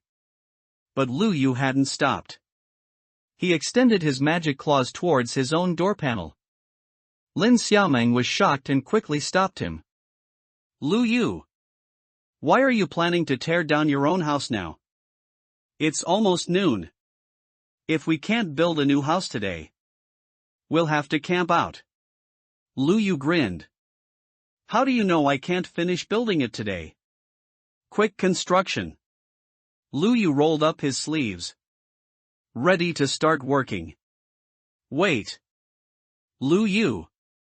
Are you serious? Lin Xiaoming placed her hand on Lu Yu's wrist and stared at him with wide eyes. Of course. I'll have you eating dinner in your new home later. Lin Xiaoming's mouth dropped open, looking like she could fit an egg inside. What are you standing there for? Hurry up and help me clear out my place too. Mom. Are you tired? Lu Yu chuckled and handed over an axe. How about you help out too? Tao Lan had done farm work since she was young, and her stamina was better than the two children's. She happily took the axe and said, Not tired. I'll help you too. During Lu Yu's construction, The most time-consuming part was probably clearing out the original buildings. If it were creative mode, it would be easy to just click and break blocks. But this was survival mode. He could only chop away at the original blocks one by one with an axe. And they only had stone axes, which were even less efficient. It was best to have help. Lin Xiaoming said oh and quickly went to help. She didn't really want to sleep outside tonight. While Lin Xiaoming and her mother Taolan were still dismantling the original buildings, Lu Yu had already moved back to the adjacent spot. He planned to start building his new home from here. Lu Yu had a preferred house template for survival mode, a log-style hamster treehouse villa. The characteristic of this building was that it didn't require many scaffolding blocks to build in survival mode, because its outline was a trapezoid. Lu Yu held the logs in his hand and began to build the large outline of the side of the house. He started with 4 log blocks at the base, then added blocks consecutively to build a curved 4-sided profile. He then filled the entire outline with oak blocks, leaving only the windows. He continued to use logs to extend the horizontal length of the house, enclosing the busy Lin Xiaoming and Tao Lan within it. At this moment, the two of them had forgotten their actions in surprise, only remembering to watch Lu Yu's operations, which were reduced to afterimages. How can he be so fast? Lu Yu frowned. Being told he was fast by a woman wasn't necessarily a good thing. I didn't even see how my son did it. And it's already. The two of them had already seen the basic shape of the house. Although simple, this imitation hamster wooden house was definitely the cute style that women like them preferred. Oh my goodness! They were busy exclaiming. And right in front of them, Lu Yu built the outline of the other side at the edge they had just cleared. Immediately after, Lu Yu took out all his logs and began to build the walls of the entire treehouse.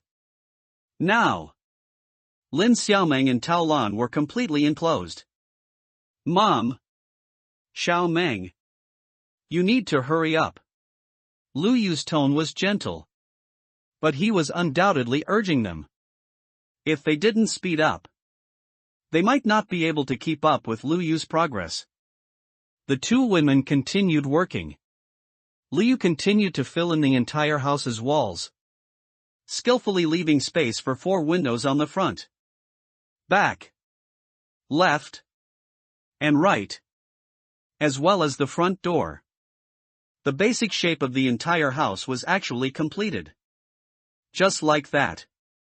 Lin Xiaoming wiped the sweat from her forehead. Despite their best efforts, she and Auntie Tao Lan had just barely managed to catch up with Lu Yu's progress. Lu Yu didn't stop. He quickly placed torches inside the new home. Although there was light coming through the windows, there were still dark corners. And Lu Yu didn't want to face a zombie's green face at home. Mom! Xiao Meng! You two should rest. Seeing them so tired they were almost collapsing on the ground, Lu Yu urged them to rest, also giving himself space to continue decorating the interior. The treehouse design had a larger second floor right after entering. Lu Yu used fences and wooden planks to create a table by the door, and the steps became chairs, making this area the living room. The space on the right was designed in a real-life loft style with a split level, placing a bed on both the upper and lower levels. In a corner against the wall, Lu Yu placed steps leading downstairs. Lu Yu planned to make this his private space, and it was also convenient for accessing his secret underground farm. Lu Yu successively placed the chests, crafting table, furnace, and his sleeping essential, the bed. After completing all of this, Lu Yu clapped his hands and walked out. Building complete. Under review. Ha? Lu Yu shook his head. Had he heard the system's voice? Just like the reviews in the building competitions he usually participated in. A light screen in front of him showed the overall appearance of his building, with light scanning its shape. Difficulty, B. Aesthetics, A. Refinement, B. Uniqueness, B. Ease of use, S. Final score, 20 points. Congratulations! You have gained 20 achievement points, which have been added to your total achievement points. Lu Yu hadn't expected to get achievement points for completing a building. And based on the review content, it seemed different ratings could yield different achievement points. With his pockets full, Lu Yu walked out of the room satisfied. Meanwhile, Lin Xiaoming and Tao Lan at the door had only rested for just over 10 minutes. Lu Yu, are you all done? Lin Xiaoming looked towards the horizon. Just as he had said. Half the sun was hidden, it was time for the sun to set and go home for dinner. He had actually built a house before dinner. Quick! Xiaoming, let's go in and see. Oh my gosh! These are flower pots. We have blooming flowers in our house too. They weren't unaware of flower pots, it was just that in this small village under the snowy mountains, people put more effort into survival and neglected daily refinement and ambience. Wow! Lu Yu actually made trapdoors into windows. Look! We even have a small balcony. It's made of steps. Auntie! Look!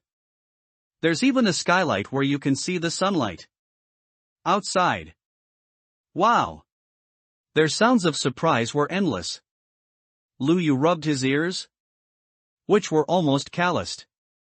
After all that work, his hunger was almost depleted. With the big eater attribute, his hunger depleted especially quickly. Gurgle gurgle, Lu Yu's stomach made a loud sound. They were all busy being surprised. While the biggest contributor to all of this, their precious son, was almost starving. Look! I even forgot to make dinner. Immediately, Tao Lan excitedly used the new dining table and new furnace in the house and prepared a sumptuous feast, allowing the three of them to eat their fill. After eating and drinking, it was time for Lu Yu to get down to business. Under the pretense of going back to his room to rest, Lu Yu went down to the underground level. He then followed the ladder further down to his hidden little world. On the lowest level, where he had previously found the zombie, a prominent dirt block on the wall was the way to the mine he had visited last time. Lu Yu rolled up his sleeves, prepared his tools and commonly used blocks, food, and a bucket of water, and got ready to set off. Legacy of the predecessors. Soon, Lu Yu arrived at the previous endpoint, next to the lava waterfall.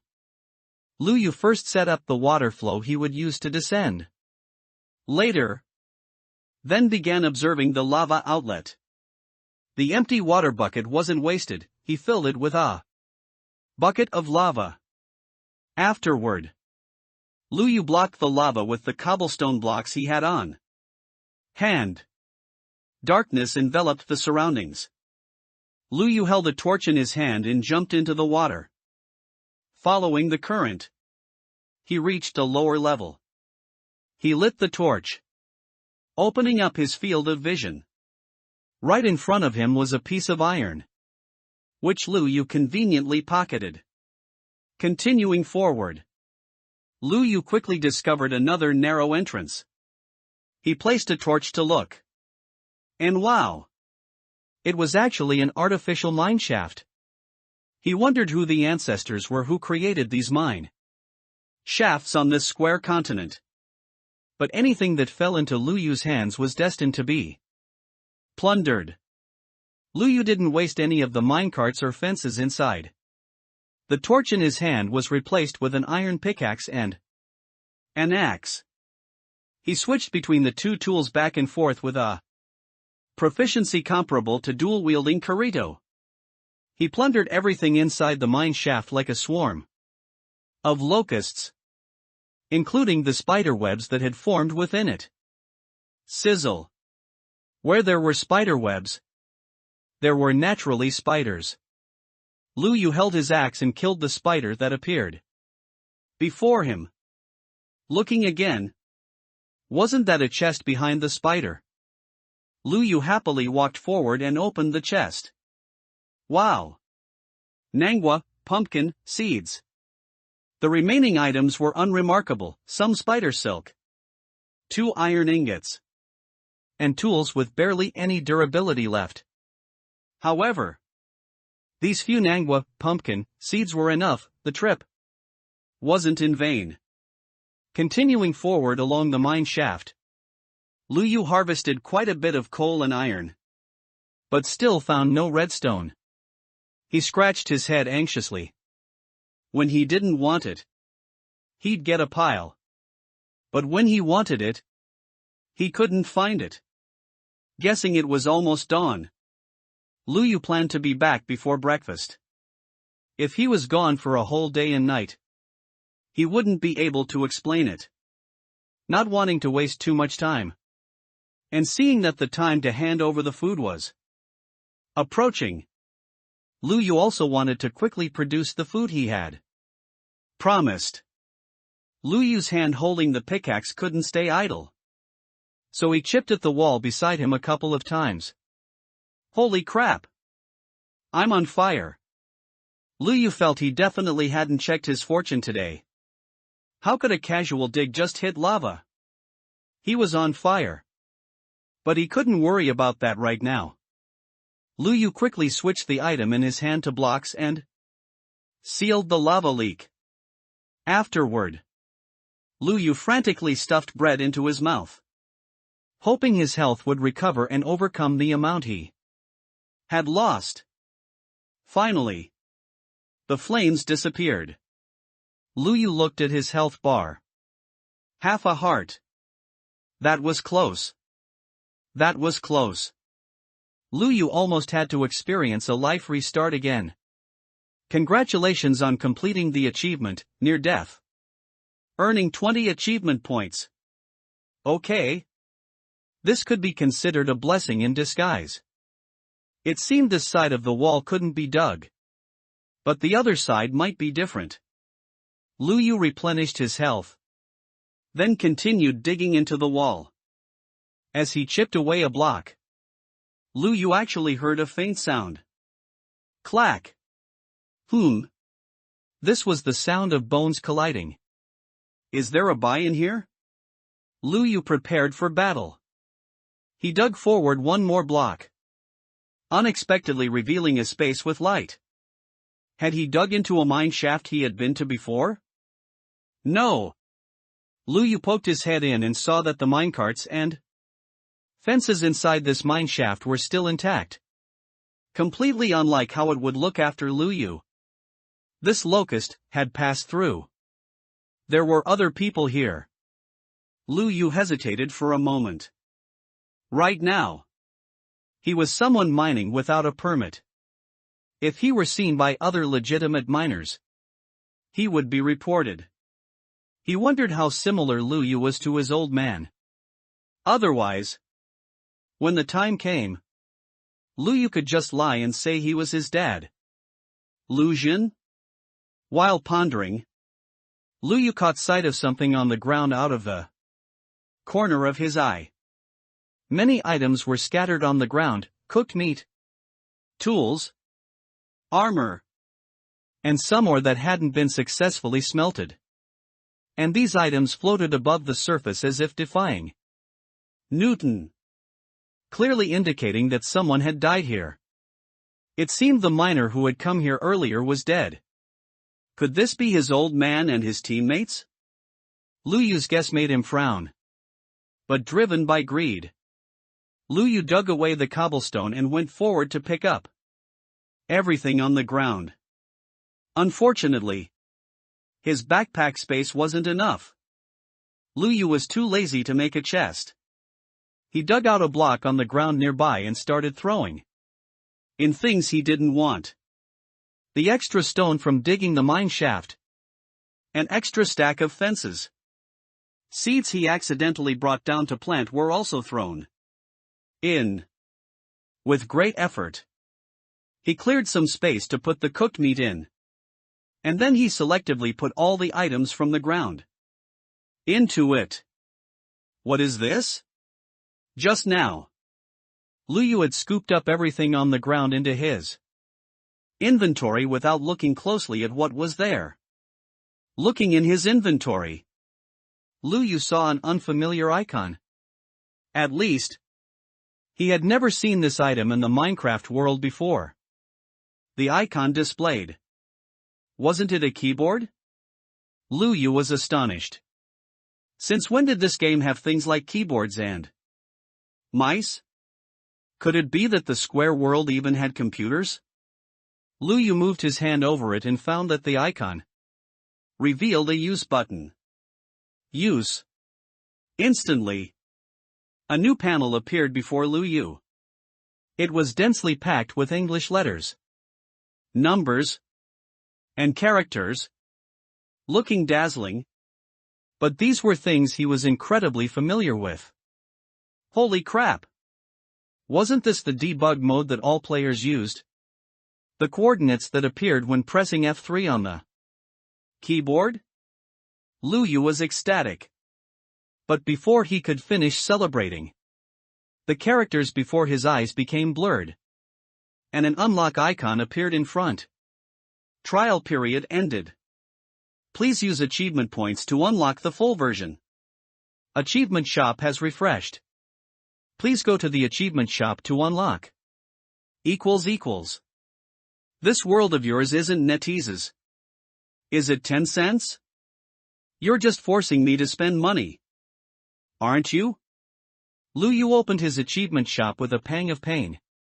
As expected, the refreshed achievement shop had some new items. Debug mode requires achievement points, 30. Great World Chat Group requires achievement points, 30. Lu Yu had survived until now. And at most, he only had 100 achievement points. He gritted his teeth and unlocked both functions. Congratulations! You have successfully unlocked debug mode. You can now use the virtual keyboard. Congratulations! You have successfully unlocked the Great World Chat Group. You can now communicate with other players in the world via the chat channel. Lu Yu looked at the simulated screen before him, actually forgetting the pain of spending achievement points. Just now, he brought his face closer to the screen to carefully read the messages on it. Brothers? Where exactly is this? I don't know either. It's all monsters outside. I've been hiding in an underground cave for a whole day. What is all that stuff outside? It's zombies and skeletons. Mom, I want to go home. Lu Yu was greatly surprised. So it turned out he wasn't the only one who had transmigrated to the square continent. World Chat Group. Lu Yu carefully studied the content of their conversation. It seems like they had a function like the Great World Chat Group as soon as they transmigrated? Why didn't he have it? But judging by their words, they seem to have suddenly descended onto the square continent. What about Lu Yu? He was reincarnated into the body of the foolish Lu Yu. And he was born with the debuff, negative status, ABBA, which might have caused his system to be incomplete. Such luck was incredibly preposterous. Isn't this world more fun than the original world? Brother, it's good enough that we can survive. And you actually think it's fun? You guys don't know about Minecraft? What world? Your world? What is that? Oofed. Lu Yu, who was peeking at the screen, laughed out loud. Poor transmigrators. They haven't even played this game. So their survival difficulty must be quite high. So what is that thing? Is there any Dilau? You guys don't know? Then good luck to yourselves. It seems these brothers who know about the game Minecraft are also unwilling to reveal too much. It's like the servers in the original world, where players can indeed develop harmoniously in the same world. But it's inevitable that belligerent players will start conflicts. Chatting on the server generally won't reveal the location of rare resources or one's home address. The resources in the entire great world are limited. And from the chat group, you don't know how many players there are. The most direct and effective way to occupy most of the resources is to lie low and be reckless. Lu Yu was the one who often secretly killed the Ender Dragon, astonishing everyone. It seems the current world has already formed a confrontational mode. And Lu Yu certainly wouldn't be that kind person. I've been eating bread for 3 days. Help!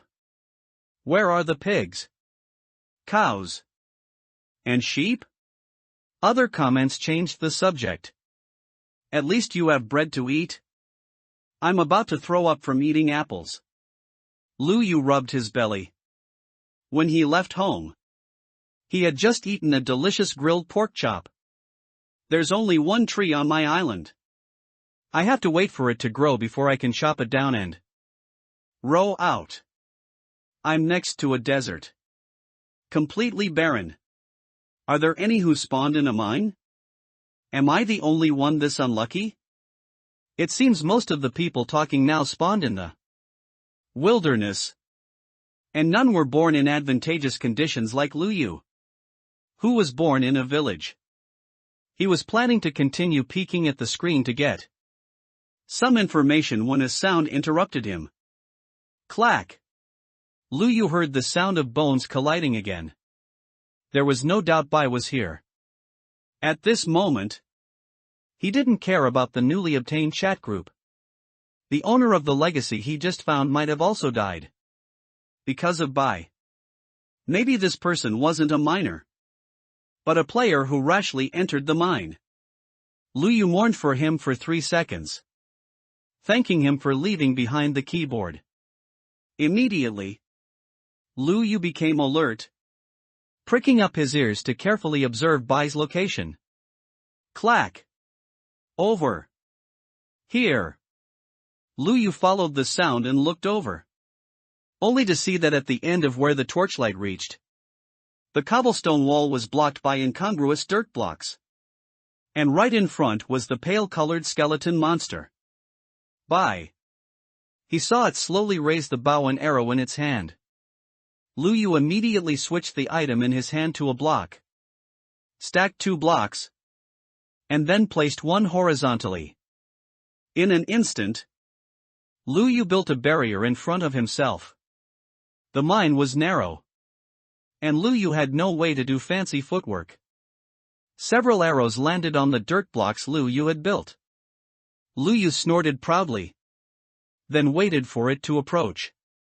While the skeleton monster was clumsily unable to counterattack, he took down this monster. Only then did Lu Yu come to the entrance blocked by the seniors with dirt. Clack! Clack! Listening carefully, many sounds of bones colliding came from inside. Lu Yu frowned. No wonder a miner died tragically here. There are probably more than one Bai inside. Lu Yu knocked away the dirt blocks below. A pair of white skeleton feet appeared. Lu Yu, holding an axe with higher attack power, chopped down a Bai. But as one fell, another slender leg appeared in front of Lu Yu. Sure enough, there were more. Lu Yu calmly took it down. But another big white leg appeared in front of him. How are there more? After that, there was another one. Ha! One after another. Lu Yu just kept taking them down until his arm ached. Sore as if he had performed a familiar handicraft. No way? Lu Yu gave a wry smile. There weren't just many skeleton monsters inside. Damn it! There's a monster spawner in here. Finally. No more Bai appeared. It was clear that his speed of taking down monsters was still greater than the speed of spawning. Lu Yu quickly knocked away the dirt blocks in front of him and entered the cave. He placed burning torches to gain visibility. Damn it! Just as he was coming in, another Bai spawned. But the priority wasn't dealing with Bai, but sealing the monster spawner. Lu Yu took out torches and placed them on each side of the black iron monster spawner to complete the seal. Pain. Pain. Pain. Unfortunately, during this process, Bai had already firmly embedded an arrow in his waist. Damn you! My kidney! Lu Yu roared, raised the iron sword in his hand, and wildly slashed at Bai. Finally, Lu Yu finished the battle, gaining many bows, arrows, and bones. The Bai that attacked his kidney was viciously struck down by him and cruelly turned into experience points. Current Lu Yu level, 7. Name, Lu Yu. Profession, Foolish Villager. Health, 10 points. Attack, 4 points. Defense, 0 points. His attack power recovered by 1 point again. But there were no other changes. Looking at the status bar again. The original 3 debuffs, Abba Abba, had already disappeared. There were still 2 debuffs remaining, Head Trauma, and Rice Eater. Debuff, negative status. Finding a monster spawner in the early game is naturally incredibly lucky. But I want redstone now. Lu Yu let out a soul-stirring cry. He sighed, estimating the time. If he turned back now, he could probably get home by dark. Searching for redstone would have to wait until tomorrow. But Lu Yu suddenly thought, what if someone was home? Wouldn't it be a bit suspicious if he disappeared for a day and suddenly appeared at home? Lu Yu looked up and then came up with an idea. How about digging up? Lu Yu had an excellent sense of direction, and he measured it in his mind. This location should be outside the village. Digging up would likely not be discovered by other villagers, and since it was nearing dark, even if someone was working outside the village, they should have gone home. More importantly, below this was the monster spawner, which he would inevitably need to visit in the future. Creating a direct path downwards wouldn't be bad either. Moreover, he currently had no map or marking function, so he could only use this method. Having decided this, Lu Yu switched to his pickaxe, held a block in his hand, and started stacking upwards. Before long, Lu Yu saw the sky revealed by the block above his head. At this moment, the sun was setting in the west, and the moon was starting to appear. Lu Yu sped up his hand movements and climbed out of the pit. With no one around, Lu Yu quickened his pace and returned inside the village fence. Before long, he sought his unique new home with a different style. Yo! Lu Yu's back? Where did you go to be busy? Let's go fishing. The ant next door came up to greet him warmly, scaring Lu Yu back half a step. thinking his virginity was at risk. "Auntie. What are you?" The aunt smiled and pointed, exclaiming, "Your house is truly beautiful." Indeed. It was simple to build and much more aesthetically pleasing than a matchbox. Lu Yu felt proud, but he couldn't show it on the surface. He scratched his head, feigning shyness, and replied, He. Thank you. I never thought you, Lu Yu, such a simpleton, would have such skillful hands. This child, seemingly dull, actually hides inner talent." These villagers stood at Lu Yu's doorstep, their eyes filled with envy. "How did you make this house appear in half a day?" "Yeah. It's like magic. It's incredible." Taolan pushed the door open and walked out, seeing the people gathered at the entrance, and playfully scolded, "You old gossips. Are you envious? If you're envious, go ask your sons for new houses." The aunts and grannies put their hands on their hips and pointed at the triumphant Taolan, saying, "Look at this woman. She's so arrogant." His mother had a good relationship with these aunts. They bickered for a few moments before bursting into laughter together. "All right. I'll let my son teach you another day." Lu Yu was helpless. "Oh, my dear mother. Why did you push such a troublesome task onto me again?" However, it was also fortunate that their lively gathering made Tao Lan forget to ask Lu Yu about his whereabouts today. Returning home, she cheerfully greeted Lu Yu for dinner, happy that he had brought more honor to her name. Lin Xiaoming helped bring the food to the table. Inadvertently, a sigh escaped her lips. "What's wrong?" Lu Yu asked. Come to think of it, since Lin Xiaoming returned from the village chief's place yesterday, the two of them hadn't had a private conversation. Now that he thought about it, Lu Yu couldn't help but be curious about what the village chief had said to Lin Xiaoming. "You still don't know?" Taolan smiled and chided Lu Yu. "You boy. Why don't you care about our Lin Xiaoming at all?" Lu Yu tilted his head and asked, "What happened?" Taolan put her hand on Lin Xiaoming's shoulder and happily announced, "Our Lin Xiaoming can go to 3rd District for further studies." That fast? Lin Xiaoming was originally expected to leave when she turned 18. Now, with less than half a year until her 18th birthday, it was unexpected that it would be brought forward. Moreover, according to her achievements, she was originally eligible to go to 5th District, but now she could directly advance to 3rd District for further studies. This was truly a once-in-a-century genius for their snow mountain village.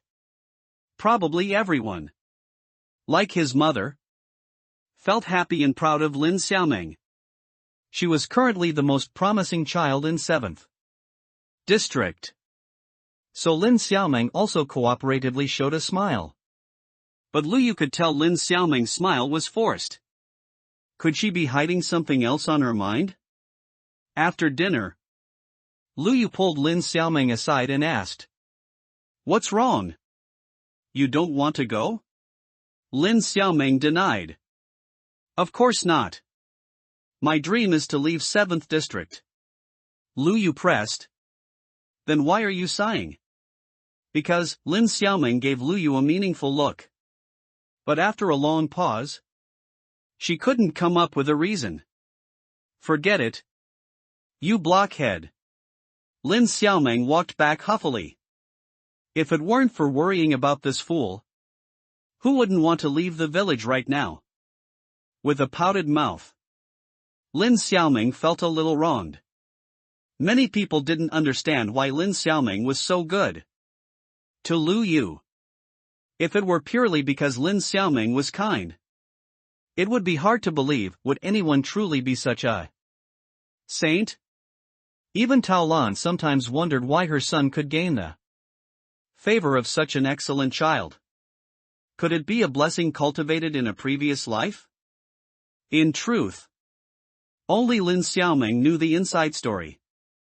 When Lu Yu was 8, he wasn't this foolish, he was just a bit slow. He learned everything slowly, and his movements were sluggish.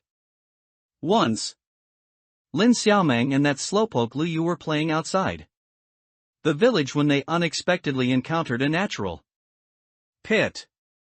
Lin Xiaoming slipped, and she was about to fall down. The usually dull Lu Yu actually ran over and protected her. Lu Yu held her tightly, falling beneath her, leaving her unharmed. Lin Xiaoming cried with gratitude. After that, Lu Yu sustained a head injury, sleeping for an entire day. And when he woke up, Lin Xiaoming felt that Lu Yu seemed very foolish. Tao Lan and the villagers all thought Lu Yu had fallen because he was clumsy. But only Lin Xiaoming knew that Lu Yu had done it to protect her. So, for the next 10+ years, she compensated Lu Yu, unconditionally shielding and protecting him. But finally, this day arrived. Lu Yu's mind was better, and she was also about to leave the village. Does Lu Yu not need me anymore? Lin Xiaoming returned to her room dejectedly, then pulled the covers over her head and began a night of insomnia in frustration. Meanwhile, Lu Yu was tidying up his gains in his room. He had swept through the mine and harvested almost a stack of spider silk.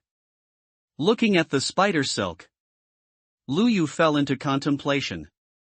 In the past, when he had no specific goal in the game, he would usually prepare his daily tools and then start looking for spiders to cut down. With the spider silk, he could get a fishing rod. What could be more fun than fishing? Lu Yu, who used to have decent luck, often fished up top-tier enchanted books, a trick that never failed. Lu Yu believed the essence of sandbox games was exploring the unknown through fishing. It just so happened that Lin Xiaoming was in a bad mood, and she was also about to leave the village. Lu Yu pondered for a moment. The next morning, Lu Yu was already waiting for Lin Xiaoming at the doorstep. As soon as Lin Xiaoming walked out, she saw Lu Yu holding a long pole, waiting at the doorstep. Her spirits were low, and she asked in a flat tone, "Lu Yu, what are you doing?" Lu Yu replied with a grin, "I'm waiting for you." "Waiting for me?" Instantly, a light ignited in Lin Xiaoming's eyes. "Why are you waiting for me?" She tried to suppress her excitement, asking with restraint, "To take you somewhere," Lu Yu said, throwing one of the 2 fishing rods into her hand. "What is this?" Lin Xiaoming looked down and asked, "Is this a wooden stick?" Lu Yu was startled by her remark and staggered, nearly falling to the ground. They hadn't even seen a fishing rod? Lu Yu thought that the nearest water source was outside the village, and they would rather chew on bread than eat easily obtainable fish, which showed they hadn't developed that pond at all. Although you could fish in just 1 block of water. But it was still about the atmosphere. The atmosphere, Lu Yu patiently explained. It's a fishing rod. Come on. Big brother will take you fishing. Fishing? Lin Xiaoming had followed Lu Yu for a long time, and now she was well versed in walking out of the village and crossing the fence. Here we are. Harvest enchanted bough. Before their eyes was a rather large lake. It was sunrise at this moment. and the duck egg yellow sunlight cast a warm orange-yellow glow on the water's surface. Although the graphics lacked light and shadow mods, the scenery before them was already beautiful enough. Luyu hadn't expected that one day he would truly find himself in the world of Minecraft. Beside it was the river channel that the villagers had diverted into the village. However, this river channel was now dry and abandoned because the villagers no longer needed the water from the lake for farming. Luyu had already provided them with a new method of farming. Afterward, Luyu began to teach Lin Xiaomeng how to fish. Xiaomeng, come here. Lin Xiaomeng's heart was now filled with joyous excitement, as if she had completely forgotten the sadness of leaving Snow Mountain Village. She was still pondering Luyu's intention in bringing her out. Last night, he had foolishly asked her why, which had made her angry. So, had he figured it out now? Could they be on a date right now? Instantly, Lin Xiaomeng blushed intensely. She stared at Luyu's face, almost zoning out and failing to understand what Luyu was saying. Xiaomeng? Luyu asked again. Ah. Ha? You said. Lin Xiaomeng tried her best to concentrate and perk up. Watch me. Just throw the fishing rod into the lake like this. Do you see the bobber? Bobber? Lin Xiaomeng looked carefully and tentatively asked. Is it that red thing? Exactly, Luyu smiled with satisfaction and continued. Wait for it to sink. Then you can reel it in. Just then, bubbles started rolling up from the spot where Luyu's rod had landed, and a string of bubbles approached the fishing rod from a distance. Plop. Immediately, the bobber sank underwater. Luyu quickly reeled in the rod, and a greenish fish was hanging on his fishing rod. Congratulations on completing the achievement, Fishing Master. Gaining 10 achievement points. It was also the first time Luyu had caught a fish, so a new achievement popped up. It's a fish. Lin Xiaomeng exclaimed in surprise. Luyu, you actually learned how to fish. When did you learn? Why didn't you tell me? Luyu smiled and said to her. You can do it too. Go ahead and try. Okay. Lin Xiaomeng excitedly cast her rod. And being a girl with monstrous strength, she nearly threw the fishing rod to the other side of the river, which made Luyu feel a bit embarrassed. This terrifying girl. He didn't rush to continue fishing himself but continued the lesson, pointing at the water surface and saying, Look! Bubbles are coming. It was quite unscientific. But in Minecraft, bubbles would brazenly appear under the fishing rod, telling the player, your fish is hooked. However, Lin Xiaomeng tilted her head in confusion. Bubbles? Where? You can't see them? Luyu was puzzled. Huh? No? Where? Lin Xiaomeng stared intently, even looking around thinking she was looking in the wrong direction, while the rolling bubbles were clearly right in front of her. Luyu suddenly understood. He was a player, so he could see the bubbles. But Lin Xiaomeng, as a native square continent block person, couldn't. The player's perspective was indeed relatively convenient. After a moment of thought, Luyu continued. Then just watch the bobber. If it sinks, it means a fish has bitten. Okay, Lin Xiaomeng smiled and agreed. Subsequently, Luyu also cast his rod. Bubbles quickly rolled up where his hook landed. And then bubbles swam towards his hook, accompanied by the sound of the bobber sinking. Lu Yu's hook had a new catch. Hey! How did you catch something again so quickly? Lin Xiaoming watched in surprise as Lu Yu skillfully reeled in his rod, while her fishing rod and line remained motionless in the water. Her competitive spirit flared up again, and she pouted, saying, "You wait and see. Watch this cast." Lu Yu smiled helplessly. He continued to cast his rod. When their native blot people fished, no bubbles were produced. It seemed they could only wait for the fish to bite. Just like real fishing, which was a long process. Lu Yu reeled in his rod again, while Lin Xiaoming still had nothing. Why? Lin Xiaoming looked at Lu Yu in frustration, carefully scanning his hands and fishing rod, trying to find what was different about him.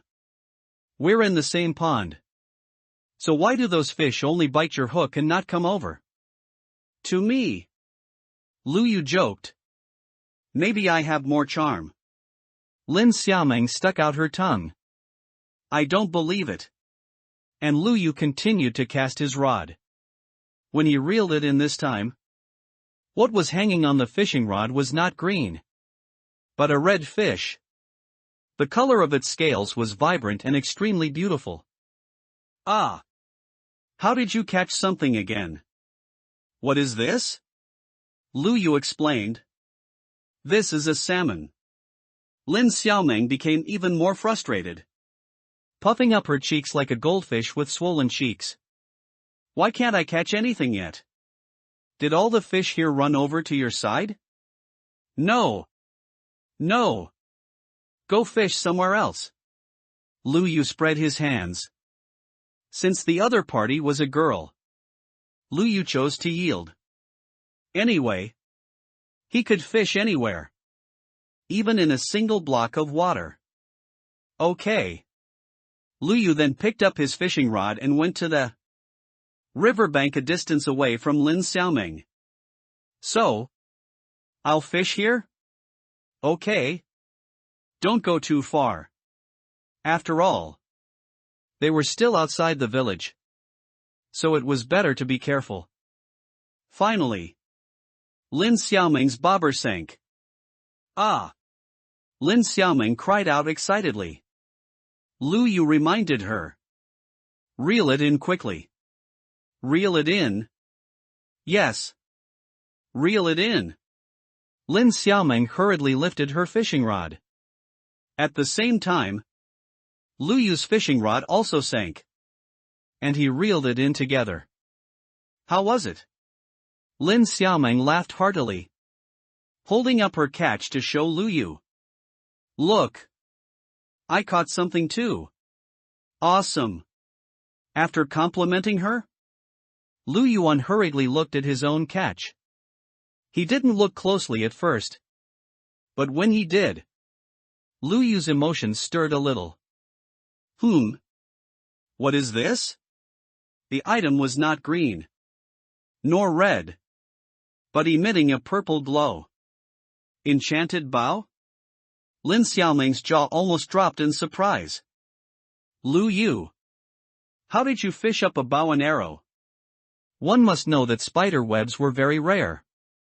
So for them, bows and arrows were naturally scarce weapons. After all, they were the weapons used by the skeleton monsters they feared. Lu Yu held the enchanted bow in his hand and examined it carefully. A bow with power 3 and unbreaking 3 was indeed a good item. It was just a pity that its durability was only a tiny bit left. It was likely that if Lu Yu shot one arrow, this rare good bow would break in his hand. It seemed he needed an enchanted book of mending. And this enchanted book could only be obtained through fishing. It seemed his fishing career had a goal. Wow! Lin Xiaoming watched with envy, her mouth watering. She had never seen a glowing weapon like this. Of course, she couldn't distinguish between this enchanted bow and a normal bow and arrow. She just thought this bow and arrow looked better. The two of them were making a fuss along the lake. This disturbed someone who was barely surviving near the village. Fang Ao heard a girl's voice and pricked up his ears. It's Xiao Meng. It's Lin Xiaoming's voice. Could she have come to find me? Learn from me. Probably this is the self-pity and self-consolation of a simp. Fang Chang rolled his eyes, complaining about how his son was so disappointing. How could she come looking for you? You don't even use your pig brain to think. Ever since the village chief reprimanded them last time and didn't allow them to return to the village, the father and son lived like walking corpses in the small house outside the village. All day long, they did nothing but eat and sleep, without any dreams. Fang Ao heard Lin Xiaoming's voice and finally ignited a little hope. Ignoring his old man's scolding, he ran over immediately. He saw Lin Xiaoming and another man laughing playfully, leaning against each other as if wrestling for something in Lu Yu's hand. This scene made Fang Ao so angry he almost vomited a mouthful of old blood. What are you doing? Fang Ao's attention was all on Lin Xiaoming, so he naturally didn't notice what was in Lu Yu's hand. Lu Yu also didn't want others to know, so he quickly put the item into his backpack. Nothing. Just fishing. Fang Ao was choked by Lu Yu's indifferent tone. You were clearly just. Lin Xiaoming said displeasedly. What we do has nothing to do with you. Xiao Meng. You clearly know. Fang Ao looked at her sadly. Lin Xiaoming frowned. What should I know? Fang Ao. Mind your status. You are no longer a member of Snow Mountain Village, so don't meddle in our affairs. Lu Yu. Let's go. Lin Xiaoming's mood was spoiled, and she no longer felt like staying here to continue having fun with Lu Yu. She hooked Lu Yu's arm and forcefully dragged him towards the village, leaving Fang Ao looking utterly devastated. Xiao Meng. How could you be so heartless? Halfway there, Lin Xiaoming realized how close she was to Lu Yu. Half of her body was touching him. She had reached out instinctively just now, and only now did she feel awkward, quickly letting go. At this moment, her face was so hot that you could fry an egg on it. I didn't. It was just a moment ago. Lu Yu looked at her with wide, round eyes as if nothing had happened. Lin Xiaoming breathed a sigh of relief seeing his blank expression. It was great that Lu Yu was still so clueless in this situation. Just then, someone happened to pass by, breaking the awkwardness between them. It was their teacher Zhuang Mu, supporting the village chief as they inspected the area around the village. Xiao Meng? Zhuang Mu was naturally happy to see Lin Xiaoming, who was considered his star student. After all, he was also Lin Xiaoming's teacher, and her success naturally brought him honor. So, when he saw Lin Xiaoming, his face broke into a smile, grinning like an old chrysanthemum. Xiao Meng. What were you doing so early? After asking, they then noticed Lu Yu beside Lin Xiaoming. A crack appeared in his smile. He had also heard that Lu Yu had become smarter and had even changed the farming methods in the village. But he always felt that it was all just a coincidence. As Lu Yu's teacher, he understood Lu Yu best. How many times in the past had Lu Yu been unable to even memorize the simplest crafting list, making him so angry that he hit Lu Yu's palm with a ruler.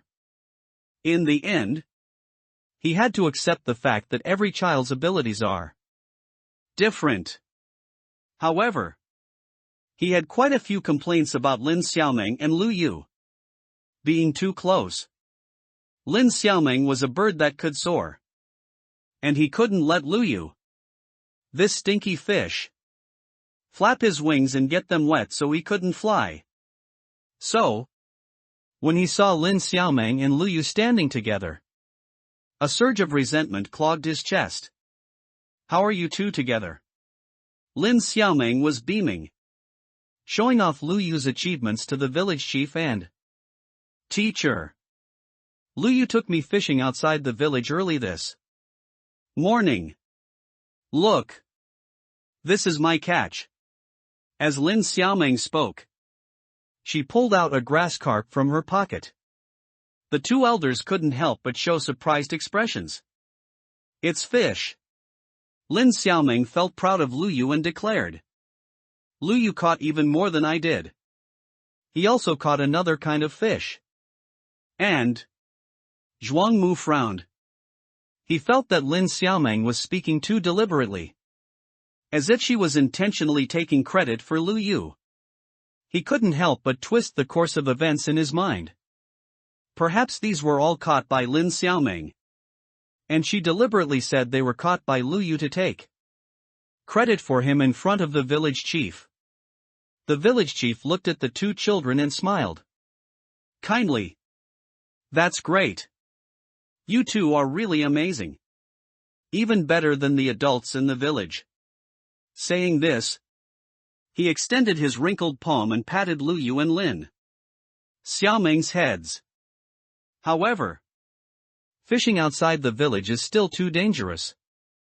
You two should be more careful, the village chief kindly reminded them.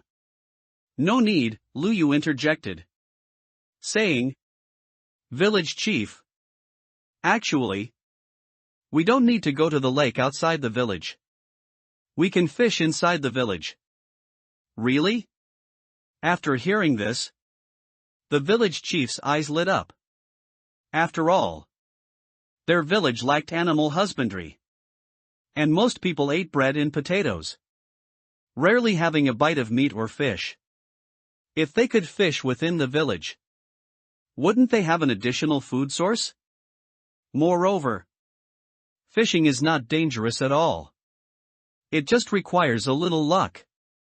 Child, can you explain it to us in detail? Zhuangmu cast a suspicious look at Lu Yu. Having not seen how Lu Yu showed his skills to transform the village's farmland, nor knowing how Lu Yu renovated his new home, which sprang up overnight, he was full of doubt about Lu Yu. How is that possible? As far as I know, fishing definitely requires fish. If you don't find a body of flowing water with fish fry, how can you catch fish? Lu Yu curled his lips and continued to insist on his statement. If I say it's possible, it's possible. Lin Xiaoming now believed in Lu Yu unconditionally. Village chief, teacher Zhuang Mu, just watch how Lu Yu does it. With Lin Xiaoming buying time here, Lu Yu left the spot, telling them to wait by the village's fields, while he himself returned home. Lu Yu found an iron bucket in his small house. Unfortunately, it was filled with lava. So Lu Yu poured the lava into an empty space next to it. Then he picked up the iron ingots he had smelted that morning and put them into a crafting table to make something. Carrying the newly obtained item and the empty bucket, Lu Yu arrived at the agreed location. At this moment, not only were the village chief, Zhuang Mu, and Lin Xiaoming there, but many other villagers had also gathered. Some villagers who didn't know what was going on asked, "What are you all gathered here for? I heard that silly boy Lu Yu has something new to teach us." Again? Really? What's new this time? Still calling him a silly boy? I don't think that kid is silly at all. What silly kid would have so many tricks? Do you really think Luyu figured it all out by chance? Look! Luyu is here. Luyu appeared amidst everyone's anticipation. Seeing so many people, he scratched his head uncomfortably. So many people? Luyu. What are you going to do today? Luyu calmly gave the answer. I plan to fish in the village. Isn't it spider silk? Fishing? Someone who heard the word fish couldn't help but smack their lips. Smack. Smack. I really want to eat fish. They hadn't eaten fish in a long time. They were full of fear for the outside world. And spider silk was rare. How could they have the courage to fish in the lake outside? The village? Is what you said true? Of course it's true. Lin Xiaoming answered for Luyu before he could. And then she waited with hopeful eyes to see Luyu show off his skills. Luyu. Hurry up and start.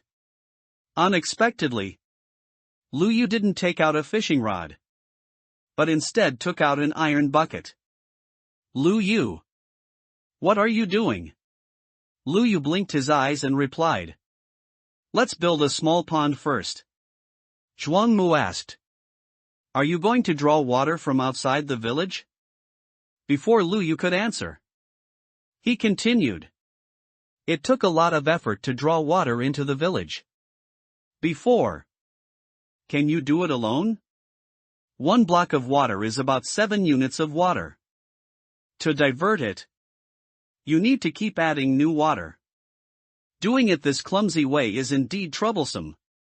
But would Luyu, the walking guidebook of Minecraft, use such a troublesome method? Luyu was originally a person who was afraid of trouble. So he was unwilling to run so far to do such a troublesome project, preferring to move his little hands in the studio. Luyu narrowed his eyes mysteriously and smiled. I'm enough by myself. Saying that, Luyu put the block of water from the farmland into the bucket. Seeing Luyu steal the water from the field, someone became anxious and quickly reminded Luyu. Luyu. The field needs water too. Otherwise the crops will wither and die. When Zhuangmu heard this, his eyebrows immediately furrowed in displeasure. Luyu. If you don't know how to do it, don't mess around. Don't let the crops in our village wither and die in effect. The harvest. Luyu smiled. He was the one who taught them this method of farming in the first place. So how could they teach him a lesson? Don't worry. Just watch carefully. Luyu knocked out a block of dirt and then put the item he just made inside. Luyu. What is this thing?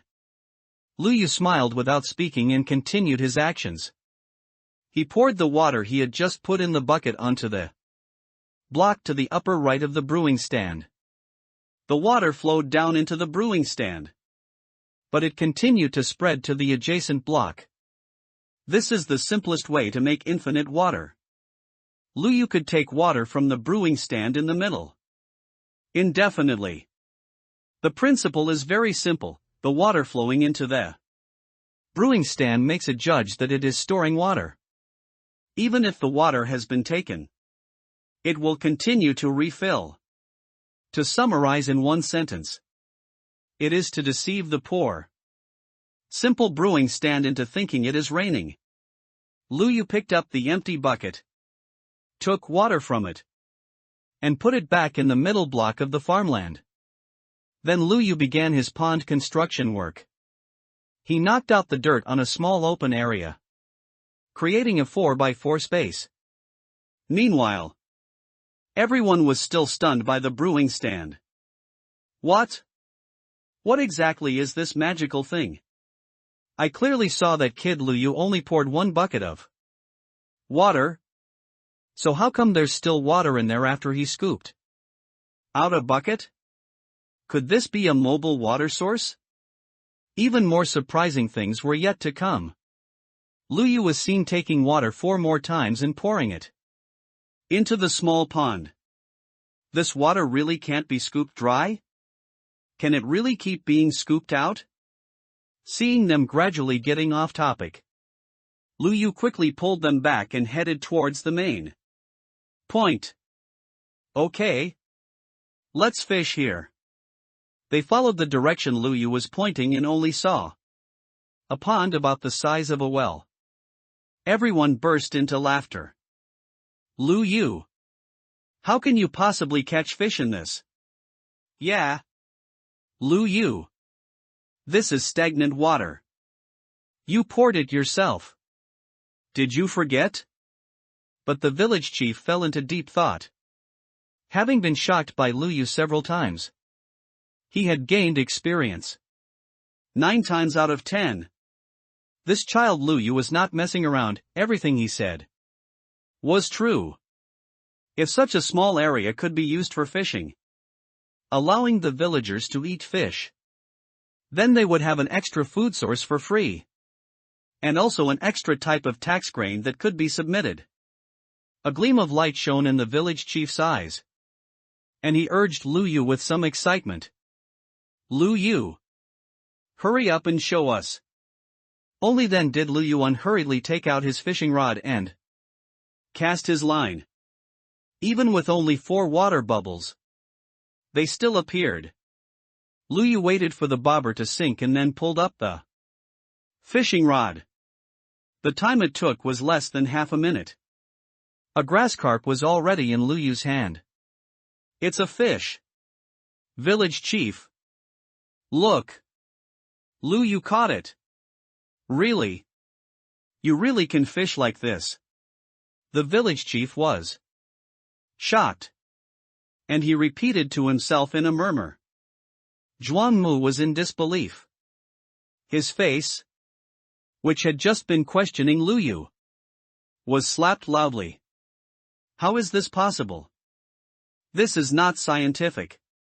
But Lu Yu knew that this square continent had its own unique theory, which was the game guide. Show me quickly. It really is a fish. Fresh. And it still smells fishy. Lu Yu, hurry up and catch a few more. The villagers were still cheering. Only the village chief alone recognized the seriousness of the matter.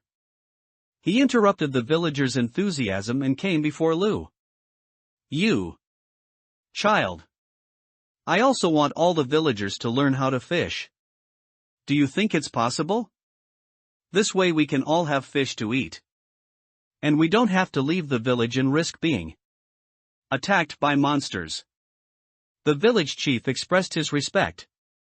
And he solemnly asked for Lu Yu's opinion. Facing the other party's respect, Lu Yu also returned enough enthusiasm.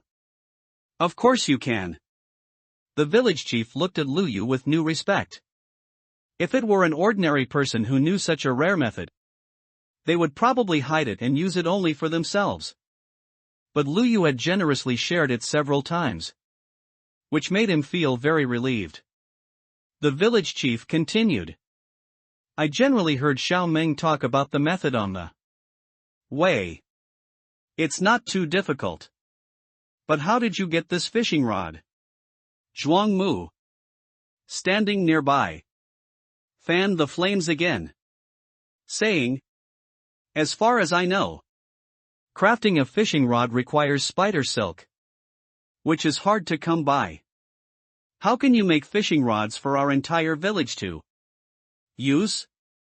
Lu Yu smiled and waved his hand, saying, it's just spider silk. Zhuang Mu raised his eyebrows. It's just spider silk? Lu Yu, you're quite boastful. Spider silk can only be obtained by killing spiders. How can it be easily obtained? Then he glanced at Lin Xiaomeng and self-indulgently defended her. Lu Yu, you wouldn't want to order Lin Xiaomeng to hunt spiders outside the village, would you? Hearing this, Their expressions also changed.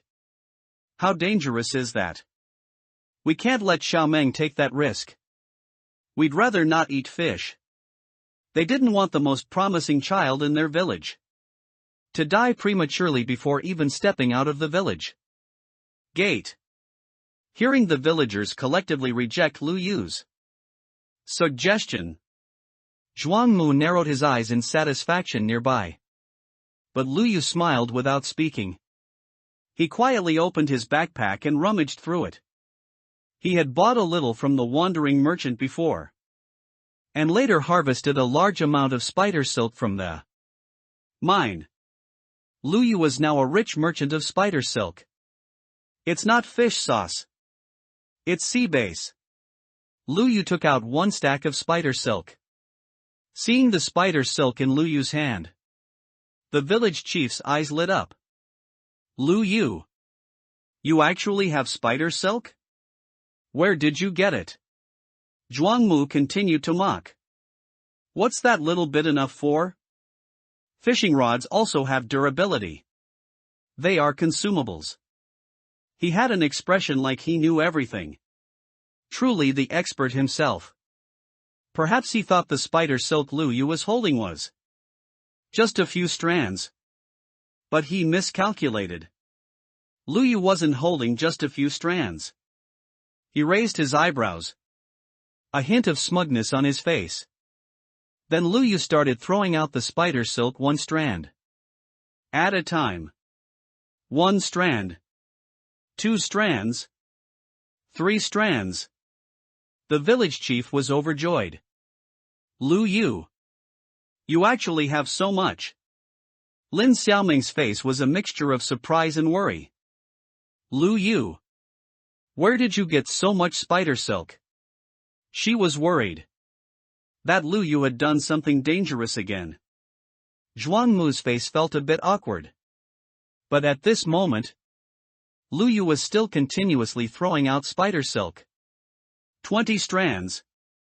30 strands. Anyway, Lu Yu didn't feel tired. He patiently threw out the spider silk and distributed it to the villagers. The villagers received the spider silk, their faces beaming with joy. This was a rare item, quite valuable to them. Not only did Lu Yu give them this expensive item, but he was also going to teach them how to fish later. They were incredibly happy. Different from them was Zhuangmu. His expression was tense. And finally, unable to hold back, he twisted his face into a surprised look. How can there be so much spider silk? Lu Yu chuckled, brushing it off. 40 strands. 50 strands. 60 strands. A full 64 strands of spider silk. Lu Yu actually threw out a whole stack of spider silk. Lu Yu, you're amazing. Is it really okay to give us so much spider silk? Lu Yu generously said. No problem. Everyone can use it without worry. There was a crafting table next to the farmland. Lu Yu pointed to it and said, the crafting recipe for a fishing rod. Do I need to say it again? Although I memorized it when I was learning before, I haven't used it for so many years. I've long forgotten. That was indeed the case. During this time, the most common content Lu Yu saw in the Great World Chat group was questions about crafting recipes. In the real world, when ordinary players played this game, they could install crafting recipe mods. Even if they memorized some basic ones, they would need to search online for less common ones. Few were like Lu Yu, who had memorized the crafting recipes so well. This was like memorizing formulas when studying. Formulas that weren't used often weren't remembered clearly. Lu Yu understood.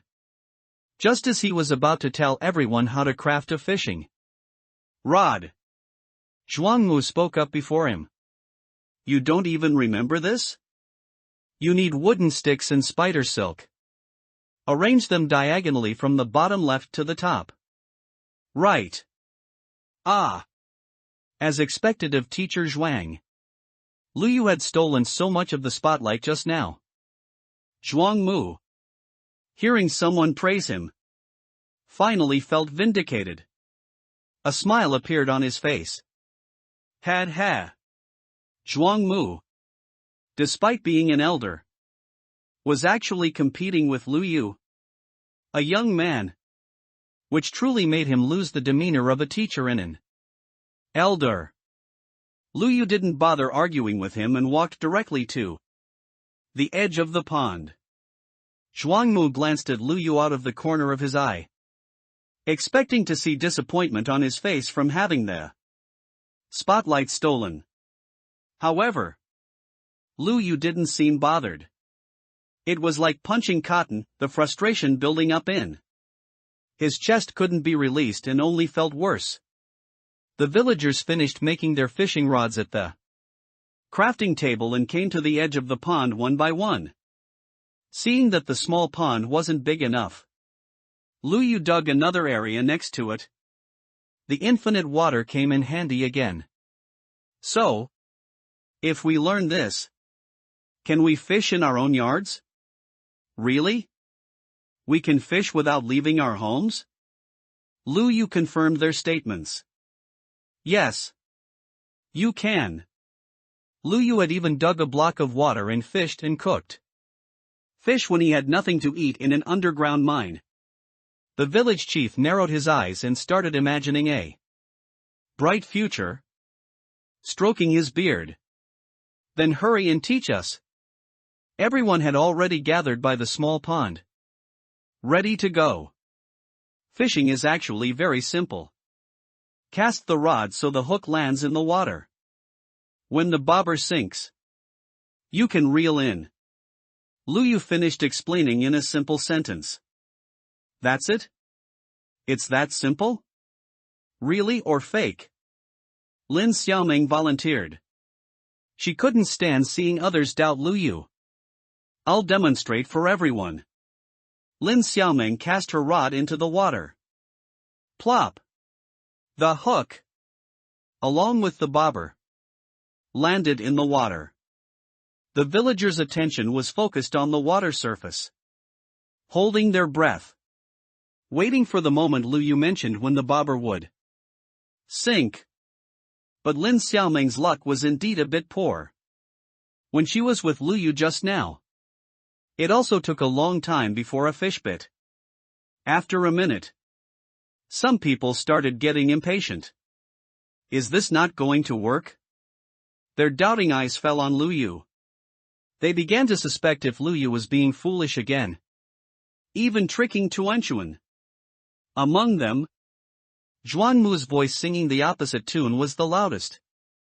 This pond was just dug by Lu Yu casually. How could there be fish? Yeah. If you want to fish, you need fish. But just now, it was Lu Yu's magical hands that created infinite water. How could such an amazing Lu Yu be foolish about this? They didn't want to doubt Lu Yu at this moment. Gulp. Finally, Lin Xiaoming's fishing rod sank, and a fish was hooked. It's hooked. Lin Xiaoming reeled in excitedly. She picked up her catch, a small green fish, and showed it off to everyone. Look! I caught one. Lu Yu was right. I'll try too. I want to come too. Everyone swarmed forward, crowding around the pond and casting their rods, almost causing the fishing lines to get tangled. Zhuang Mu's eyes widened. Unconvinced, he finally came to the pond as well. Could it be that Lin Xiaoming had gone bad? Was she actually being led by that bad kid Lu Yu and learning to lie and deceive everyone? This is impossible. He wanted to personally expose Lu Yu's lie. But unexpectedly, a fish was also hooked on the fishing rod made from the spider silk Lu Yu had given him. He couldn't keep his composure anymore. There really are fish. He happily touched the scales on the fish, not even minding the fishy smell. Suddenly remembering that he was upset with that guy Lu Yu, Zhuangmu immediately withdrew his smile. The village chief also couldn't stay calm. The usually steady him was actually trying it out excitedly. Like everyone else. His eyes rolled. And he had an idea. Since so many people in the village are here, while it's lively, let's hold a fishing competition. The person who catches the most fish will receive a special reward. Someone asked. Village chief. What's the reward? It's a secret for now. I'll announce it when the fishing champion is born. The village chief actually kept them in suspense. It hurts so much. Even if the village chief hadn't gathered everyone for the competition, everyone was still full of enthusiasm for fishing. Now, the atmosphere was just more lively. 1 hour time limit. The fish everyone catches later will be our lunch. Everyone rolled up their sleeves and started working. Among them, Lin Xiaomeng, who was naturally competitive and always strived for first place, and Zhuang Mu, who was still upset with Lu Yu over the conspiracy theory, were the most active. But after Lin Xiaomeng cast her rod, she glanced out of the corner of her eye and found Lu Yu was still standing there leisurely. Lu Yu, why aren't you coming over to participate? Lu Yu pursed his lips and smiled. Wouldn't it be a dimension-crushing blow if I participated? Lin Xiaoming tilted her head and asked, what do you mean? If I participated, I would definitely be first. There would be no suspense in this competition. Okay. You're so arrogant. Uncle Chanda from the village burst out laughing after hearing that. Come on, kid. We've done a lot more farm work. Our strength is several times yours. How could we possibly lose to you? Lu Yu really wanted to correct him. Fishing doesn't require strength. Uncle Chen continued talking to himself. Lu Yu has said such arrogant words. Wouldn't it be embarrassing for us adults to lose to him? Brothers, put in some effort and get started. Ha ha ha. The villagers burst into laughter. Lu Yu was forced into the situation and took out his fishing rod from his backpack. While everyone was sweating profusely, Lu Yu strolled over to a single block of water in the field. Lu Yu, aren't you starting yet? Lin Xiaomeng urged. But Lu Yu pointed at the single block of water in the field and said, I can just fish here. Lu Yu was seen casting his rod into the water. 1 block of water? How can you catch fish in 1 block of water? Lu Yu, we'll make some space for you. Don't mess around. Hurry up and come over. Just as they were kindly moving to make space for Lu Yu had already reeled in his rod. It only took over 10 seconds. Lu Yu didn't expect the first cast to be so smooth either. A red salmon appeared in his hand. And everyone was shocked. Whoa! He actually caught a fish. And it's red. Most of them had caught ordinary grass carp just now. So Lu Yu's red salmon was really eye-catching. Tisk. What kind of luck did this kid have? It wasn't enough that his excellent student was hooked by this silly kid. He even had such good luck normally. Meanwhile, his fishing rod was submerged in the water and hadn't made a sound yet. And over at Lu Yu's side, he quickly cast his rod into the water, quickly reeled it in, and a fish automatically hooked onto his rod every time. In less than a minute. How strange. Why is that kid fishing so fast? Maybe in a single block of water. The fish have nowhere to run. So they get hooked faster? They speculated among themselves. No. I'm going to try over there too. Someone, not believing in bad luck, moved over to Lu Yu's side. Lu Yu smiled and clarified, "It's not about the water." Uncle Chen furrowed his brows, clearly not believing him. "Kid, don't try to fool me. You caught so many here. I don't believe I can't catch even one." "Then you try it." Lu Yu didn't argue with him and gave him space to try. Uncle Chen was seen casting his rod into the water. But his fishing rod remained silent. "This is spooky." "Spooky.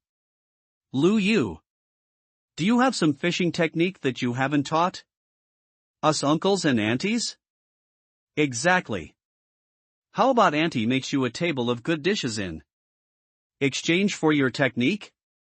Lu Yu scratched his head in embarrassment. This wasn't something he could teach even if he wanted to. Even Zhuangmu pricked up his ears, wanting to find out some technique. But Lu Yu said, "There's no technique. Maybe I'm just naturally liked by fish." Because he had the player's perspective. Humph.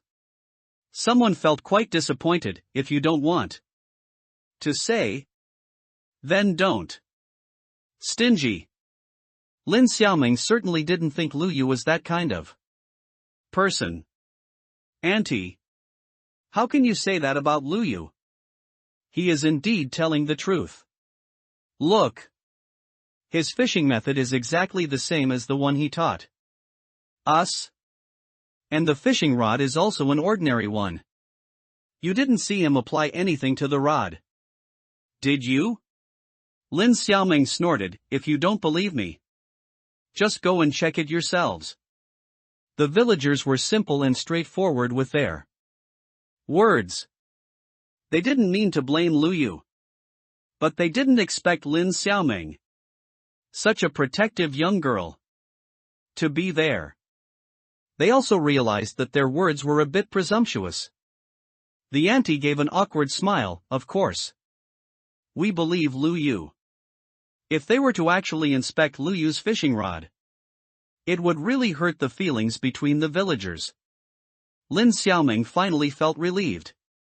But the way everyone looked at her and Lu Yu became even more ambiguous. Look at how protective Xiao Meng is. TSK TSK TSK. Ah. Being young is really great. Looking at it this way, these two children are quite a match. Zhuangmu stood between the villagers and retorted loudly. "A match for my foot. Lin Xiaoming is someone going to the inner circle. How can Lu Yu compare to her?" A villagers frowned. "Hey, Zhuangmu. That's a buzzkill. They are all children from the village. There's no difference in status. We were just saying that the two children seem to have feelings for each other. Just talking out loud. You old fogey. What does our happy talk have to do with you?" But you're right. Lin Xiaoming is leaving soon. And who knows what the result of this connection will be in the future. Fortunately, the two involved parties didn't pay attention to their whispering. Zhuangmu was pushed away from the center of the discussion and stared at the water surface, feeling frustrated. Didn't he just teach the villagers how to catch a lousy fish? Did they really consider Lu Yu their benefactor? Lu Yu just couldn't compare to Lin Xiaoming. Just then, Zhuangmu's fishing float finally moved. The corners of his mouth lifted. Extremely smug. "Isn't it just fishing? Who can't catch a fish? I caught one." The villagers nearby had already caught fish, so they didn't take it seriously. "Why are you shouting so loud? Everyone has already started catching their second or third fish. Lu Yu has already started catching his 10th fish." Zhuangmu's enthusiasm was extinguished, and he reeled in his rod dejectedly. Ouch! He was pricked. and quickly pulled his hand back. And the thing he caught fell to the ground. What is it? His vision had only caught a yellow blur just now. And he hadn't seen clearly what he had caught. Now. He looked down at the ground. He only saw a round, puffed up thing rolling on the ground. And its surface was covered with what looked like sharp spines. The villagers' attention was also drawn by this fish they had never seen before. Hey! Zhuangmu actually caught a yellow fish. Look! This fish has spines on it. This fish is round too. How interesting. Seeing that he had everyone's attention, Zhuangmu put on a smug expression again. I caught this. Don't touch it randomly. Lu Yu glanced over and understood. Ah! That was a pufferfish. Why are you shaking? Lu Yu hesitated for a moment. Although Zhuangmu was not kind to him, Lu Yu could sense it. But Zhuangmu hadn't actually done anything to harm his interests. So Lu Yu hesitated for a moment before kindly speaking up. It's best not to eat that fish. Zhuangmu prided himself on being the village's know-it-all. After all, he had studied in the 5th district and returned to teach the children in Snow Mountain Village after thoroughly reading poetry and books and memorizing the basic synthesis table. How could Lu Yu possibly know something he didn't? He refused to believe it. Why? Can I eat the fish I caught?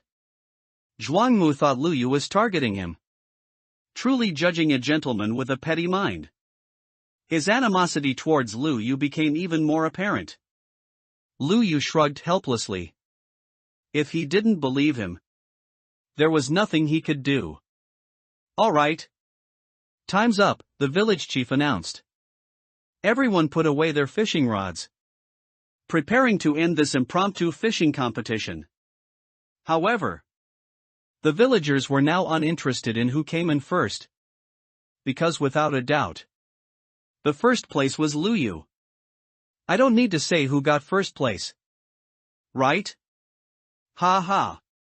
The village chief stroked his beard, deliberately doing so. Does that even need saying? Of course. It's Lu Yu. I give up. I give up. I really can't compete. Is that kid human? Is he a reincarnation of the Sea King? The fish like him so much. They keep hitting his rod. But I'm curious. How many did Lu Yu catch? Lu Yu hadn't actually counted carefully. After checking his backpack, he reported a number, 42. Hiss. Everyone gasped. Truly shocked. We can't compete for first place. So we have to decide on second place. Right? Uncle Chen, who had been eager to compete with Lu Yu just now, was still confidently thinking he would bravely compete for second place. Looks like you old man are quite confident. Tell us how many you caught, the village chief asked. He. I caught 22. Not bad. Ah. Slightly inferior. Lin Xiaoming raised her hand in the crowd and reported. Village chief. I have a little more than him. Oh. Only then did the village chief shift his gaze to Lin Xiaoming. The uncle anxiously asked, how many did you catch? Lin Xiaoming imitated Lu Yu and started being Versailles, leisurely answering, not many. Just one number more than you. Alas. A close loss. Just as the uncle was feeling lucky, Lin Xiaoming spoke up to correct him, no. Both numbers are one more. I caught 33. The village chief looked up and laughed happily, ha ha ha. It seems the student has surpassed the teacher, the younger generation in our village is formidable. Lin Xiaoming smiled happily. Being able to compete for second place behind Lu Yu seemed to satisfy her greatly. Alright. Call everyone from each family to eat grilled fish. Saying this, someone conveniently placed a stove on the ground and put in wood blocks for everyone to grill fish. Lu Yu was about to take out the charcoal from his package. But after thinking about it, he stopped. So much charcoal might arouse suspicion. So he took out some leftover wooden boards to make a fire and grill fish. Congratulations on completing the achievement, delicious fish. Obtaining achievement points, 10. After grilling a fish, Lu Yu unlocked another achievement. Immediately, the village field became lively. Not a festival, but even better than a festival. Perhaps their past festivals didn't have such a festive atmosphere and couldn't enjoy such a lavish feast. Some villagers had large families but caught few fish. So Lu Yu generously shared his catch with everyone. Thank you, Lu Yu. Receiving the gratitude of the villagers, Lu Yu continued to the next person. This person was Zhuang Mu. Thinking that he had only caught one pufferfish just now, Lu Yu hesitated for a moment and was about to give him a fish. Unexpectedly, he had a cold face and refused. Zhuang Mu, do not accept charity from others. I am a lone man and can support myself. He put on a show of noble integrity. But Lu Yu could only see his pettiness. Lu Yu kindly advised him again, that thing is poisonous if you eat it. Lin Xiaomeng glanced at Lu Yu and asked, Lu Yu, is what you said true? Then teacher should be careful. They are all fish. How could they be poisonous? Zhuang Mu was extremely confident in his knowledge reserves and absolutely refused to believe that Lu Yu could know something he didn't. But Lu Yu didn't force him to accept it. Lin Xiaoming hesitated and glanced at the teacher, deciding to respect his decision. She wasn't unaware of why the teacher had an opinion of Lu Yu, and she didn't know how to resolve it. Alas! Lu Yu finished distributing the fish and watched as Zhuang Mu went to the stove and put the pufferfish in. Lin Xiaoming hesitated for a moment and looked at the village chief. Village chief, Lu Yu said that fish cannot be eaten. But teacher Zhuang Mu doesn't believe it and refuses to accept the fish Lu Yu gave him. He insists on eating the one he caught. Really? Lu Yu nodded. Zhuang Mu is a stubborn person and thinks very highly of himself. He might not listen to our opinions. Lin Xiaoming was still kind-hearted. Her expression slightly anxious. Then what should we do? The village chief sighed and went to Zhuang Mu's side. Zhuang Mu, have you heard what the children said? This thing cannot be eaten. Zhuang Mu snorted coldly. If I don't know something, where would they know it from? Saying this, Zhuang Mu stuffed the grilled pufferfish into his mouth. Teacher. Zhuang Mu swallowed the fish and spread his hands. See. It's not.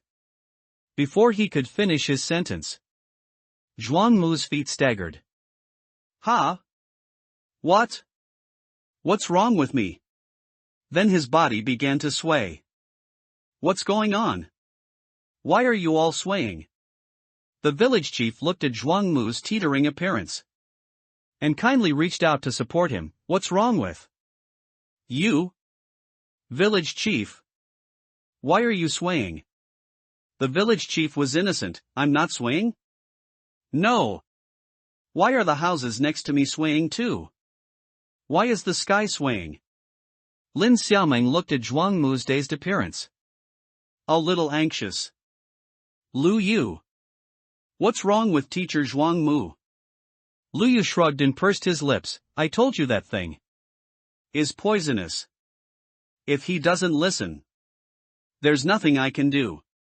Zhuang Mu bit his lower lip. trying to regain some clarity through pain, and also wanting to avoid looking pathetic in front of Lu Yu. The village chief asked for him. Lu Yu, what should we do about his current state? Just wait.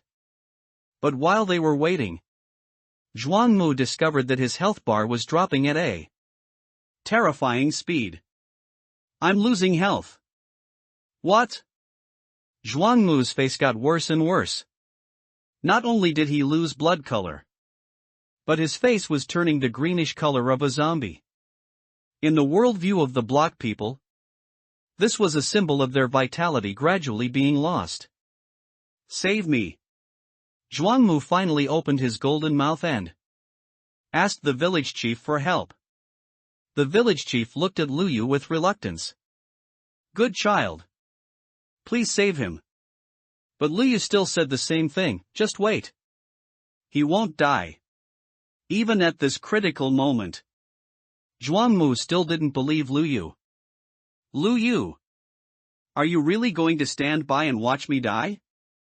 There is a child. Is that how you ask for help? Lu Yu raised an eyebrow and questioned. Zhuangmu was momentarily speechless, realizing his tone was off. This was a matter of life and death for him. And only Lu Yu knew the method to save him. How dare he still be so arrogant? That's right. Teacher Zhuang. You can't talk like that when asking for a favor. Teacher Zhuang. If you sincerely want to ask Lu Yu for help, you need to lower your posture. Zhuangmu's head was spinning. These villagers were actually leisurely saying these things. Could it be that they really believed Lu Yu's words and thought he wouldn't die? He knew he couldn't break through to Lu Yu. So he turned to plead with the village chief and Lin Xiaomeng. Village chief. Xiaomeng. You can't just watch me die? The two turned to look at Lu Yu with difficulty. Lu Yu swung his hand and turned his head away, and I already said. You won't die. Just bear with it for a while. In the end, the village chief and Lin Xiaomeng chose to believe Lu Yu. Lu Yu was definitely not a malicious person. What he said must be true. It was just that Zhuangmu was as timid as a chicken and afraid of death. The village chief persuaded Zhuangmu. Just bear with it for a while. Lu Yu. How cruel you are. Zhuangmu roared in exasperation. He closed his eyes, seemingly ready to accept his moment of death, waiting silently for that moment to arrive. But that moment did not arrive. He tentatively opened one eye. And when he looked, he found that his life force had not been completely lost.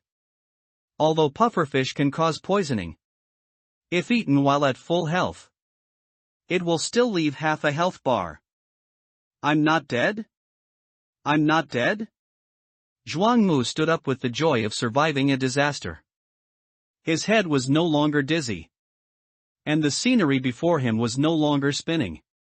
He stood up and stomped his feet, finding no other abnormalities except for his weakened life force. At this moment, he realized that everything Lu Yu said was true. He, who had misunderstood Lu Yu just now, didn't have a single bit of apology and actually started complaining. Lu Yu, why didn't you make it clearer? So-called repaying kindness with enmity was probably just like this. The villagers couldn't stand it anymore. They quickly pulled Zhuangmu away and reprimanded him. How can you act like this? You were stubbornly unwilling to believe Lu Yu. And you still think you're in the right? You guys were bribed by him. Zhuangmu retorted. Unconvinced, he firmly stood on his unreasonable position, showing no awareness of his mistake. Lu Yu looked at his unreasonable behavior and sneered. Seeing him like this, Lu Yu suddenly remembered a teacher from his original reality. That teacher had once made a mistake on a question. After Lu Yu pointed it out, instead of admitting his mistake and apologizing to the students, he reprimanded Lu Yu for disrupting the class rhythm. Zhuang Mu was probably birds of a feather with that muddled teacher. Stubborn, arrogant, and sooner or later, he would pay the price for it. Lu Yu ignored him further and left. And in the afternoon after Lu Yu left, the villagers also forgot about the unpleasantness Zhuang Mu had caused. Each household began to dig a small pond in their own yard for fishing. From this day on, there were new ingredients on the dining tables of every family. Lu Yu, however, unhurriedly went mining, of course using the excuse that he needed to rest, and locked himself in his room. Once the door was locked, he knocked open the hidden floor block, revealing the mine below. Lu Yu casually put the fish he caught today into the storage room below, emptied his backpack, and took the necessary tools before entering the mine. He arrived at the edge of the cliff from last time. This time, Lu Yu didn't choose to jump down. Instead, he raised his torch to illuminate the scene on the opposite side. If he jumped below the cliff, he would go to an even deeper place. But redstone was not in such a deep place, but in the shallow layer. So the opposite side was a good place for Lu Yu. He saw that on the opposite side of the cliff, there was a dark cave entrance. Just by sweeping the torchlight, Lu Yu saw a red light. He was too careless last time and didn't notice that there was redstone so close by. Lu Yu took out the cobblestone blocks he used for stepping, built a path to the opposite side, and landed safely. Picking up his pickaxe, Lu Yu started working on the exposed redstone. Redstone usually gathers in large quantities. Lu Yu mined this one block and actually dug out half a stack. Continuing forward, there was another gathering place for coal and iron ore. Wow! Good heavens! Did he accidentally enter a mine shaft? Lu Yu continued forward and found redstone again. Unfortunately, this mine tunnel was a dead end. But after mining this path, he hit a dead end.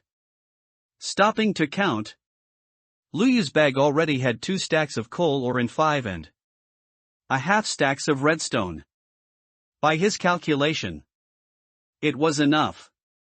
Lu Yu checked the wood in his bag and conveniently built a stack of ladders, preparing to go back from above the monster spawner. As soon as he poked his head out of the ground, he heard voices. Lu Yu was quick and immediately blocked the place he came out of with cobblestone. Looking at the mismatched ground, Lu Yu stood on it. This way, he shouldn't be discovered. Right? You bastard! I told you to lead the way and you brought me to the steep mountain forest? Lu Yu pricked up his ears and heard arguing, accompanied by the sound of multiple footsteps. He decided to stand still and pretend to be foolish, listening openly. That's not right. The map shows this direction? Why haven't we seen a village yet? Damn unlucky. Collecting rent in the 7th district actually fell to me. Why didn't that cushy job of going to the 3rd district fall to me? It's hard to come by. Hey! Captain! Look! There's a kid ahead. Captain Chiffon kicked his subordinate on the butt and urged, hurry up and ask. The child they were talking about was undoubtedly Lu Yu. Because of the food shortage and malnutrition in the 7th district, Lu Yu was somewhat thin and indeed looked a few years younger than his actual age. And at this moment, he was squatting on the ground playing with mud Just like the foolish Lu Yu of the past. He sighed in his heart. This identity is really useful. Kid. Kid. Calling you. That person came over and stood in front of Lu Yu. Seeing that he was hard of hearing and got no response, he almost slapped him. But just then, Lu Yu stood up. And his head collided squarely with the other person's head. Question mark. Lu Yu rubbed his blocky head, feeling no pain. Could this be the strength of a head pillar? Meanwhile, the other person was clutching his forehead, tears almost falling from the pain. You kid actually dared to hit me with your head. Do you know who we are? Are you tired of living? He roared loudly, making the forest echo and scaring the bats deep in the woods into scattering. Stop. Let the wolf in. The Captain Shifang behind him spoke up to stop him. If you beat this child badly, who will take us to the 7th district? It's getting dark soon. Let's hurry. The irritable subordinate choked. Then lowered his head. Sorry. I didn't think. Move. Then, Shifang came before him and pushed his subordinate aside. He stood in front of Lu Yu. And they looked at each other. Lu Yu's face was expressionless, showing no flaws, which surprised the other party. What a steady young man. Especially Lu Yu's dark eyes. Still like a deep pool, showing no depth. A gaze completely unbefitting his age. Young man, do you know the way to the 7th district? So they were going to their village. Hearing them talk about collecting grain in the 3rd district just now. Could these be the people who came to their 7th district? To requisition grain? Lu Yu pointed in a direction. Is it over there? Lu Yu nodded. Shifang hesitated, looking at Lu Yu's expression, unable to discern his mood or thoughts. Then you take us there? Lu Yu shook his head. He still had things to do. At least he wanted to wait until they left before changing the round stone under his feet to dirt. Then pouring a bucket of water down to make a simple water elevator for easy access next time. So he chose to stay put. But the other party misunderstood Lu Yu's meaning. Shifang thought Lu Yu was being deep. Could it be that this kid wants their village to avoid handing over grain? He also knew the situation in the 7th district. It was a poor place. And handing over grain in the past was always tight. This year was indeed not a good year with favorable weather. Could it be that they were just going to be deadbeats? Immediately, his expression became stern. Take us to your village. Lu Yu shook his head again. Shifang's eyes narrowed, and his gaze became dangerous. Just then, a voice came from the direction of the village entrance. Who are you people? Lu Yu looked in the direction of the voice and actually saw that kid Fong Ao. He probably saw the expensive clothes these few people were wearing, so his tone was surprisingly polite. Shifang wore a stylish leather coat, while his subordinates wore iron armor ready for battle, which indeed looked very impressive to their villagers. Another one? The subordinates sought the captain's opinion, casting an inquiring glance at Shifang. Shifang gave a look, and he came before Fong Ao and asked, Are you also from the 7th district? Yes. Gentlemen, sirs. Why are you here? Are you miners? The subordinate stood at attention and saluted, proudly announcing, No. We are a squad assigned by the 1st district to collect grain. Although he didn't know which district they were from, being assigned by the 1st district certainly carried a lot of weight. This task was indeed from the 1st district, but it was hard to say which district the two of them were. From on the square continent, there was a huge suppressive force between districts. Lu Yu looked at him expressionlessly. He was very familiar with this routine. And the straightforward Fong Ao actually believed they were directly under the first district. So nervous that he even stuttered. It's the sirs from the first district. Aha! That subordinate actually used a sesame seed as a command arrow. Becoming proud. I am from the 7th district. I can take you to the village. Then hurry up. It's getting dark. Don't tell me you want us to fight zombies here? Fong Ao nodded repeatedly like a chick pecking at rice. Okay. Follow me. The subordinate saluted Chi Fong, yielding the leading position. While Chi Fong was standing beside Lu Yu at this moment, Chi Fong was looking at Lu Yu with dissatisfaction. And the subordinate, understanding, also raised his tone and complained to Fong Ao. Also, are the people in your 7th district also presumptuous? Just now, my sir asked this brat to take him into the village. And he actually dared to refuse? Lu Yu looked at them innocently. Seeing it was Lu Yu, Fong Ao also frowned. Sir, don't mind him. He's just a fool with a bad head. And this fool is also very bad. A fool? Chi Fong was a little dumbfounded. Then, all the things he had speculated about just now. Wasn't he just trying to outsmart a fool? He immediately felt he had lost face. And his face was a little red. Then, he transferred his anger at being embarrassed onto Lu Yu. A fool. Is he? He sneered twice, since he doesn't want to go back to the village. Just let him stay here. It would be dark soon.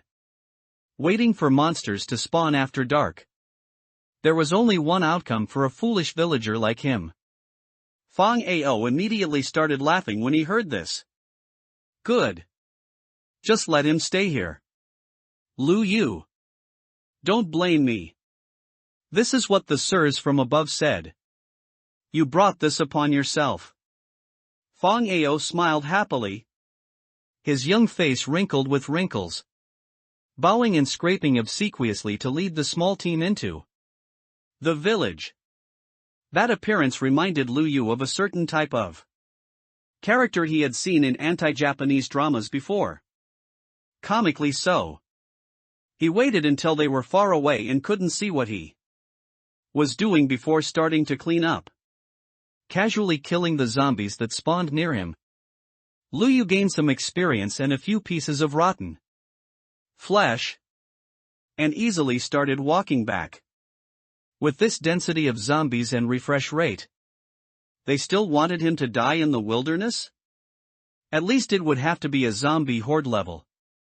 And at this moment, the village was in chaos. The village chief was holding back his anger, almost smoothing out the wrinkles on his face. That Fong Ao really wasn't a good person. Bringing the vampires from above into the village like this. What's the difference between this and inviting a wolf into the house? Does he really have a grudge against the village? Mainly, he acted as if he didn't know what he was doing, and looked at the village chief with an expression as if he wanted to take credit. See? That kid Lu Yu neglected the guests from above. But I invited the guests in. The village chief really wanted to spit a mouthful of old phlegm on his face. Who welcomed them? Every year these people came like vampires, plundering the village's stored grain and good things. How could they possibly be welcomed? Does this kid Fong Ao have no heart or no brain? Lu Yu isn't the fool. He is. Gentlemen, why did you come in September this year? In previous years, they would wait until October after the autumn harvest to come. This year, they actually arrived at the village a month early. What? You don't plan to hand over the grain just because we came? In September? And no. Qifeng rubbed his arms and legs. Yawned. The hint couldn't be more obvious. After giving a show of force, he didn't want to continue this topic either. Grandfather Village Chief. It's so late. Should we arrange accommodation for the sirs first? Fong Ao kindly reminded. And Qifeng's team was indeed tired. Let's talk about anything else tomorrow. We've been walking all day and our legs are about to break. Qifeng complained, resentful that the wooden people in this village didn't understand his needs. Yes, the villagers who were receiving them, led by the village chief, squeezed out a word through clenched teeth. Ask the door first if it agrees. They wished they could dig a hole for them and let them solve it on the spot. But they couldn't.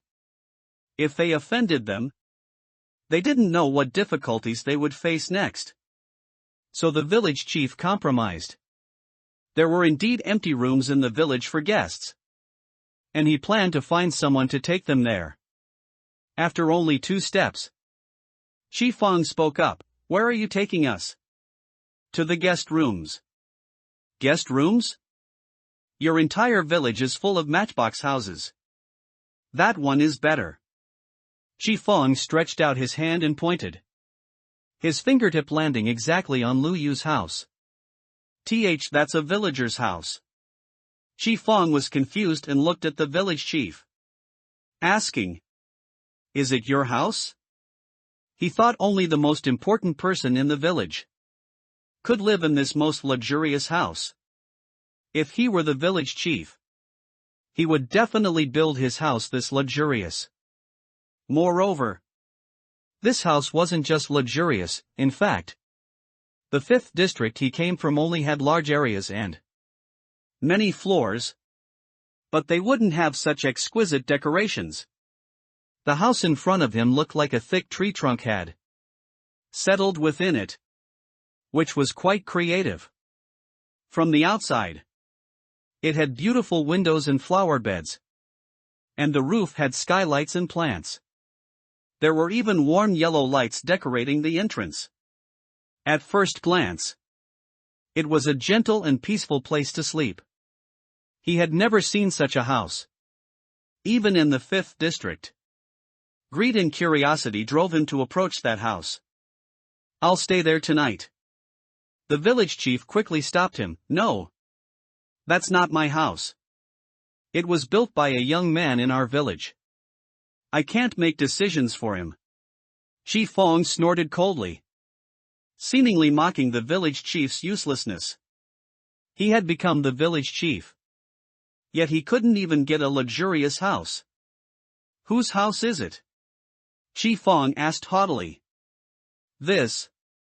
The villagers also looked around for Lu Yu's family, but they didn't see Lu Yu and his mother. Not even Lin Xiaoming. The grain requisition team entered the village in a grand manner, yet his family was unmoved. What were they busy with? At this moment, Lu Yu arrived at his doorstep with a full load of redstone. Looking at his house's simple door, an idea struck him, and he changed it into a mechanism door linked to a redstone button. Meanwhile, Lin Xiaoming and Tao Lan were watching curiously. Lu Yu, what kind of door did you put on? Why is it so heavy? Anti-theft door. Lu Yu's eyes darted, and he made up a name. Lin Xiaoming tried to push the door but couldn't open it. No matter how hard she tried. Lu Yu? Why can't this door be opened? She was scared, thinking Lu Yu had locked them all outside. What would they do if they couldn't get into the house? Lu Yu smiled and pressed the button next to it. With a creak, the door opened automatically, without them having to push it at all. It's open. Lu Yu explained, from now on, just press this button to open the door. Tao Lan also gave it a try. And the two people, despite their completely different seniority, both laughed like children who had received a new toy. They entered the door. This time, Lu Yu stood on the doormat. And the door opened automatically again. From then on, they didn't have to use their hands to push the door when entering or exiting. Lu Yu, you're amazing. Where did you learn this? Lu Yu's eyes darted again. And he started making things up. Actually, I fell off a cliff before and met an old man with a white beard at the bottom. These are all martial arts secret manuals he passed on to me. Pure nonsense. Lin Xiaoming knew him well. The only time he fell down a slope was to protect her. And that time she carried Lu Yu back. There was no time for him to meet an old man with a white beard. He. Joking around, Lu Yu managed to fool them again. Outside, it was noisy. Lin Xiaoming decided to go out and see what was happening. Lu Yu grabbed her. He had already guessed who the newcomers were. The only people who could return to the village before them and cause such a commotion were definitely Fang Ao and the people he brought back. They were either coming to see if he was dead, or they had other intentions. If they wanted something, they would have to ask the big door Lu Yu had just installed. If it agreed first. Lu Yu smiled and asked, Xiaoming, you know how to use this door now, right?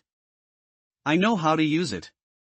Lin Xiaoming looked at the cunning smile on Lu Yu's face and tried to understand his intention. That door. I understand. The two exchanged glances and smiled knowingly. But Lu Yu went to his room door by himself. I'll tidy up my backpack. Call me if anything happens.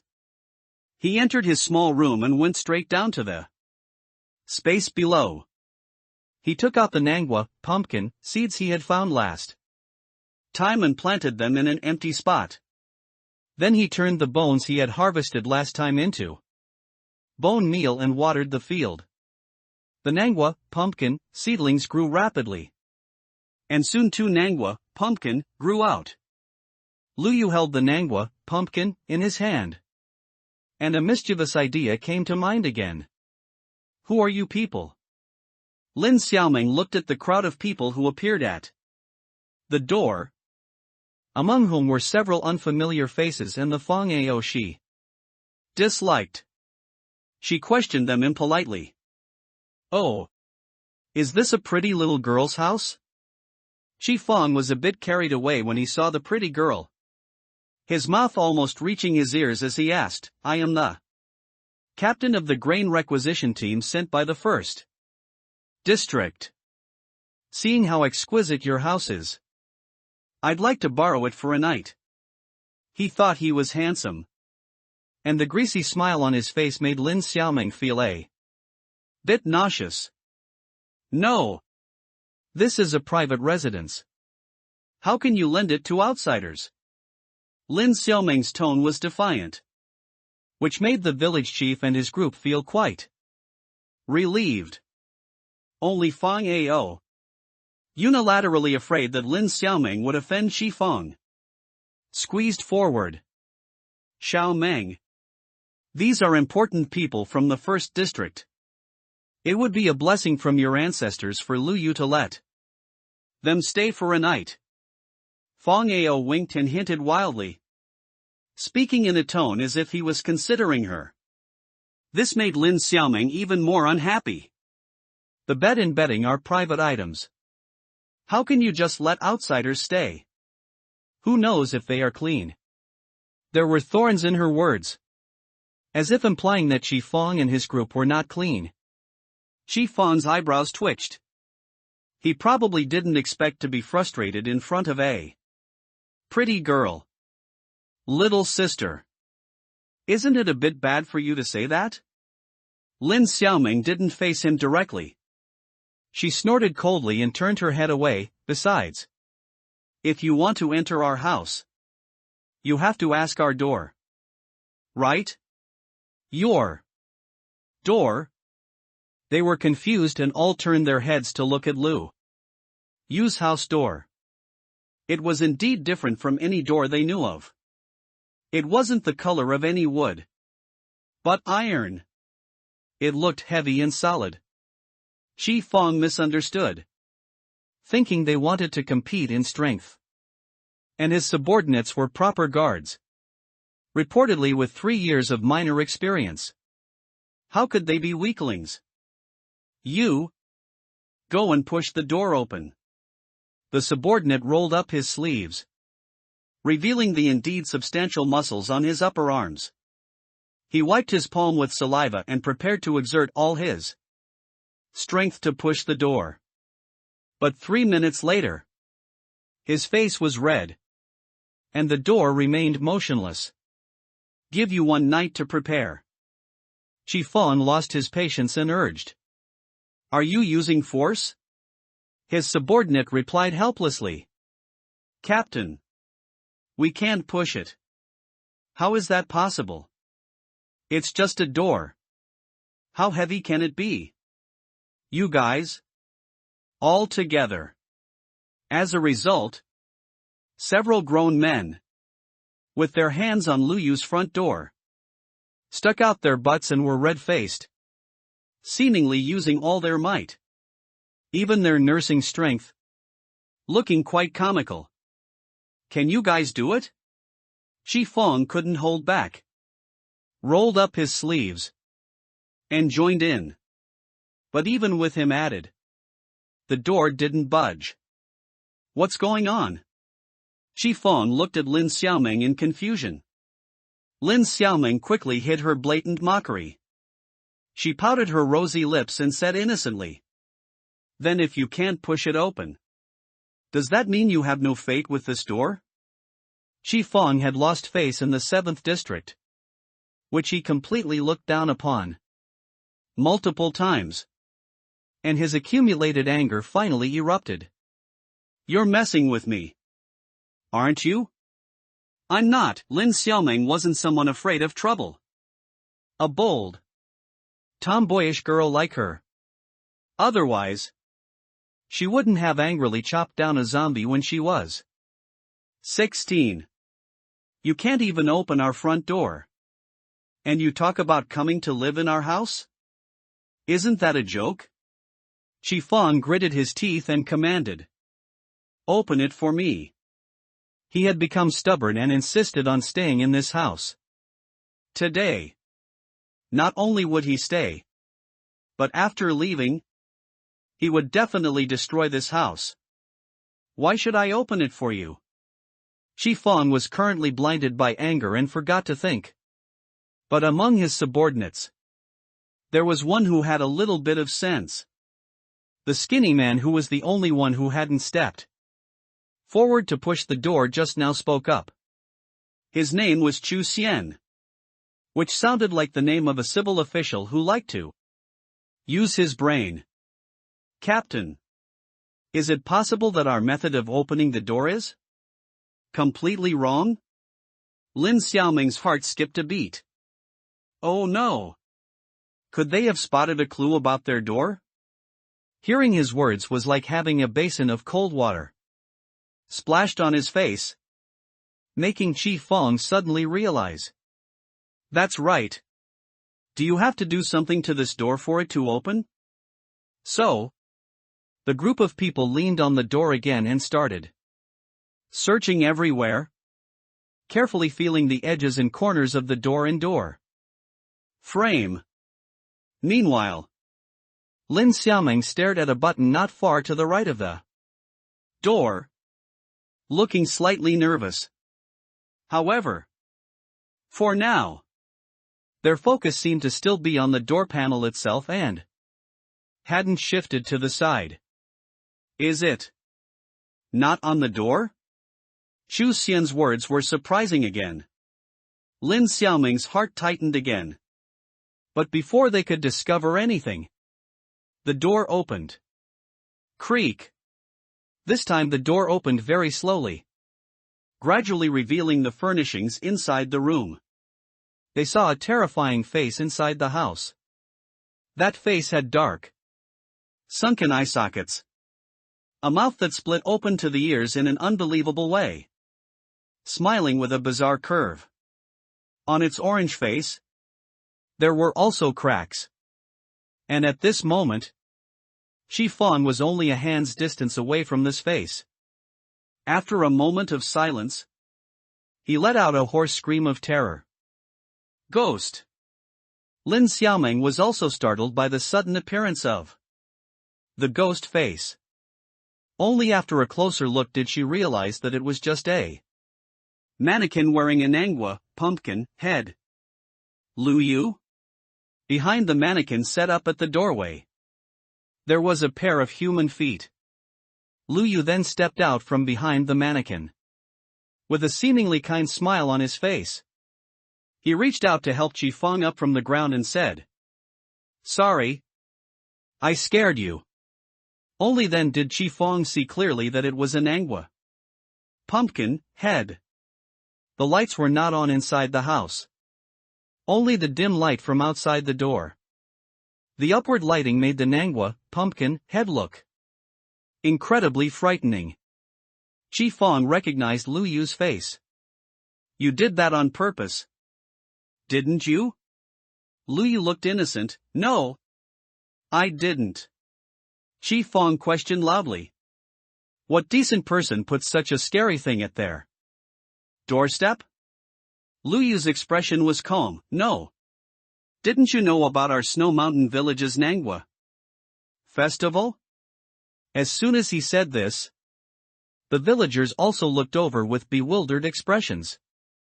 What manhwa festival?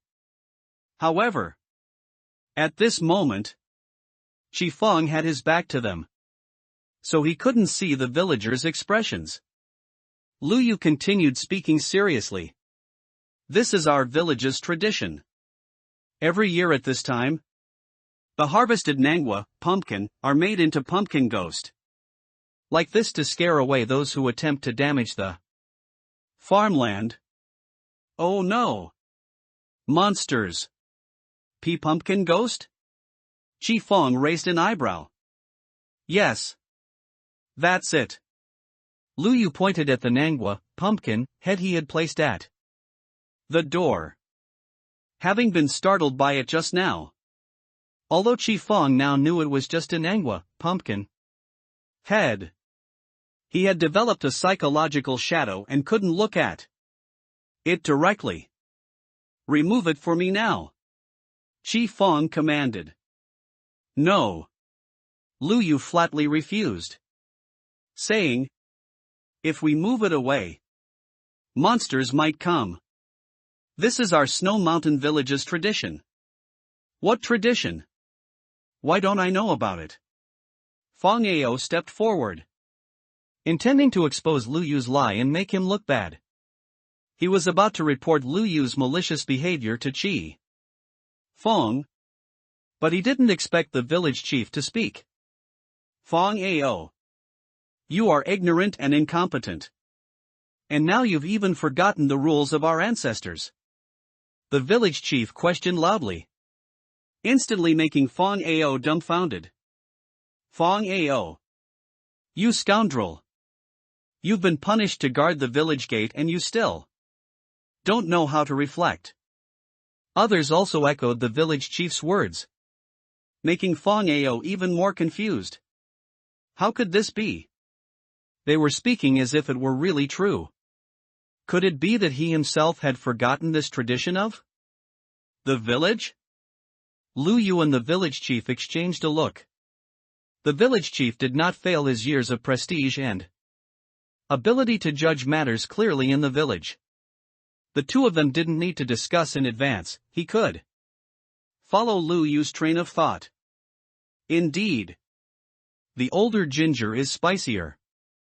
The village has been barren these past few years, and we haven't seen any manhwa pumpkin, grow. Which is why we haven't held a grand celebration, the village chief said earnestly. Lu Yu then continued his words, saying, the field in my home was just damaged by zombies a few days ago. So I had no choice but to dismantle the field in my home. And I went out and finally found a nangwa, pumpkin, to make this nangwa, pumpkin, mannequin. You ask Fong Ao. He knows too? Hearing about Lu Yu's house being attacked by zombies, Fong Ao's face changed, remembering that was the reason they were driven out of the village. Really? Compared to those villagers, Chi Fong felt he could still believe Fong Ao, who was trying to curry favor with him. Fong Ao nodded. Only then did Chi Fong believe him.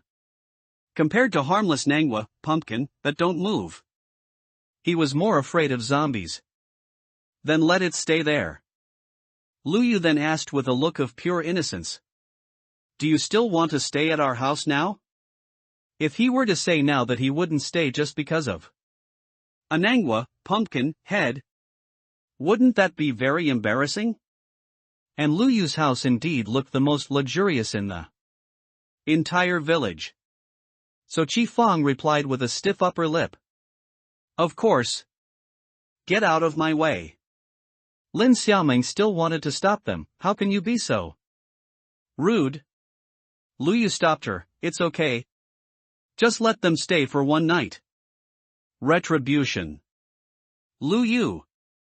Lin Xiaoming stomped her foot, unconvinced. Of course. She was unwilling to give up her room to an arrogant bully. But Lu Yu mysteriously winked at her. Could it be that Lu Yu had another trick up his sleeve? So Lin Xiaoming stopped trying to stop him and instead went into the house to help Auntie Taolan out. Lu Yu. What's wrong? Mom. Let's go back to Lin Xiaoming's original house and stay for one night, Lu Yu explained. Lu Yu went into the house, packed some things, confirmed that his underground space was well hidden and sealed, and then left. At this moment, Chi Fong was already standing proudly in their living room. You fixed it up quite well, young man.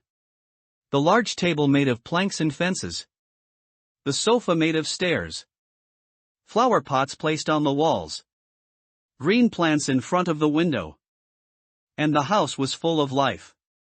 This was an exquisite indoor decoration that even their 5th district didn't have.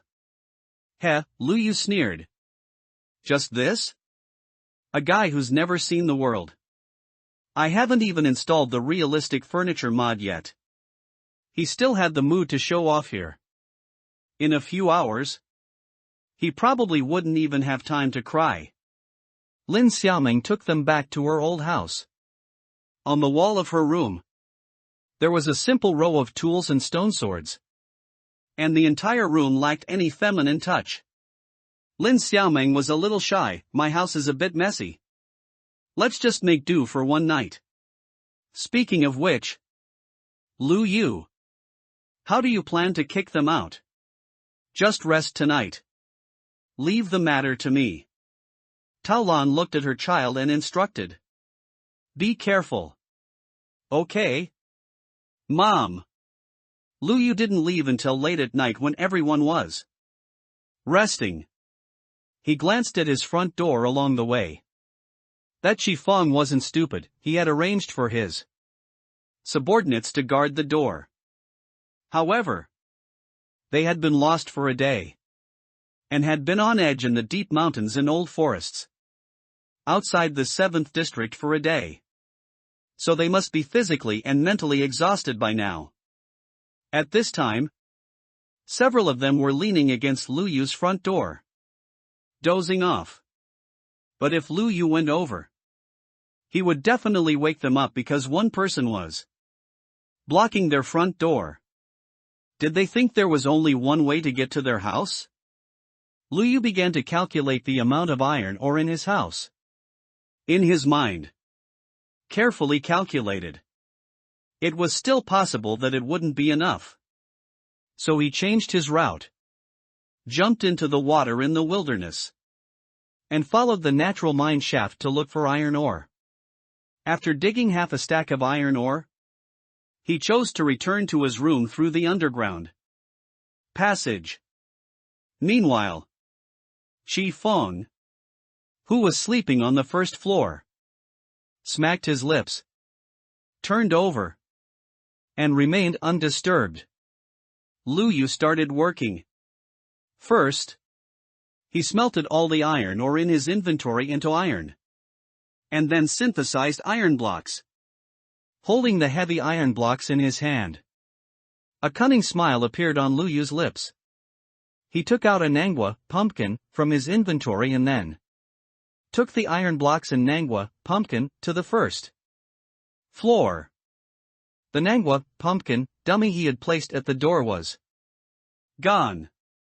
As expected, Chi Fong found it an eyesore, dismantled it, and threw it away.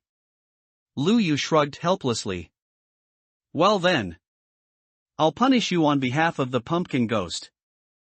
Chi Fong was spread out, sleeping like a dead pig on what was originally Lin Xiaomeng's bed. Snore. Lu Yu clicked his tongue twice. He dismantled the manhwa pumpkin dummy he had placed at the door and could still sleep? Lu Yu placed the iron blocks in an empty space, arranging them in a T shape. The shape of a dummy. The sound of the iron blocks hitting the ground was a bit loud.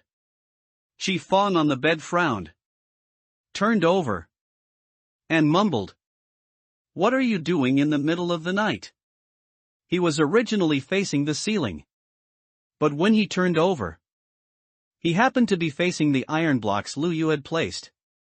Lu Yu smiled, and then put the manhwa pumpkin head on top. The next moment, a pair of red eyes appeared in the dark. Empty eye sockets of the manhwa pumpkin face.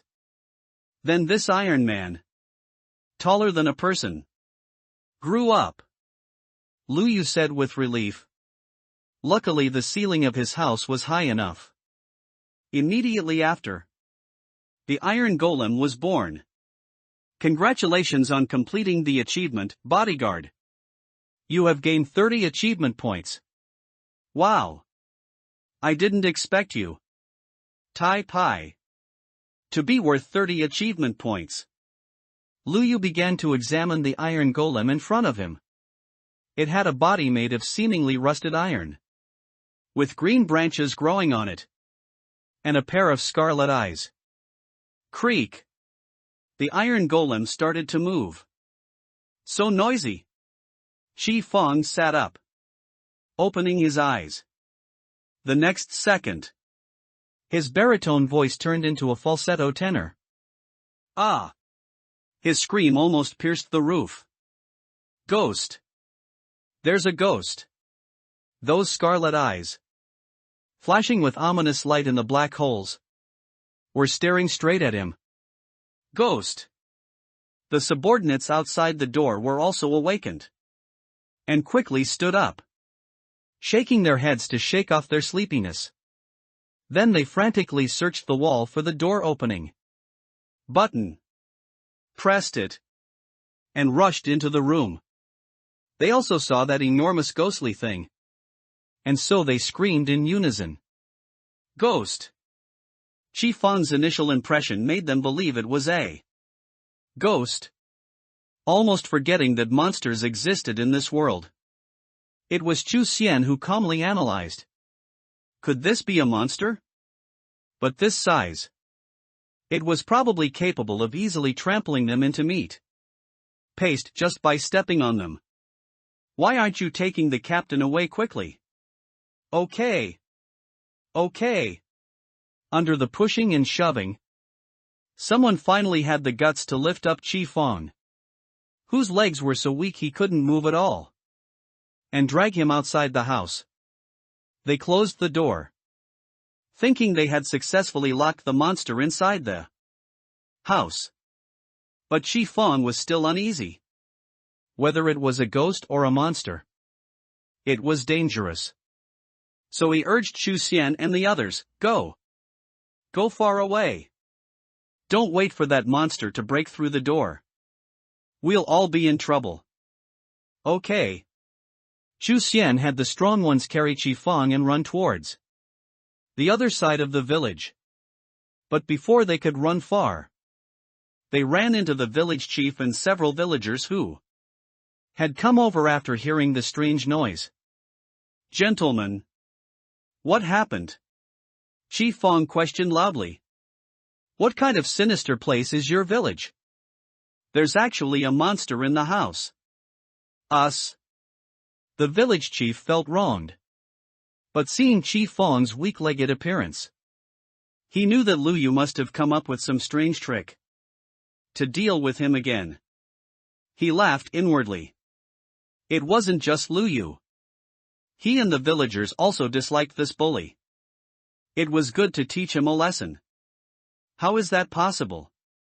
With the torches lit in the house, how could a monster spawn inside? The village chief had an innocent look on his face.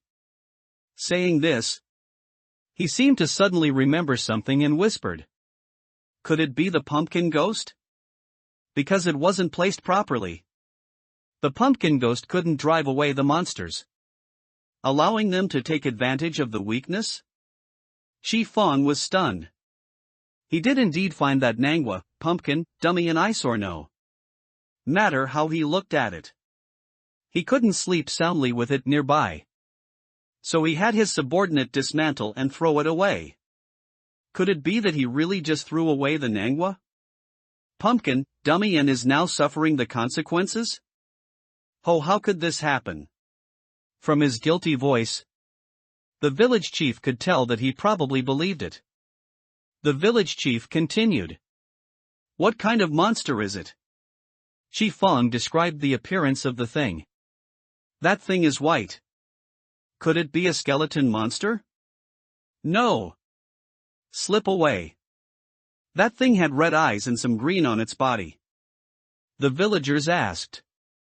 Is that a zombie? Neither. Chi Fong stomped his foot anxiously. It was white again. And had green on its body. We've never seen this kind of monster. The village chief interrupted, smiling kindly as if trying to ease the awkward atmosphere. Ha ha. Mr. Chi. Maybe you didn't rest well and saw it wrong. Among those who came with Chi Fong, there were a few experienced miners. He threw the question to them. We saw it too. That monster was indeed the first time we'd seen it. But such a thing really exists. Its body was huge. And its appearance was terrifying. They spoke passionately, as if the more terrifying they described the monster, the more natural their escape would seem. The village chief thought for a moment before continuing. Then why didn't you gentlemen execute the monster on the spot? They claimed to be highly experienced miners. But when facing that behemoth, they were also afraid. The main reason was that none of them understood that thing, and didn't know how to fight it. Now, the village chief's question thrown at them was like slapping their faces. As miners and guards sent by the first district, running away from a monster was utterly shameful. We weren't prepared. That monster might not be something we can handle. The village chief pressed. Aren't you gentlemen very capable miners? Everyone fell silent. I can help you gentlemen prepare things. Speaking of this, the village chief sighed and said, but as you can see, our village is poor and lacks supplies. So I can only give you a few pieces of bread. Saying this, the village chief actually took out some bread and presented it to them. And the group of people didn't know whether to reach out and take it or not. The village chief's intention was not for them to eat the bread at all, but to send them towards that monster. At this moment, if they didn't take the bread, it was clearly because they were afraid. It simply disgraced the first district and undermined the credibility of their group.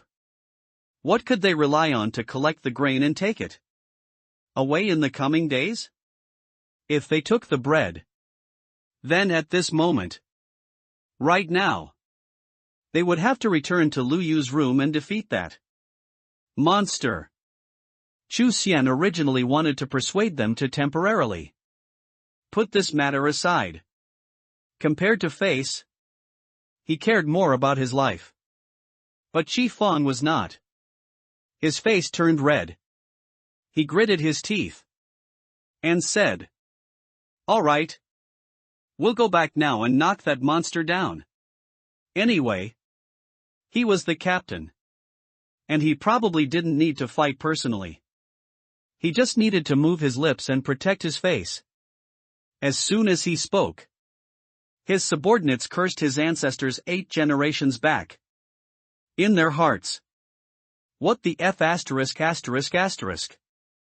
Hurry up and go.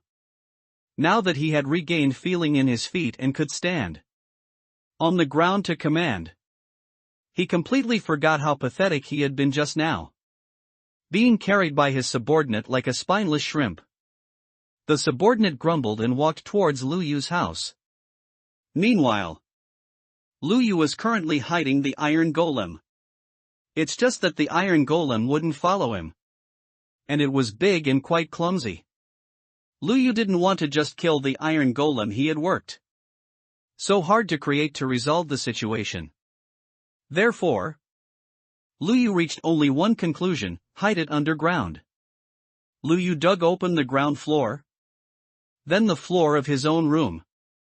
And then the iron golem fell into his secret space. But it was too big.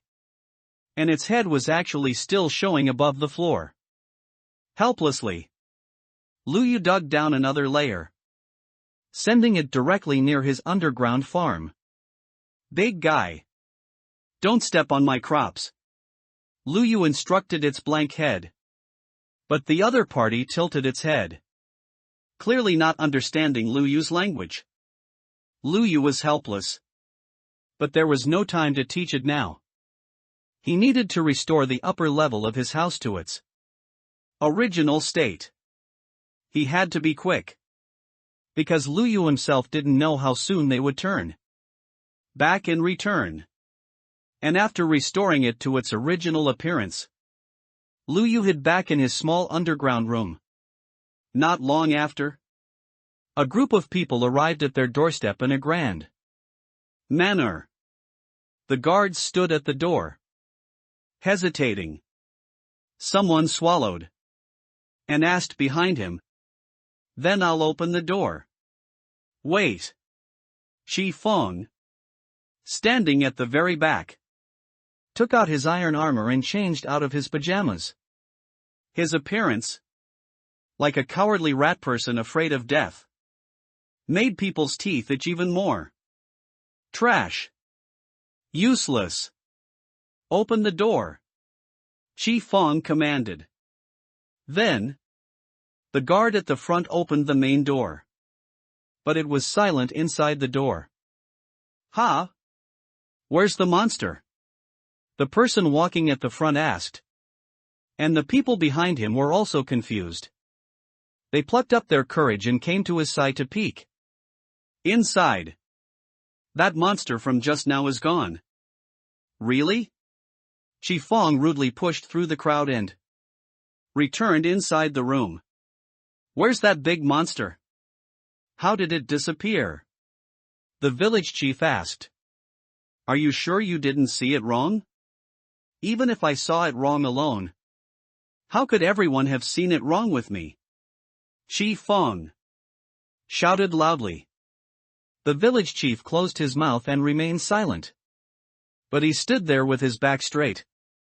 And behind him stood the villagers who had come upon hearing the noise, looking at the large crowd of people and the gazes they cast upon him. Chi Fong as the instigator, felt completely uncomfortable. There was a monster. But it's gone now. What can I do? Chi Fong abandoned his logic and condescending demeanor. Stomping his feet wildly, the village chief finally left with an expression that was hard to describe, and instructed the villagers. Everyone go back and rest, leaving Chi Fong and the group of guards behind. And they looked at each other. Captain, what do we do now? Are we still staying here? Chi Fong hesitated. Sleep inside a house where a monster might exist? Their hearts weren't that big yet. Forget it. Forget it. Chi Fong finally gave up on Lu Yu's house. Then let's go find that old man to arrange new lodging for us. They had been noisy all night. The villagers hadn't seen anything, and were full of suspicion towards them. He didn't have such strong psychological tolerance and thick skin now to call them over and say he would arrange new lodging for himself. Let's go. Let's stay far away and camp outside for the night. Chu Xian suggested an idea. Undoubtedly, this was the best method for now. For them, miners, it was common to spend the night outdoors by enclosing themselves in a simple matchbox-like structure made of blocks. Are you planning to make me sleep outside? Chi Fong raised an eyebrow and questioned. At this moment, Chi Fong's subordinates were full of complaints towards him. So they ignored Chi Fong's angry shout and planned to leave on their own. Captain, if you are willing, you can go back and sleep in this house. It's more comfortable here. Chi Fong closed his mouth and sheepishly followed behind them. Renovation of Redstone Farm. But this night, Lu Yu was busy. He returned underground to check and, as expected, his field had been trampled a few times by the iron golem. You iron head! Lu Yu wanted to slap his thick leg. But seeing the substantial iron ore, his hand ultimately landed gently on it. If he had hammered down just now, he would definitely be the one hurting. Forget it. He, Lu Yu, wouldn't bother arguing with an Manhwa pumpkin head.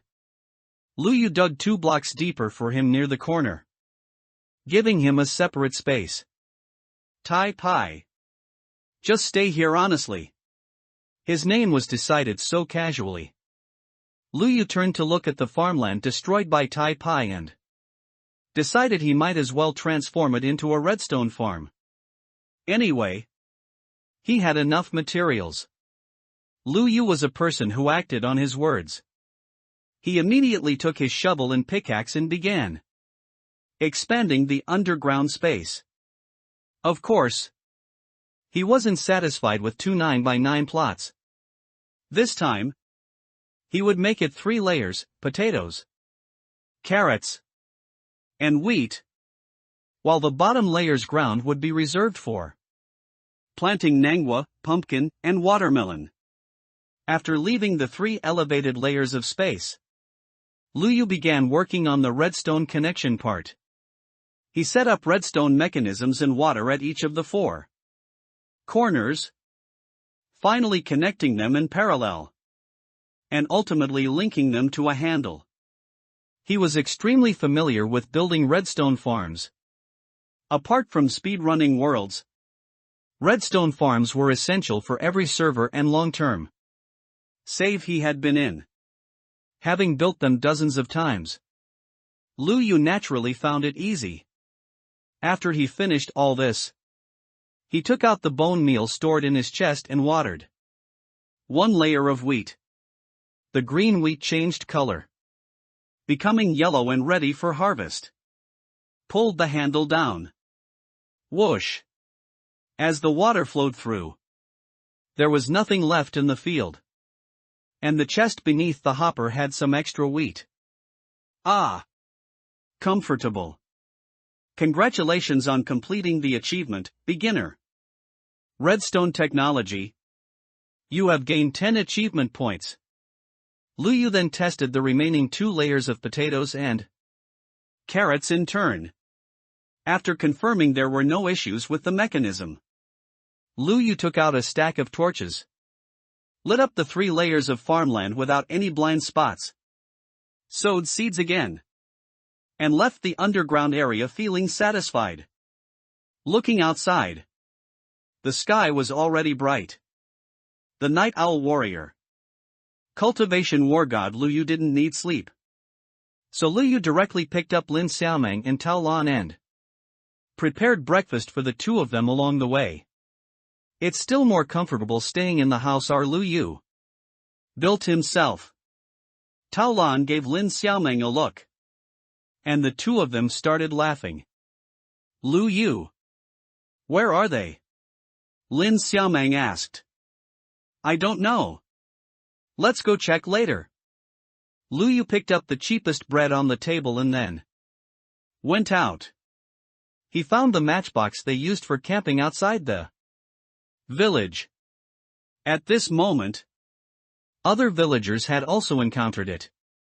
They were watching from outside with curiosity. As expected, they don't dare to stay at Luyu's house anymore. Look how scared they are. They'd rather stay outside than at Luyu's house. Serves them right. Tui. I wonder what method that brat Luyu used. Speak of the devil, and he shall appear. Luyu, you're here. Luyu chuckled, greeted a few older people, and directly took out his pickaxe to dismantle their matchbox. Villagers stopped him. Isn't this bad? Luyu, be careful they don't bully you. It's fine. He also thanked the villagers for considering him. They had tossed and turned until midnight before falling asleep, and initially couldn't sleep due to fear. They only managed to fall asleep after finally being unable to bear it. At this moment, they were sleeping soundly.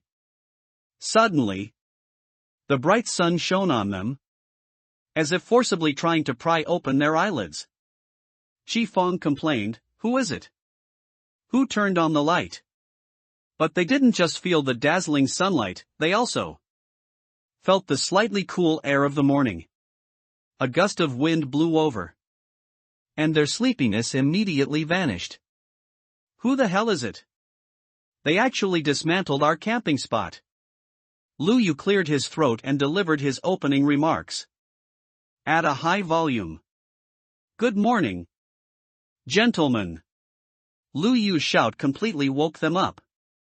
You are truly good people. Gentlemen, you actually gave up the house and returned it to us, and came out to camp yourselves. Luyu looked deeply moved, and while speaking, he took out bread from his bag and stuffed it into their hands. Quickly accept it. A small token of gratitude. Not much to show respect. Now when they saw the bread, their hearts felt a little blocked. They couldn't eat it at all. Okay. I knew you gentlemen weren't bad people at all. Looking at the silly kid in front of them, they inexplicably felt angry. Chi Fong snorted coldly, deciding not to bother arguing with a fool. Since he's awake, don't you villagers think about sleeping in either? Get up. Get up. It's time to collect grain. As soon as he said this, the villagers immediately had grim faces. Collect what? They came a month early. They hadn't accumulated the necessary grain at all. Even though Luyu had helped them improve their farmland and greatly increased their yield, their farmland still needed time to grow. But hurry up and go find the village chief. Someone ran off, almost shaking off their shoes. Seeing the villagers' panicked appearance, Luyu sighed. What are you panicking about? What are you afraid of? He's here. The village chief arrived in time. Seeing Chi Fong sitting on a tree stump with his legs crossed, looking like a boss. As expected, what was supposed to come couldn't be avoided. The village chief actually had some dark thoughts last night. Since they said there were terrifying monsters, they could let them deal with the monsters. If they couldn't handle it and heroically sacrificed themselves, their village wouldn't have to hand over grain. Unfortunately, things didn't go as planned. And the matter of collecting grain still couldn't be avoided. What are your orders, sir? The village chief seemed to want to exchange his humility for a little sympathy. Unfortunately, Chi Fong wasn't someone who fell for that. What do you think I came for? 200 stacks of wheat. Hand them over quickly. 200 stacks? The village chief frowned and asked, Sir, could you be mistaken? In previous years, we only needed to hand over 100 stacks of wheat. Is that so? It's changed this year. You need 200 stacks, Chi Fong said haughtily. This. The village chief revealed his panic.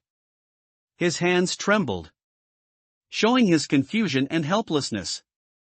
Suddenly facing double the tax, he, as the village chief, naturally couldn't accept it.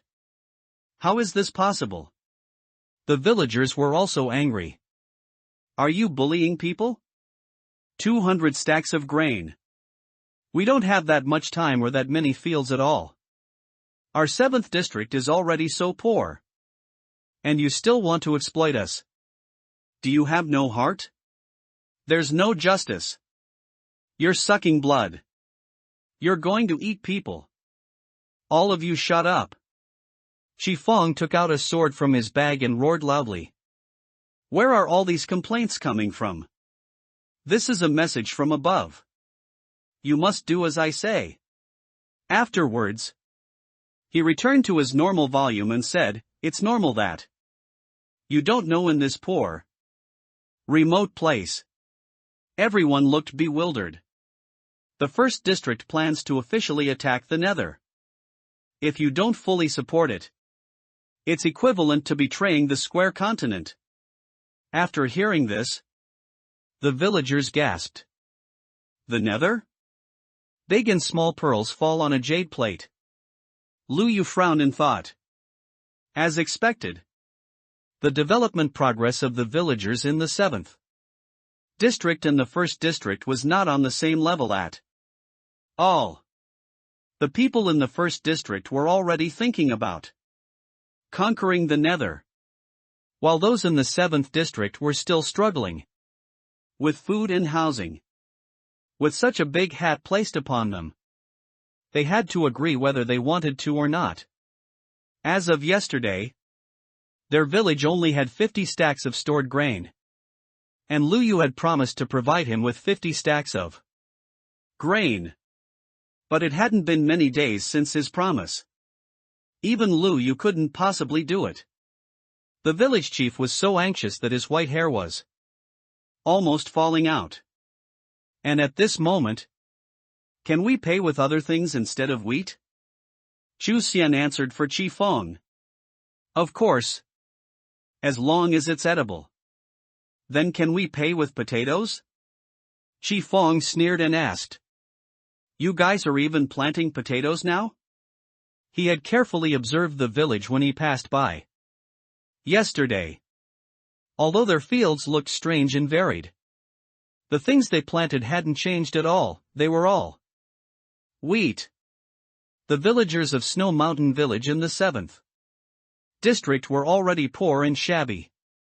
They didn't have the technology for other crops. Wasn't he asking a useless question now? Could it be that you bought them outside? Or did you pick them up in the wilderness? Lu Yu didn't answer but continued to press. Answer my question first. Shi Feng disdained to answer, feeling it was a waste of time. So he waved his hand and let Chu Xian deal with this fool. Of course. Then how much wheat is one potato equivalent to? Chu Xian frowned. One potato is equivalent to one stalk of wheat. Lu Yu continued to ask. What about carrots? Chu Xian thought back. 1 carrot. 2 stalks of wheat. What about eggs? And chicken? Shi Feng listened to their conversation and became increasingly strange. What are you asking so many questions for? You fool? Eggs? How many times have you seen a chicken? Shi Feng's tone was full of contempt. He thought the people of the 7th district were short-sighted. But he was thinking too extremely. Raising chickens? That was something only available in areas above the 6th district. How could the people of their 7th district have them? Chu Xian paused for a moment. Then still answered. Equivalent to 3 stalks of wheat. Lu Yu asked again. What about fish? Fish? Something that even he, Shi Feng, hadn't eaten many times. How could these bumpkins from the 7th district bring it up so brazenly as a condition? Chu Xian still answered honestly. 1 fish. 5 stalks of wheat. Okay. I understand. After Lu Yu finished his questions and answers, the village chief's expression immediately relaxed. Lu Yu was too smart, he actually thought of a method of exchanging goods for goods. If they only paid with wheat, they probably wouldn't be able to gather 200 stacks of wheat no matter what. Their fields wouldn't be able to produce that much even if they worked themselves to death. But if they could pay with other things, then there wasn't absolutely no hope. While waiting for the wheat to mature, they could go collect eggs and fish. Now everyone in their entire village had learned to fish. Fishing together would definitely yield a certain quantity. Besides, 1 fish could be worth 5 stalks of wheat. By the way, how many days did we usually have to pay grain in previous years? Shi Feng deliberately wanted to make things difficult for their village and said, 3 days. Wasn't it always a week in previous years? A villager questioned. It's changed. It's changed. We're in a hurry. Shi Feng shouted. That's for attacking the Nether. How can we delay? The villagers had anger in their stomachs. But they couldn't vent it and could only swallow it back down. It's okay. 3 days are enough, Lu Yu said. The village chief pressed Lu Yu's arm to confirm. Is it really enough? Lu Yu smiled obediently. It's really enough. The village chief nodded repeatedly, he chose to believe Lu Yu. Everyone, hurry home and get busy. Go fishing quickly. Fish? Fishing? Shi Feng almost slipped off the wooden stool he was sitting on. Then he looked at the dispersing villagers in surprise. They didn't seem to be just saying it casually, they were serious. Could it be that they really knew how to fish? They didn't have any water source in their village. And where did they get spider silk in their 7th district? Follow them, Shi Feng commanded. And they immediately chased after them. They watched the villagers return to their homes and take out fishing rods in front of the small pond in their yards. They have fishing rods? Immediately after, they saw the villagers pull fish out of the small pond. Chu Xian somewhat regretted what he had said. If fishing was that simple for them, then they could indeed save a lot of effort. Sigh. Shi Feng might get angry at himself again. Damn it! However, observing calmly. Fishing wasn't that easy for them either. Sometimes a fish would bite in just over 10 minutes. While other times they had to wait for a long time. Let them exchange with fish then. With that said, Chiffon licked his lips. In fact, their 7th district didn't need to pay 200 stacks at all. Although the amount of grain collected had indeed increased. It was only 180 stacks. For those who came to collect rent, it was actually common practice for some unscrupulous ones to add a little to the quantity and pocket it themselves. Then sell it. And Luyu was not in a hurry to go to his farm but went to his mob spawner instead. Luyu dug down 16 blocks. A position just right to kill by falling. And then he used water flow to flush by down. Luyu himself stood below, waiting to harvest the experience. Bones and bows dropped by the fallen by. A simple mob spawner was completed. Luyu didn't have time to make complex redstone mechanisms, so he designed it this way for now. Luyu only spent less than an hour completing all of this. The most time-consuming part was digging stone. Afterward, he started fishing next to the mob spawner, waiting for the fallen by in bones. Luyu's fishing speed was astonishing. By evening, he had harvested a stack of cod, 19 salmon, and a few pufferfish. There were also a few tools with average enchantment effects. Seeing his inventory was full, Luyu started walking home. Luyu, where have you been all afternoon? We couldn't find you. Luyu scratched his head awkwardly. Lin Xiaoming pulled Luyu and explained the situation. We're all busy fishing. Luyu, you're the fastest at fishing. Hurry and come help us. Luyu patted her shoulder and told her. Don't worry. It's okay. Just wait for me. How can I not worry? Everyone is doing their best now. One person stays at home to fish, and the rest go outside the village to look for eggs. Someone needs to guard the farm. Lin Xiaoming herself was impatient. Under anxiety, she started muttering. Luyu ignored her and walked straight towards his room. Luyu, where are you going? Huh? Luyu pointed to his room door and said. Back to my room. A loud noise in the sky. Of course. He wasn't here to rest. He closed the door, locking the bewildered Lin Xiaoming outside. Luyu came to the underground farm, put down the things he had on hand, and exchanged the bones for bone meal to start, not.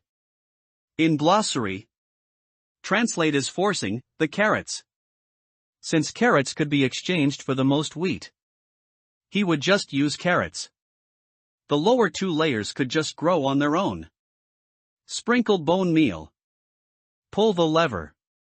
Continue forcing growth. Before long, the bone meal was used up, and Luyu had harvested enough carrots to rest his arms and legs. Luyu went to the upper level to look at the chicks, walked around the chicken coop, and collected some eggs. Afterward, he fed a handful of seeds into the chicken coop, waiting for the chicks to hatch. As for the adult chickens, he slaughtered them all, harvesting half a stack of chicken meat. Luyu strolled underground, went to the underground mob spawner again, and waited for Bai to refresh while fishing. As for eating, Luyu dealt with it casually and didn't go back home to deal with his mom and Lin Xiaoming. He started his non-stop work mode. For 3 whole days, Luyu was nowhere to be seen. Xiaoming, where is Luyu? Tao Lan was getting a bit anxious, not seeing her son for so long. I don't know. That day he told me to wait for him. Then he went back to his room and disappeared. Taolan stomped her foot anxiously, but he's not in the room at all? This child. Where on earth did he run off to? Lin Xiaoming hesitated for a moment but decided to tell Tao Lan the truth. Auntie. The village has only managed to gather a total of 10 stacks of grain in these 3 full days. Now, there are 60 stacks of grain in total. And this is without leaving any rations for the villagers. Tao Lan knew a little about this and was getting a headache from anxiety. But she didn't know what was coming next. Auntie. Actually, when Liu bought this plot of land from Fang Ao's family, he promised to provide 50 stacks of grain to the village. Now the village is waiting for him to hand over the remaining grain. What? Tao Lan never expected that the house she was living in was exchanged by Liu for 50 stacks of grain. Is this child muddled again? How could he make such a promise? 50 stacks. How can he do it? But the time had arrived. And people outside were already calling for them. Lin Xiaoming helped the anxious and somewhat weak Tao Lan to the small square. Where is Lu Yu? Why isn't Lu Yu here yet? 50 stacks. I knew it was impossible. Lu Yu couldn't possibly do it. And Fang Ao, standing beside Qi Fang and fawning over him, asked loudly, he couldn't do it. Did he run away? Lin Xiaoming retorted loudly, Lu Yu is not that kind of person. But our whole village only managed to gather 10 stacks in these 3 days.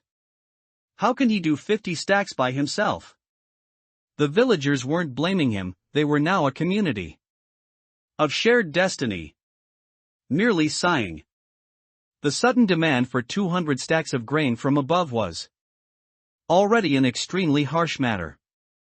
A few big men even brought stone swords with them when they came out, planning to drive away these vampires if they couldn't hand over the grain. And Qi Fang and his group stood there, smiling. They wished these villagers couldn't hand over the grain, so they could punish them justifiably. He had suffered more in the 7th district than in his entire life. Damn it! Are you handing it over or not?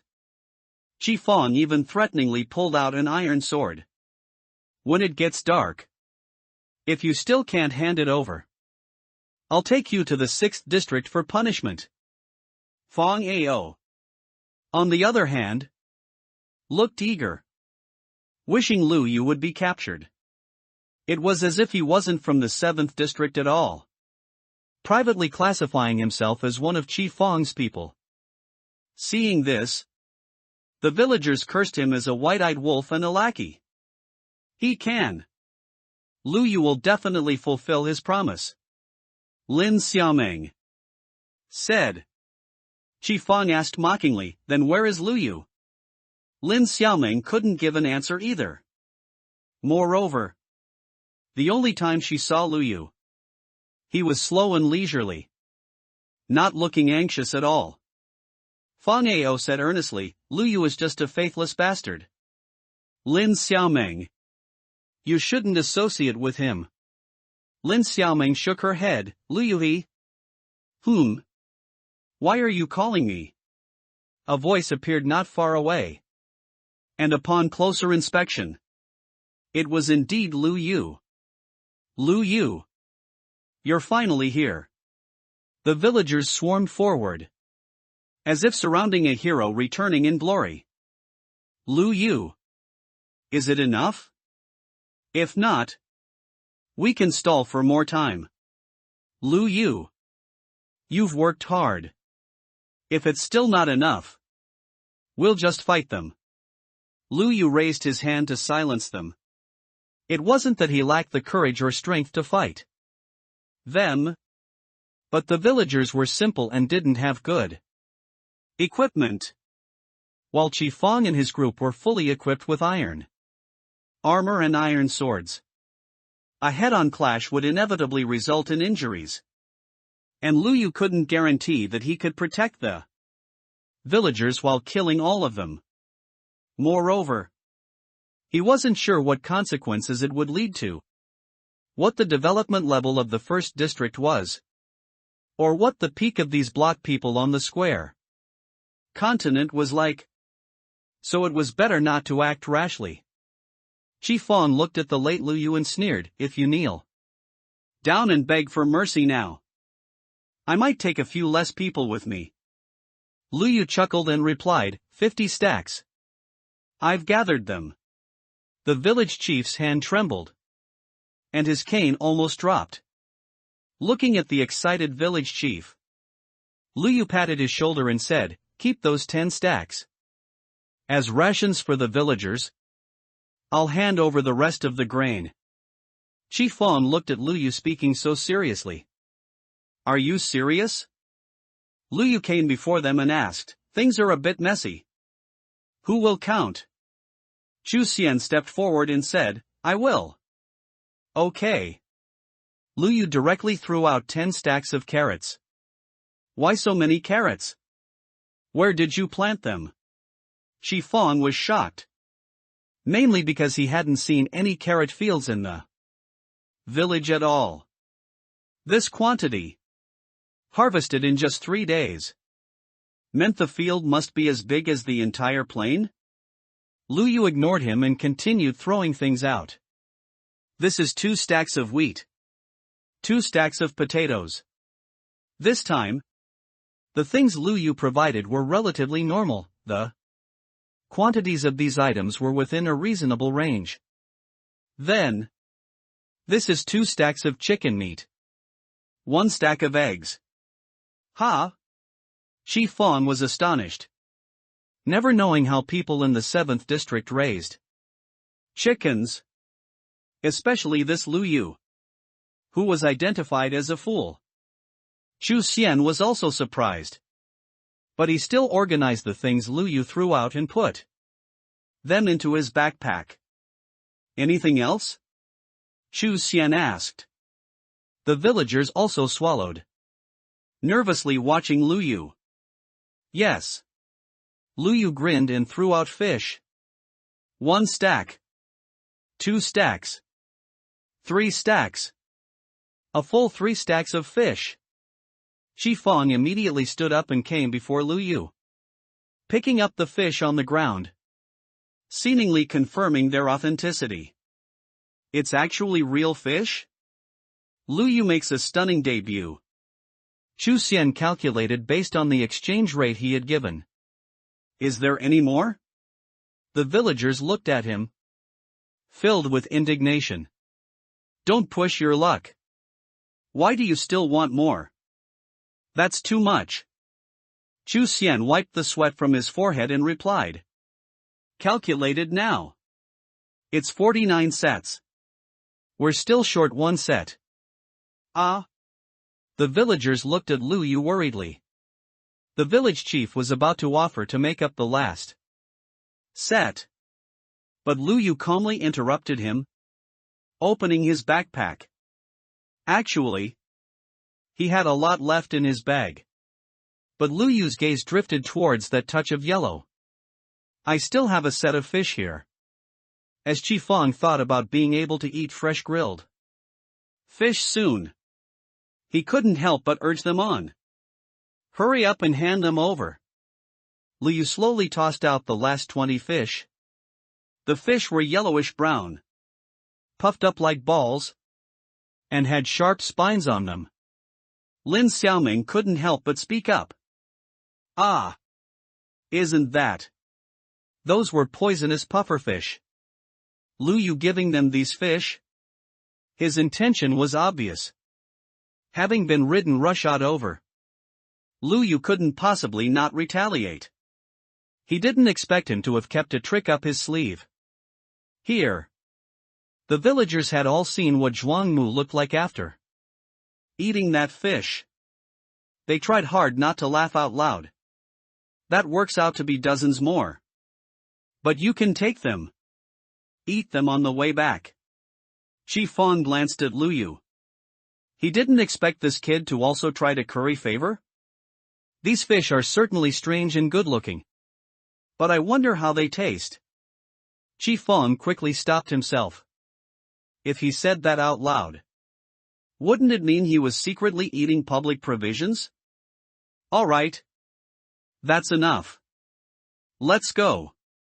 After causing trouble for several days, the group of plagues were finally sent away by Lu Yu.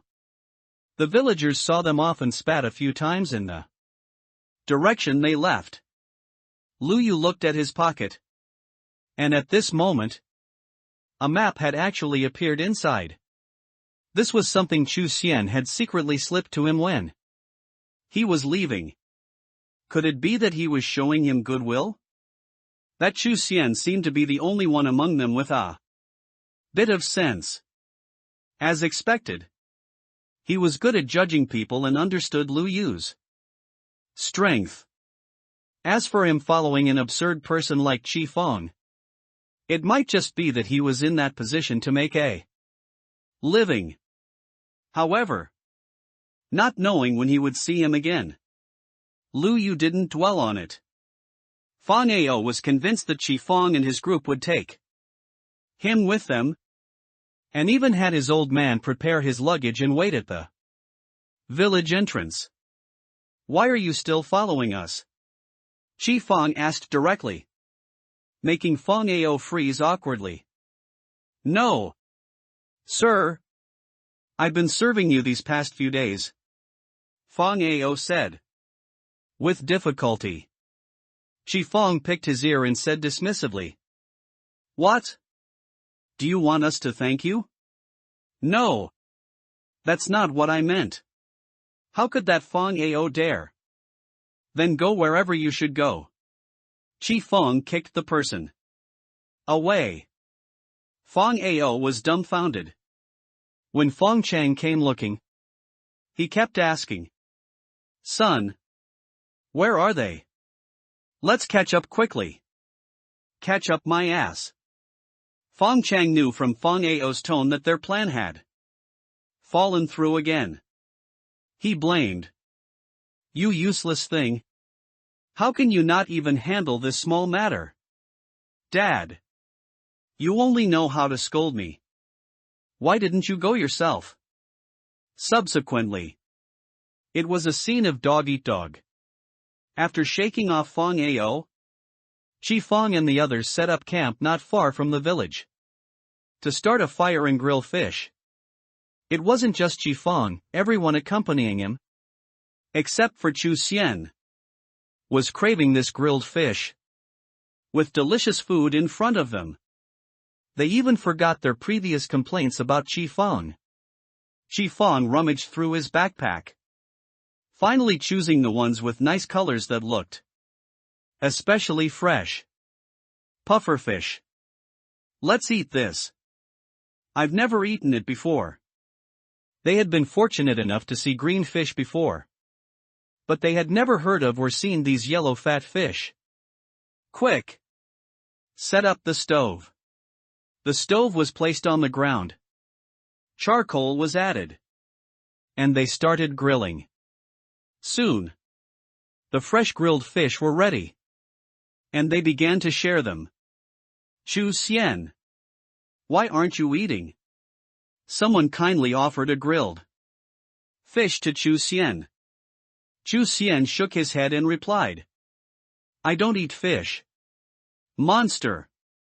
A strong man complained, feeling he wasn't manly enough. Chu Xian was helpless. It wasn't that he couldn't eat, but that he didn't dare to eat. He shivered all over when he thought of the cunning look in Lu Yu's eyes when he handed him the pufferfish. There's a ghost here. He had originally given Lu Yu the map to exchange for some information, but Chi Fong urged them to leave, and they didn't have time at all. But Chu Xian felt his intuition was right, that fish definitely couldn't be eaten. That Lu Yu must have calculated it. Chi Fong would definitely say a higher number. And they would definitely pocket a portion privately. And the portion they pocketed would definitely be the loose items. Which were these fish? Xu Xian sat in the distance watching them gobble down their food. His heart in his throat. He hoped Qi Feng and the others wouldn't cause him trouble. Yes. He was such a selfish person. Even if they faced punishment, they brought it upon themselves. Captain. Why are you swaying? Why are you swaying too? Xu Xian frowned and asked. What's wrong with you? I feel like the whole world is shaking. Me too. Qi Feng supported his dizzy head, which felt like it wanted to vomit, and complained. Damn it. We're poisoned. This fish is poisonous. Captain. My health is dropping. Mine is dropping too. Are we going to die here together? They grabbed the only one who wasn't poisoned, Xu Xian, and pleaded. Xu Xian. Quickly think of a way to save us. Xu Xian replied. I've never seen this kind of fish either. I don't know what to do. He hadn't expected Lu Yu to be so ruthless. If they all died, he wouldn't be able to explain to the higher-ups. Maybe drink more water? To expel the toxins? Xu Xian blurted out a random method. Right. That's it. This method might work. And next to them was the river leading to the village. They stumbled towards the river, wanting to lie down by the bank and drink water. But they lost their balance and felt dizzy. Several of them fell into the river. Help! Afraid of drowning, they started splashing in the water again. The scene was chaotic. I think I'm not dizzy anymore. They couldn't tell if they had sobered up in the water or if drinking too much water had worked, leaving them alive with low health. A group of drenched chickens emerged from the water in a sorry state and quickly replenished their health. Qi Feng frantically swallowed carrots, which finally restored his health to normal. That kid definitely did it on purpose. He gripped the remaining carrots in his hand, grinding his teeth. He deliberately gave us poisonous fish, just wanting us to die on the road. His subordinates, who had been put through the ringer, were also filled with resentment at this moment. Captain. We can't just let them off. Ha! Qi Feng let out a sinister cold laugh and said. Not just him.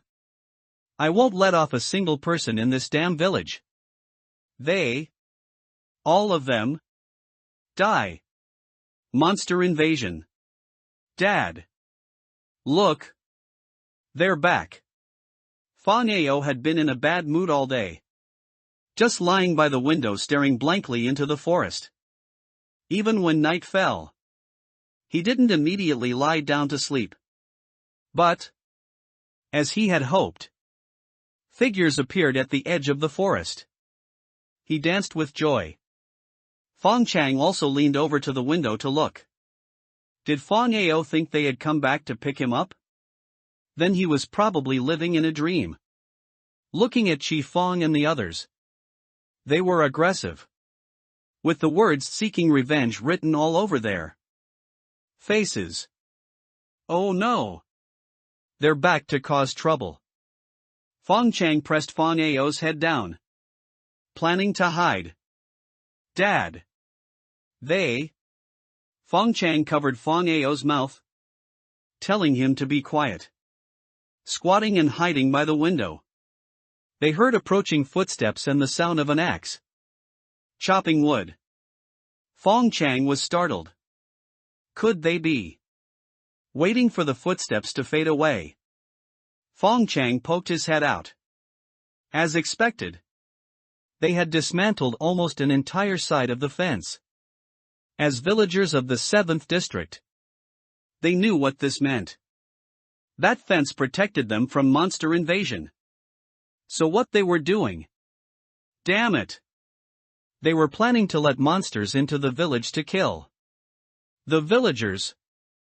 Dad, what should we do? Should we block it up? Feng Chang's eyes darted around. And he stopped him, saying, "No need. Son, do you remember the name of the auntie from your mom's family who married into the 6th district? Dad, what do you mean? We need to." Feng Chang sealed the doors and windows while packing things. In the small house. At dawn. Wheel. Lu Yu felt that tonight was a little different. In a way he couldn't quite describe. He had been continuously tired for 3 days and should have been resting well in bed. But his heart was filled with restless energy. Eventually, Lu Yu went underground and started arranging Tai Pai. "Yo! Big guy! What are you doing?" Unfortunately, the iron golem couldn't speak, only making creaking sounds. They looked at each other in silence. Lu Yu looked at him and felt it was a waste to keep him locked underground. So he thought of digging a passage upward, back to the surface.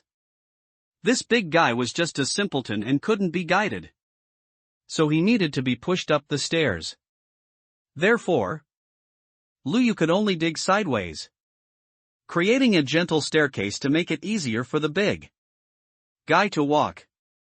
Looking at this direction, it probably leads to their yard? Of course. Lu Yu didn't release him immediately but left a layer of dirt at the top. He was about to return to his room when he heard a zombie's low growl from above, separated by just a layer of dirt. Roar. He remembered that their yard was already filled with torches, with no blind spots. So how could a zombie have spawned again? And Tai Pai also looked agitated, wanting to rush out of the ground to attack the zombie. "Good boy. I can handle it alone." After comforting the iron golem, Lu Yu went to the surface. Lu Yu saw more than just one zombie. Several suddenly stood in the village. And there was even Bai. He pulled out his axe and casually killed the one standing in front of him. While dealing with the zombies, he started thinking. To prevent monsters from spawning, their village was bright at night. Nothing had happened for so many years. The only time was underground at Lu Yu's house. There were definitely no blind spots. So these zombies definitely didn't spawn here. They came from outside. The fence around their village must be broken. Lu Yu speculated that the fence wouldn't break for no reason, it must have been intentional. Lu Yu.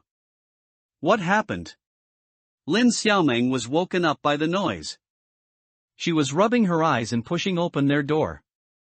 After all, it was still early morning. And Lin Xiaomeng hadn't woken up properly. Sleepiness made her yawn constantly. "Quick! Close the door." Lin Xiaomeng's eyes widened when Lu Yu shouted loudly. And she finally saw the situation in front of her. Z-zombie? And skeleton monsters. Through the crack in the door, Lin Xiaomeng was stunned by the sight she saw. None of the torches in the village had gone out. But in the bright light, a large number of zombies appeared, making her hair stand on end. But then, Lin Xiaomeng started to worry about Lu Yu. "Lu Yu, why are you still standing outside like an idiot?" Lin Xiaomeng stamped her foot anxiously. There were so many zombies outside. Wouldn't Lu Yu be in danger staying outside? "Lu Yu, come back quickly." Other villagers were also woken up by their shouting. "What happened? Look! There are zombies everywhere outside. Husband, something bad has happened. There are monsters outside our village. From the matchbox-like wooden houses in the village, Screams rose one after another. Look! Lu Yu is still outside. Oh dear! Why is that child still outside? Tell him to hide quickly. At least until dawn. When the sun came out. They could think of other ways. But Lu Yu thought the opposite of them.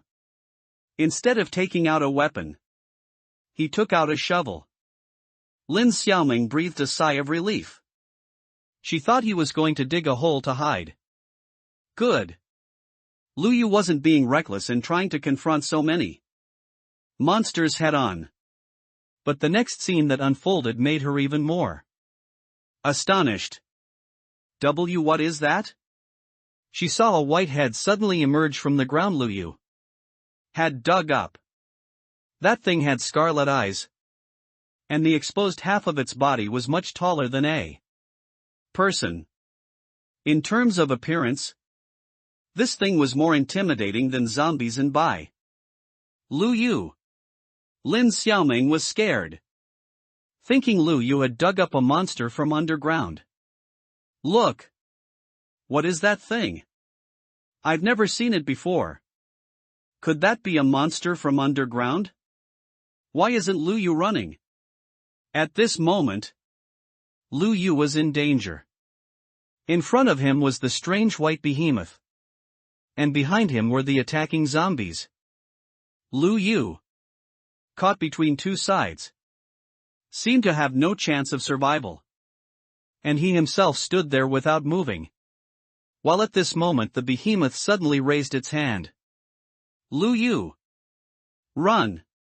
Someone urged from the window. Lu Yu! Lin Xiaoming was so anxious that she rushed out the door. But the next moment, she stood frozen in astonishment. She saw that the big monster's raised arm didn't land on Lu Yu, but on the zombie behind Lu Yu instead. The zombie was heavily hit and stumbled back several steps. Ah! Everyone watching this scene opened their mouths in surprise. Why did that monster hit a zombie? As if confirming their thoughts, the iron golem charged into the monster crowd, taking down one zombie in 2 hits and one in 3. Like a war god who had activated an unparalleled mode. With strong attack power and immense combat strength. That's too strong. Iron pets. Tai Pai. Well done. Lu Yu looked at the iron golem's performance with satisfaction. Then came to Lin Xiaoming's side. Why did you come out? Hurry and go inside. Lin Xiaoming was still staring intently at the iron golem, sweeping away the zombies, and asked, What? What is that? It's a pet I picked up, Lu Yu answered evasively. A pet? A pet? Lin Xiaoming was dumbfounded. So tall and big? You say something so awesome as a pet? Lu Yu was practically toying with her. Seeing the iron golem walk away, Lu Yu couldn't ignore it and chased after it. Lu Yu! Where are you going? Just as Lin Xiaoming was about to chase after him, Lu Yu's gaze forced her back. Go back inside. I'm going to block up the fence. Lu Yu. Lin Xiaoming watched the corner of Lu Yu's clothes she was holding slip from her hand, her heart in turmoil. At this moment, the village chief's door was knocked open. Village chief! Village chief! Quick! Quick! Let me in! The village chief was startled as soon as he opened the door. The person in front of him was fully armed with the only leather armor he had on hand, holding a sharp stone sword. And at this moment, he was still looking around as if he was afraid of something. What? What happened? Don't ask. Village chief. Hurry and open the door and let me in. Saying that, the man squeezed into the house and closed the door. although his throat was dry from shouting earlier and running all the way. He didn't care about drinking water. He quickly explained the current situation. The village fence was somehow destroyed, and a large group of zombies attacked the village. The village chief was shocked and scolded. Then why did you run out? Taking such a big risk. Village chief. Keep listening to me. That kid Liu brought a big monster from somewhere. That monster helped him kill many zombies. Really? The village chief was full of curiosity and stumbled to the window to look outside, ignoring his old and weak legs. And at this moment, the sky was turning white, with warm colors leaking from the horizon. It was almost dawn. It's almost dawn. He mumbled something, then asked, "Where's Liu?" He took that big guy to fix the fence. Ah! How can you leave everything to a child? The village chief slapped his thigh inside. Village chief. The man looked at him guiltily. Indeed. They were not even as good as Liu. This young kid. Liu was fighting zombies outside, while they were actually hiding in the house. It's almost dawn. So gather the men in the village. Bring your weapons. Put on your armor if you have any. And hurry out to work. At the village chief's command, the man quickly ran out to notify everyone. Before long, all the men in the village were gathered. Lin Xiaoming had originally been warned by Liu to stay inside the door, but she couldn't resist joining the group. Village chief. I'm going too. At this moment, no zombies could be seen around the village houses, which showed the combat power of Liu and the iron golem. The risk for them, the villagers, was also greatly reduced. Moreover, they planned to team up and form groups, while also wanting to minimize the risk. Where's Zhuang Mu? Someone suddenly asked. They needed all the men in the village to come out and gather. So how could Zhuang Mu be missing? Has anyone seen him? No. Later. Send a team to check on Zhuang Mu. Just in case something unexpected happened, the village chief instructed.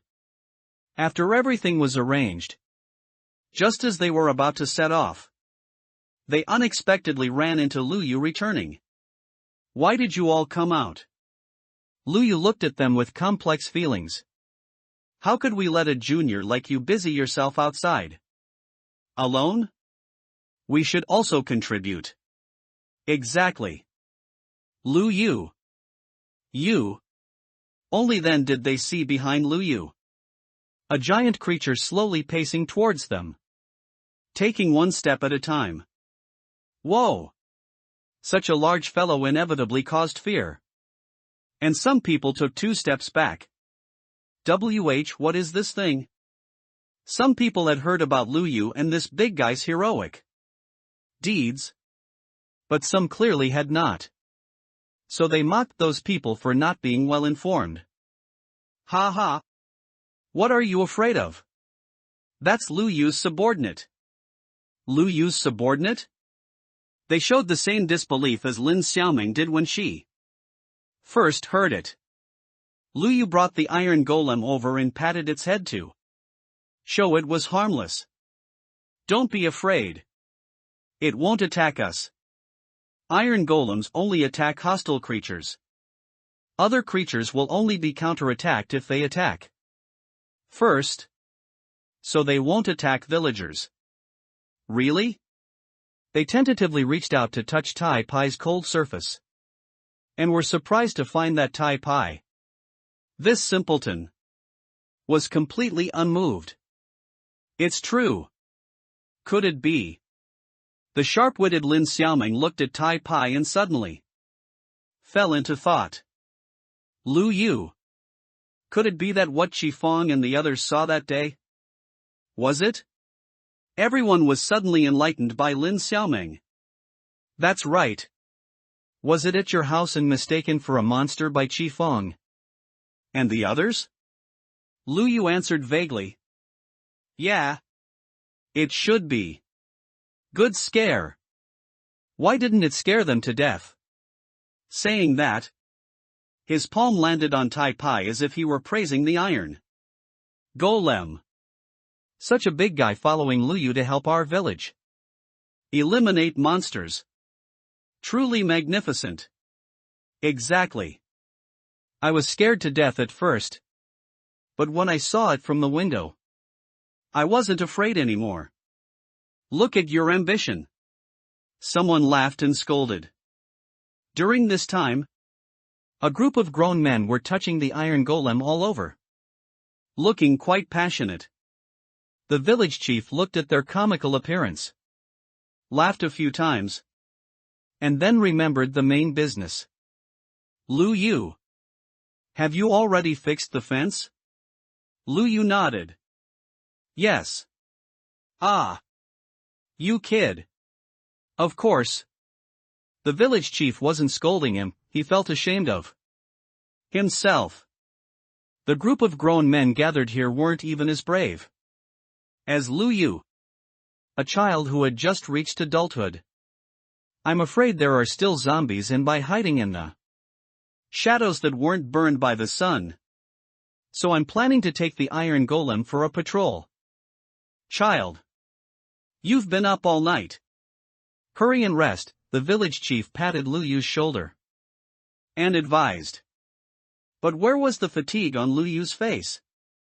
He was about to refuse when the village chief interrupted him again. Let the elders also contribute. Okay. To make way for them, Lu Yu chose to step aside. Lin Xiaoming was just about to follow them too. But as soon as she stepped out, the village chief called out to her. Child. Lu Yu is back too. So you don't need to worry anymore. Go home and pack your bags. Pack her bags? Only then did Lu Yu turn to look at Lin Xiaoming. He saw her first look startled, then nod with a hint of sadness. Okay. Only then did Lu Yu remember that although leaving on the day the village was attacked was very inappropriate, it was indeed time for Lin Xiaoming to leave. Full moon. Lu Yu originally wanted to make a set of iron armor for Lin Xiaoming before she left. But now it made Lu Yu feel troubled. He looked at the iron golem wandering around the village aimlessly. All the iron he had on hand had been synthesized into iron blocks to make this big guy. And now he didn't have many iron ores left. Lin Xiaoming dragged her feet back to Lu Yu's house in disappointment. She first packed up the things she had placed at Lu Yu's house and then planned to go back to her old house to pack her luggage. She looked around. The exquisite room that had originally surprised and stunned her had now become so familiar. She didn't expect that she had actually been staying at Lu Yu's house for so long. At this moment, Lu Yu, who had entered the room with her, walked into the small room on his own. Lin Xiaoming puffed up her cheeks, quite dissatisfied. She was about to leave Snow Mountain Village, and it was a journey with no known return date. Didn't Lu Yu have anything to say? And he actually went back into his room and isolated himself, just like usual. Could it be that he was going to stay in there all day again? And not come out? Lin Xiaoming had an expression of having something difficult to say. She was a girl. She couldn't possibly be expected to take the initiative to ask Lu Yu to bid her farewell. Right. Humph. The more she thought about it, the more aggrieved she felt. The more she thought about it, the angrier she got. Lin Xiaoming picked up the luggage she had left at Lu Yu's house. Xiao Meng. What happened? Tao Lan came out of her room and saw Lin Xiaoming carrying her luggage. As a woman, she had stayed in the room and didn't know about the conversation that had just taken place outside. Auntie, I'm leaving. Leaving? Hearing this, Tao Lan quickly walked over, took Lin Xiaoming's hand, and asked, "Why are you preparing to leave today? Isn't it dangerous outside right now?" "I don't know. The village chief told me I could pack my luggage." Sigh. Although Tao Lan was worried, hearing that it was the village chief's notification, she had nothing to say. She shook her head, but didn't see Lu Yu. "Where is that kid Lu Yu? You're leaving soon. Why isn't he here to help you pack your luggage and see what else you need?"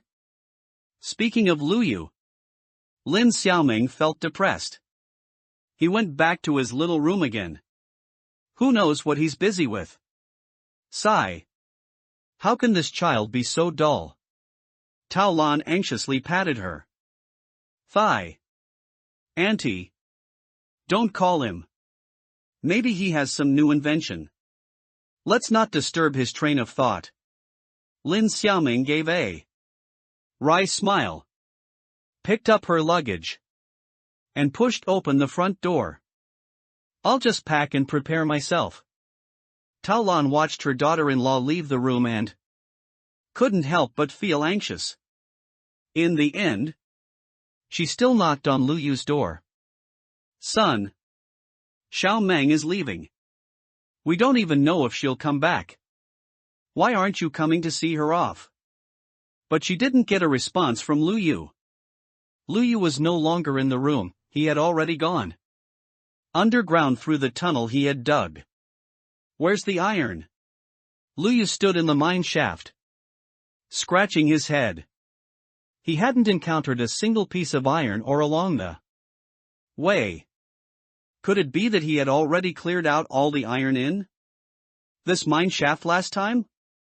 Helplessly, Lu Yu could only clear out some of the nearby coal, made a sufficient number of torches, and returned to his farm to prepare a few stacks of food. The last time he followed Lin Xiaoming outside to collect seeds was still vivid in his memory. They used torches sparingly and ate bread frugally. Since Lin Xiaoming was going on a long journey, he naturally couldn't let her lack resources and suffer on the way. After finishing all this, Lu Yu sat on a nearby stone to rest, yawning.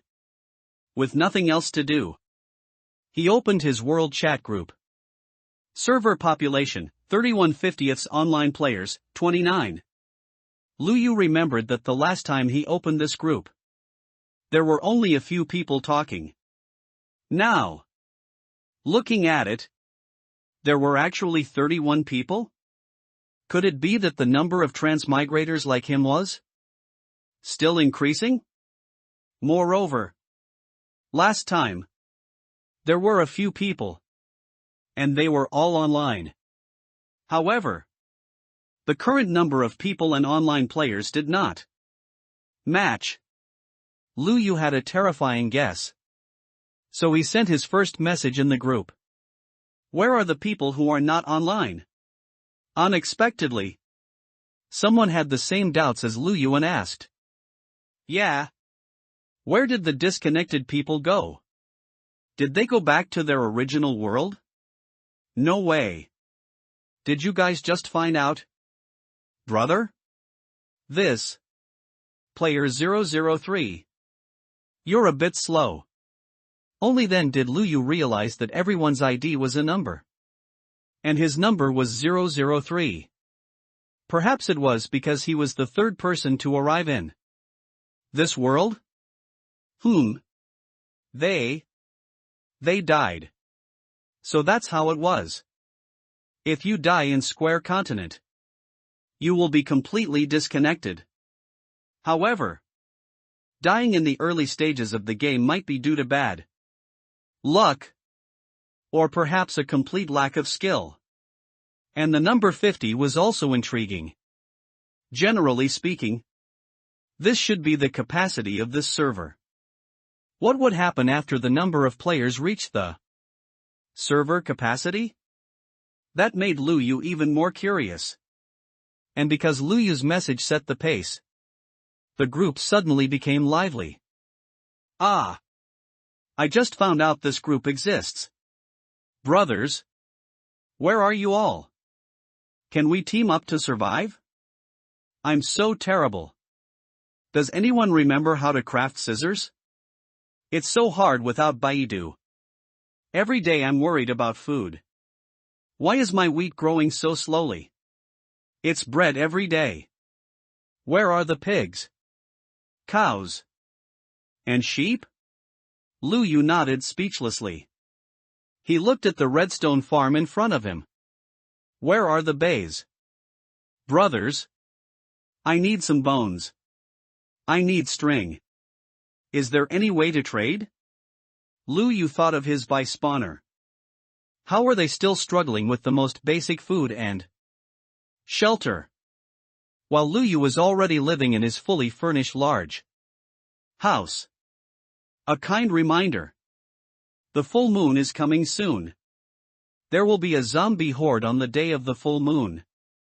Lu Yu was startled and carefully looked at the person who sent the message. This person with the ID player 001 seemed like a veteran. He seemed to have his own unique way of knowing about the upcoming full moon zombie horde. What? Suddenly, the screen was filled with exclamation marks. It was a pity they didn't have emoji reserves. No way. Can I still survive? I'm going to start preparing food and preparing to live underground. See you later, brothers. That's also a method. But the zombies underground will also suddenly become enraged during the full moon. Whoa mom. I want to go home. Lu Yu couldn't help but frown. These people had it easy, they were almost all alone and just needed to protect themselves. That was it. But Lu Yu was born in a village. And the villagers in this entire village might not be able to withstand this zombie horde. It seemed he still needed to make some preparations. After Lu Yu had rested, he went out, carrying a backpack full of luggage. Lu Yu found Lin Xiaoming talking to the village chief at the entrance of the village. And standing beside them was a person. The person was wearing. It was enchanted iron armor. Together? That armor emitting a flowing purple light. If not armor with enchanting effects, then what is it? Lu Yu frowned. It seemed he had truly underestimated the wealth gap in the square continent. They in the 7th district struggled for food and drink, while those from the 3rd district were already wearing enchanted armor. That person's expression was solemn and humorless, possessing an inherent dignity. In front of him, even the old village chief showed a hint of nervousness.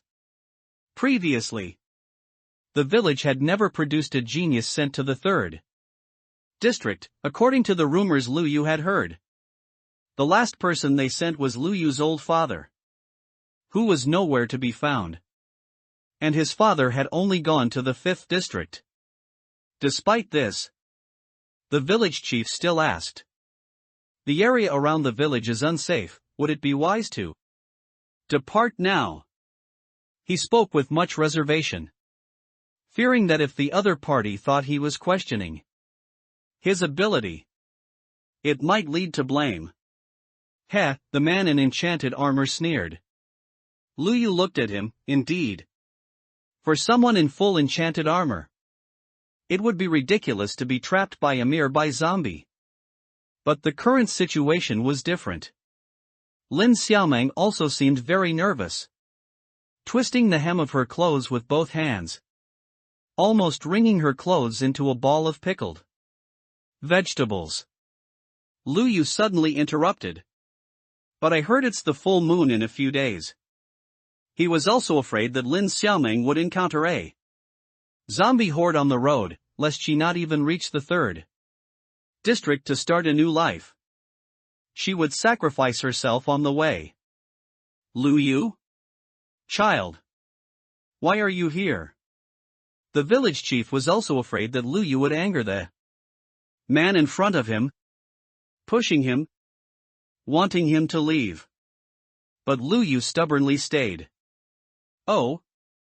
The man smiled and said, "You little brat. You actually know about the full moon?"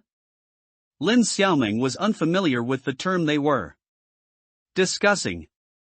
"What is the full moon?" she asked curiously. The village chief seemed to have heard of it. Full moon. I seem to have heard this name from my father's mouth. Originally. This was not news that people from your 7th district should know. The enchanted armor man narrowed his eyes, then smiled. Originally, the full moon would be in a specific area. But for the past 100 years, it has been in the first few districts, unrelated to your remote 7th district and 6th district. However, recently as the full moon approaches, we haven't heard any reports from other districts. So it seems there's a possibility it could be here this time.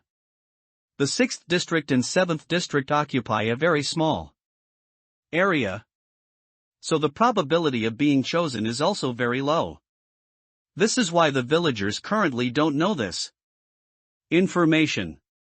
Lu Yu looked at his relaxed smile, but clenched his fists. He knew, but didn't inform.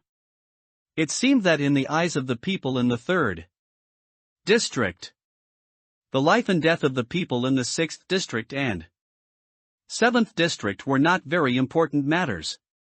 In fact, compared to the lives of their 7th district people, they cared more about controlling information. From the enchanted armor on him, it could be seen that the information gap between the various districts in the square continent he was currently in was terrifying, and they treated the information they possessed as their capital for pride. But hillbilly, you don't know that there's a direct road to the 3rd district, do you? The enchanted armor man grinned. Car? Could it be a minecart? Is there a direct railway to the 3rd district underground? Seeing Lu Yu frowning in thought, the enchanted armor man thought Lu Yu was wondering what a car was. Ha ha ha. He let out a contemptuous laugh. However, Lu Yu was only worried about Lin Xiaoming, this unfamiliar man didn't matter.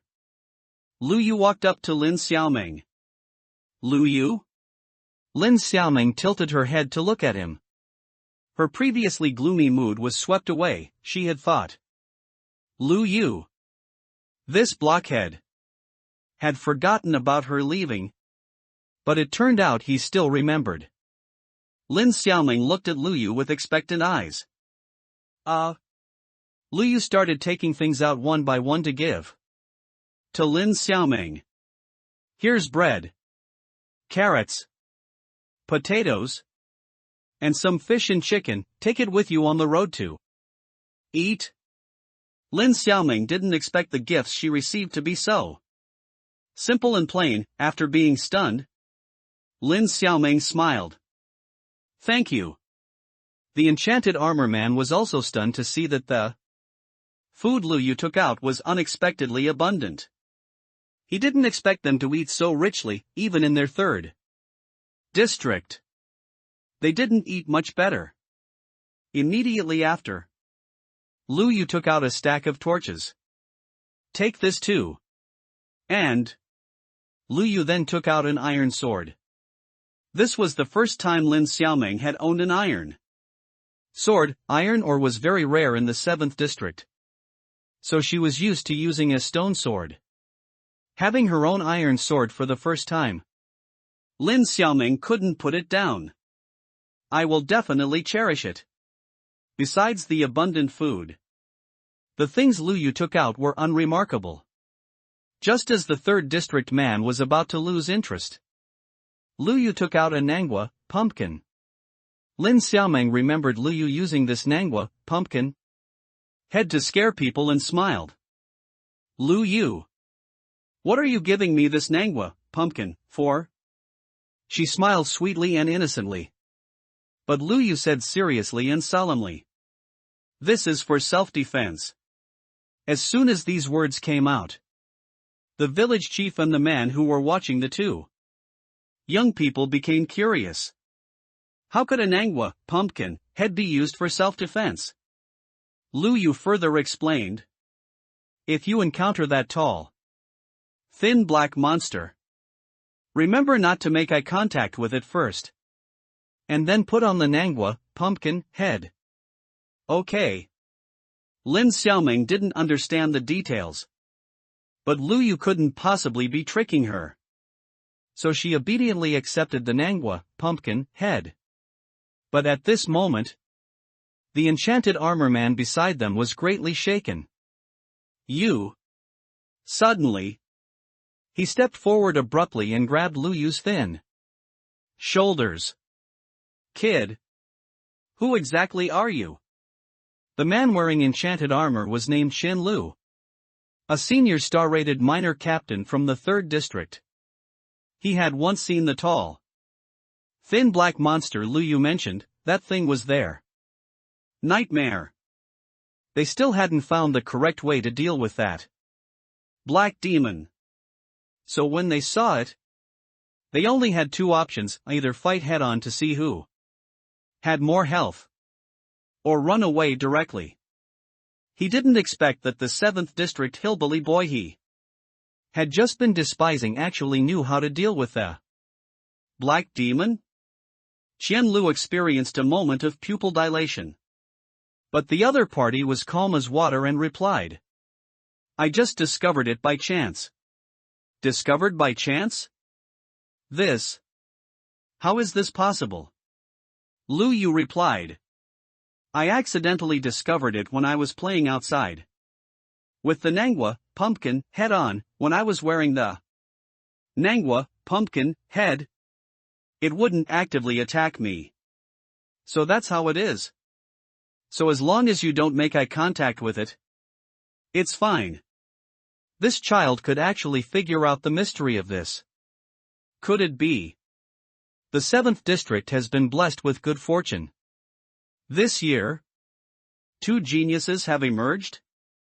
Chen Lu was still muttering, due to his status.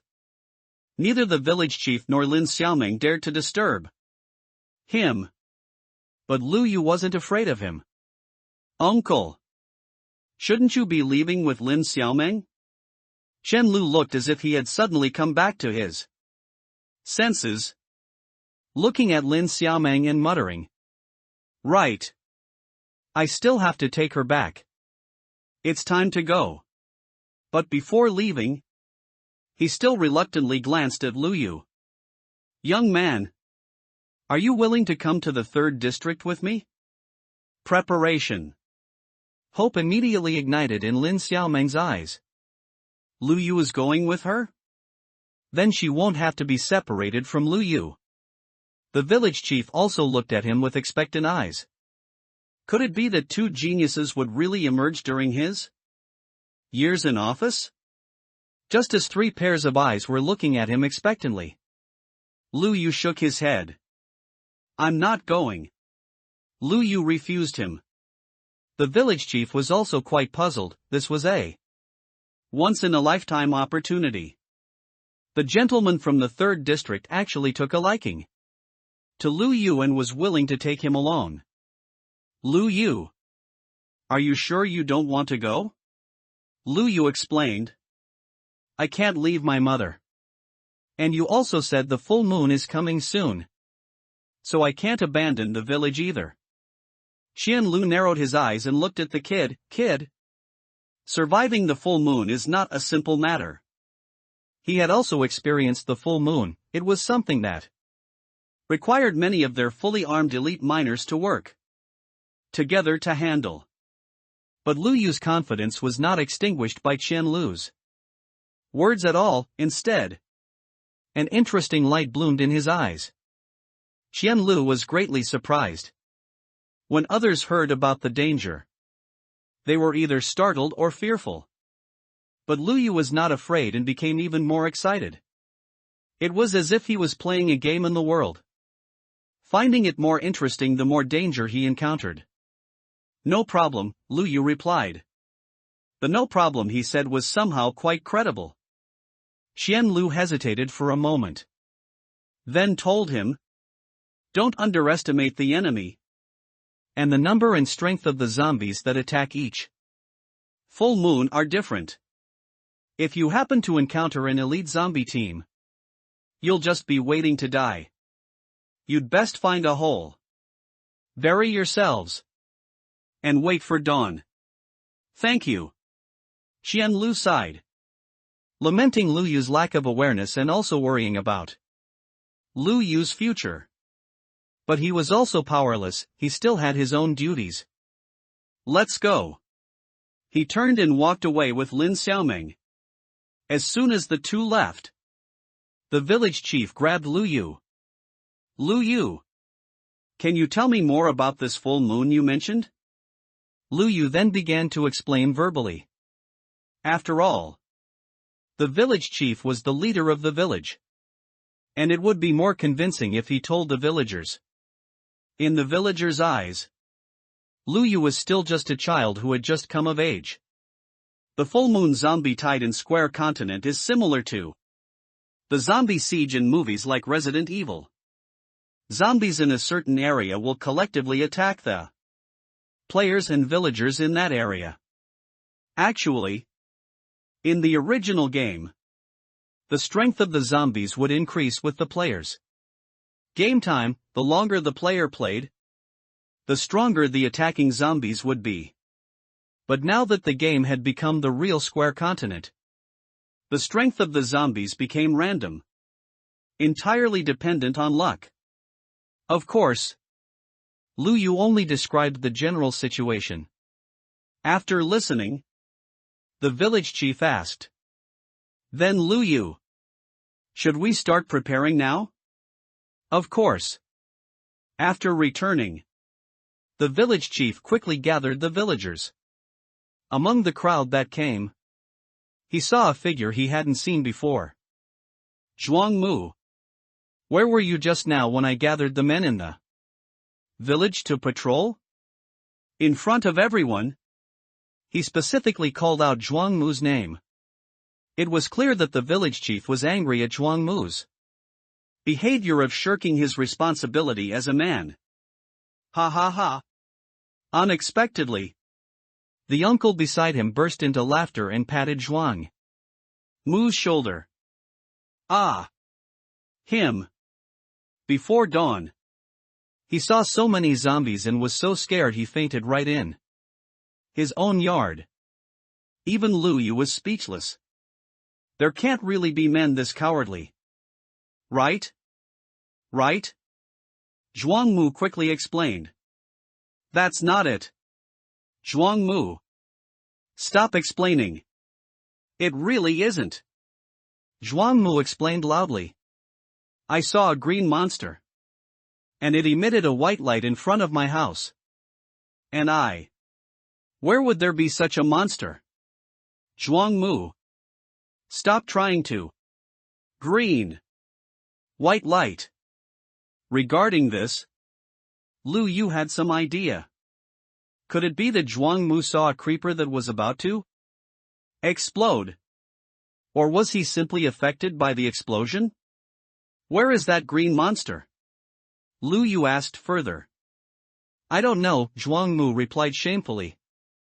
"Village chief, that thing is a hidden danger. It needs to be found as soon as possible." Lu Yu explained the situation to the village chief. "Lu Yu, let's talk about the important matters first." Indeed, compared to the full moon zombie tide, a creeper was a minor issue. Everyone, as you all saw, Yesterday we experienced an unprecedented attack by a large number of zombies and skeleton monsters. Fortunately, Luyu helped us defend the village and survive last night. But from the gentleman who just came from the 3rd district, we learned another piece of news. In a few days, we will experience an even more powerful zombie attack. Ah! Sounds of repeated astonishment came from the crowd. Really? Some timid people trembled. There were young children. Some even crying already. Mom! I don't want to see zombies. The village chief raised his hand to calm them down and said. Fortunately, Luyu found out this news in advance. So we still have time to prepare to resist the zombies. The despairing Zhuangmu asked. How do we resist this? The people from the 3rd district meant for us to temporarily hide underground. After speaking, the village chief looked at Luyu. Luyu was seen nodding, tentatively agreeing with this method. We need to temporarily hide underground that night. So now we need to prepare a large enough shelter and enough food. The problem arose again. Where would the food come from? Having just gone through the harvest, they were practically out of supplies, with only a little bit of rations left in each household. If they needed to get through several nights, they feared they would starve to death underground. It's okay. I have some. Everyone was astonished. Luyu had previously taken out 50 stacks of food by himself. And now he still had food? How could he? How could he be so bold? Next, the village chief began to assign tasks according to Luyu's suggestions.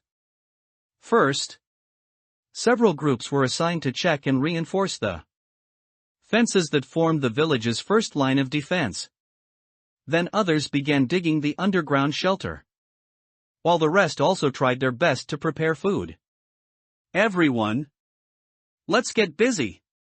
The village chief was walking down from the platform where he had spoken. From last night until now, this elderly person hadn't closed his eyes all night. Luyu could easily see his fatigue. So he said, Village chief grandfather, why don't you go rest for a while? But the village chief stubbornly shook his head. No. The villagers are all busy. How can I rest? It's okay. Although I'm old, my body isn't that weak yet. Seeing the village chief hobbling as he joined the patrol team, he sighed. Luyu also prepared to return underground to give his redstone farm another push. And at this moment, they had all forgotten about the green monster that Zhuang Mu had just mentioned. Something happened to the village chief. Luyu prepared several stacks of food and was getting ready to go mining. Suddenly, he heard noisy sounds from outside. Luyu inexplicably felt a palpitation, and a bad premonition rose in his heart. Could it be something happened? This is bad. At the village entrance. There are monsters at the village entrance. Does anyone have a clean cloth? Woo woo. Village chief grandfather. Village chief. Luyu heard crying and shouting from outside. The sorrowful sound was moving and made him frown. What happened? Luyu quickly walked over and saw a large crowd gathered. Among them, the village chief was being carried on Uncle Chenda's back, and his lower body was covered in bloodstains. A shocking crimson met his eyes. A terrifying sight. Village chief, wake up! Don't fall asleep.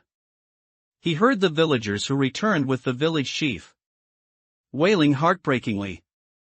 Uncle Chenda walked quickly, afraid that speeding up would cause the village chief's wound to tear further. yet not daring to waste time. And the village chief on his back was forcing himself to stay awake and open his eyelids. Lu Yu walked straight up. What happened to the village chief? But he was ruthlessly pushed away by others. Lu Yu, quickly move aside. Hurry and find Zhuang Mu to have him treat the village chief. Do square people need doctors if they are injured? Wait. Zhuang Mu is a doctor? From the way Zhuang Mu had acted before, Lu Yu seriously doubted his ability. Seeing the crowd moving away, Lu Yu quickly grabbed the person at the end and asked, "What exactly happened?" Seeing the village chief in that state, Lu Yu couldn't remain unmoved. Since coming to Square Continent, besides Lin Xiaoming and his mother, only the village chief had helped him the most. And the village chief had repeatedly supported and helped Lu Yu's ideas and actions. Lu Yu wanted to help him. Ah! The person who was grabbed was startled for a moment, and then began to explain. It was a monster. A green monster suddenly exploded. Monster? Lu Yu frowned. I told you there were monsters, Zhuang Mu said loudly. Zhuang Mu, who had arrived upon hearing the news, surprisingly didn't prioritize tending to the severely injured village chief, but instead tried to regain the face he had lost earlier. What's the use of saying that now? Quickly look at the village chief's condition. The villagers couldn't help but urge Zhuang Mu, saying his priority was wrong. The urgent matter at hand was the injured village chief. Oh, let me take a look. At this moment, Lu Yu also pushed through the crowd and found the village chief. He also cast his gaze over. They placed the village chief on the bed, but soon blood stained the sheets red. Zhuang Mu tore some cloth and roughly bandaged the village chief's exploded lower body wound. He saw that the village chief's legs were already a bloody mess and beyond saving. Lu Yu watched Zhuang Mu's careless actions and frowned. According to common sense from his original world, doing this was far too unsanitary. Even according to the common sense of Square Continent, the village chief was still losing blood, which likely indicated he was losing health, draining his life force. After seeing Zhuang Mu busy himself for a while, the village chief showed no signs of improvement. His complexion continued to worsen. As his life force drained away, his face was visibly turning a deathly gray. Everyone became anxious. Zhuang Mu, why isn't the village chief getting better? This. Before Lu Yu's soul transmigrated, Zhuang Mu was indeed one of the few knowledgeable people in the village who knew many crafting recipes. The villagers therefore relied on his knowledge. And some who were injured had sought Zhuang Mu's treatment. Since the injuries weren't fatal, even though Zhuang Mu seemed to be busy and effective, most of the healing was actually due to natural regeneration over time. By coincidence, both the villagers and Zhuang Mu himself thought he knew how to treat injuries. Unfortunately, he didn't know how at all. Lu Yu couldn't let the village chief be killed by him, so he stepped forward and pushed him away. Your way of treating this is completely wrong. Seeing it was Lu Yu, Zhuang Mu's eyes were full of displeasure. My treatment is wrong? Are you saying you know how to treat it? Lu Yu extended his hand, pointed at the village chief's face, and scolded, Did you see the village chief's face? If your treatment was correct, would the village chief have this kind of complexion now? The other villagers took a look and couldn't help but feel a pang of fear. The village chief's complexion isn't getting better. It's getting worse. According to what they said, the village chief's face was almost the same color as a zombie. Yeah. What should we do now? You, You're just talking nonsense. The villagers continued to press him, then do something. We can't just watch the village chief like this. He was at a loss. Zhuangmu stubbornly wanted to maintain his face.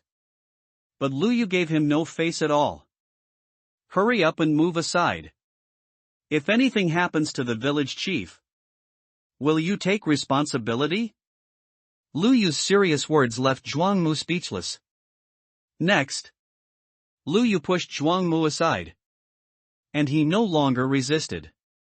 The most important thing right now was to replenish the village chief's health. Or rather, his life force. So Lu Yu took out a baked potato from his backpack. Baked potatoes are soft and mushy, making them edible even for a weak patient. Lu Yu helped the village chief lift his head and woke him. Village chief. Village chief. Wake up. Eat a few bites of something. The village chief was weak. But not completely unconscious, he opened his mouth. Before the village chief could eat, Zhuangmu started questioning. Lu Yu. What are you making the village chief eat at a time like this? Lu Yu almost wanted to roll his eyes. He couldn't do anything himself. So he assumed others couldn't either.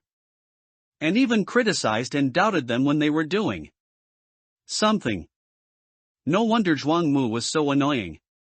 Lu Yu couldn't be bothered to argue with him. So he said, watch carefully. And learn. What seemed like unreliable force-feeding surprisingly worked. After a few bites of baked potato, the village chief's complexion gradually improved, regaining color. All right.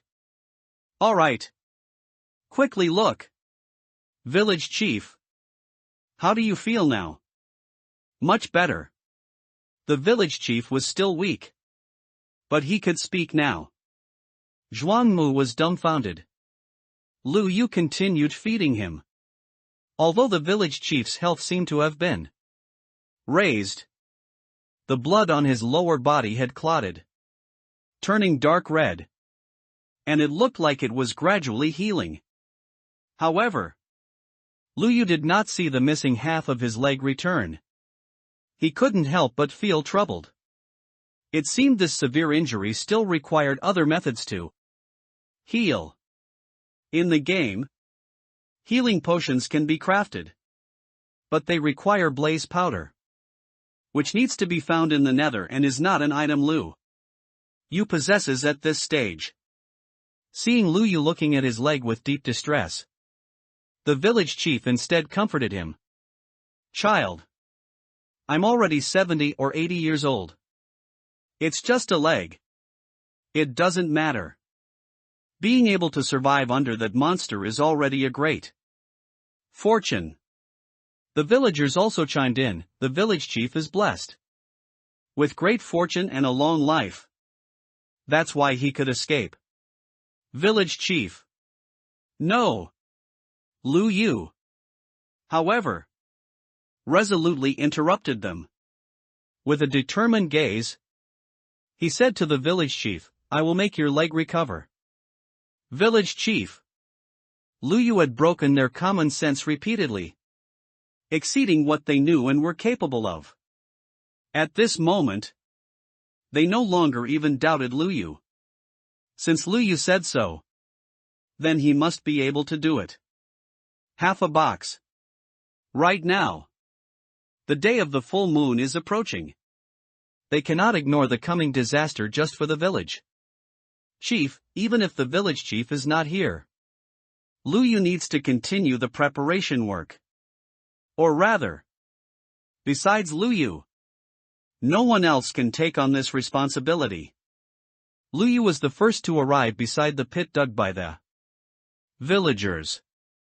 Seeing the scene before him, Lu Yu couldn't help but be speechless. Is this the shelter they dug? How is it different from a latrine? For Lu Yu, this was just a pit. Just like a novice who first started playing this game. Digging a pit means a square pit. And building a house means a square matchbox. Noticing Lu Yu's helpless gaze, a villager opened their mouth and asked, Lu Yu, do you see any problems? Lu Yu rubbed his forehead. There are big problems. As a shelter, there should at least be some resting places and a way to observe the outside. And if the enemy attacks from the front, they also need another exit to escape. So Lu Yu started the modifications. Holding a shovel and a ladder, he quickly opened up multi-layered spaces. Of course, the lowest level was the safest. Seeing the afterglow of the setting sun in the sky, Lu Yu instructed, let the village chief and the children go in first. No one would oppose Lu Yu's actions. And they repeatedly agreed. Okay. Before long, the injured village chief was carried over. Right before everyone's eyes, Lu Yu displayed his excellent construction skills. He used wooden planks and fences to divide the underground space, creating beds similar to those on a train. In the blink of an eye, he built a large enough communal bed for the villagers to rest. Building complete. Under review. The system suddenly popped out to review the underground shelter Lu Yu had built. Lu Yu felt embarrassed. System, aren't you a bit out of place? Difficulty, C. Aesthetics, B. Refinement, C. Uniqueness, B. Ease of use, S. The shelter he built casually was also evaluated. The score was average. But Lu Yu also gained 10 achievement points. Forget it. Free achievement points are free achievement points. The villagers had originally prepared to sleep on the dirt ground. But seeing that Lu Yu had built their resting place in no time, and there were enough spots. Lu Yu, it's just a temporary shelter. You actually made it so exquisite.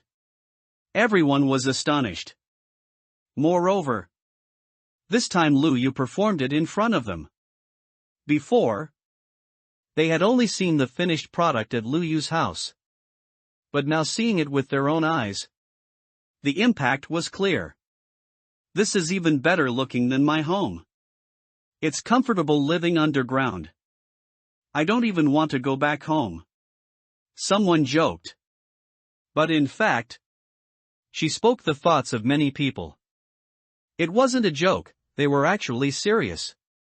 Even Zhuangmu couldn't hold back and walked directly to a bed on the innermost side and sat down. His intentions were obvious. The innermost spot was naturally the safest position. And since he had already sat down, it would be difficult for others to take his spot. Lu Yu frowned at his behavior. Finally, he pointed out cruelly, Zhuangmu, this is a place for the elderly and children. Zhuangmu froze awkwardly. Ever since he fell out with Lu Yu, his true nature was completely exposed. Without any pretense. And it was extremely ugly. Only then did he pat his butt and stand up, saying, Oh, I see. Little did he know. He hadn't changed his mud-stained clothes from yesterday. When he was so scared he rolled on the ground. And he also had some bloodstains on him from just treating the village chief. The spot he sat on drew disgust from everyone. A child, speaking innocently, said directly, No. Uncle Zhuang looks dirty. I don't want to go to the place he sat. Woo woo. As he spoke, the child was so wrong that tears were almost falling. Zhuangmu was even more awkward this time. Lu Yu smiled and thought of a method. Zhuangmu, why don't you clean this place up?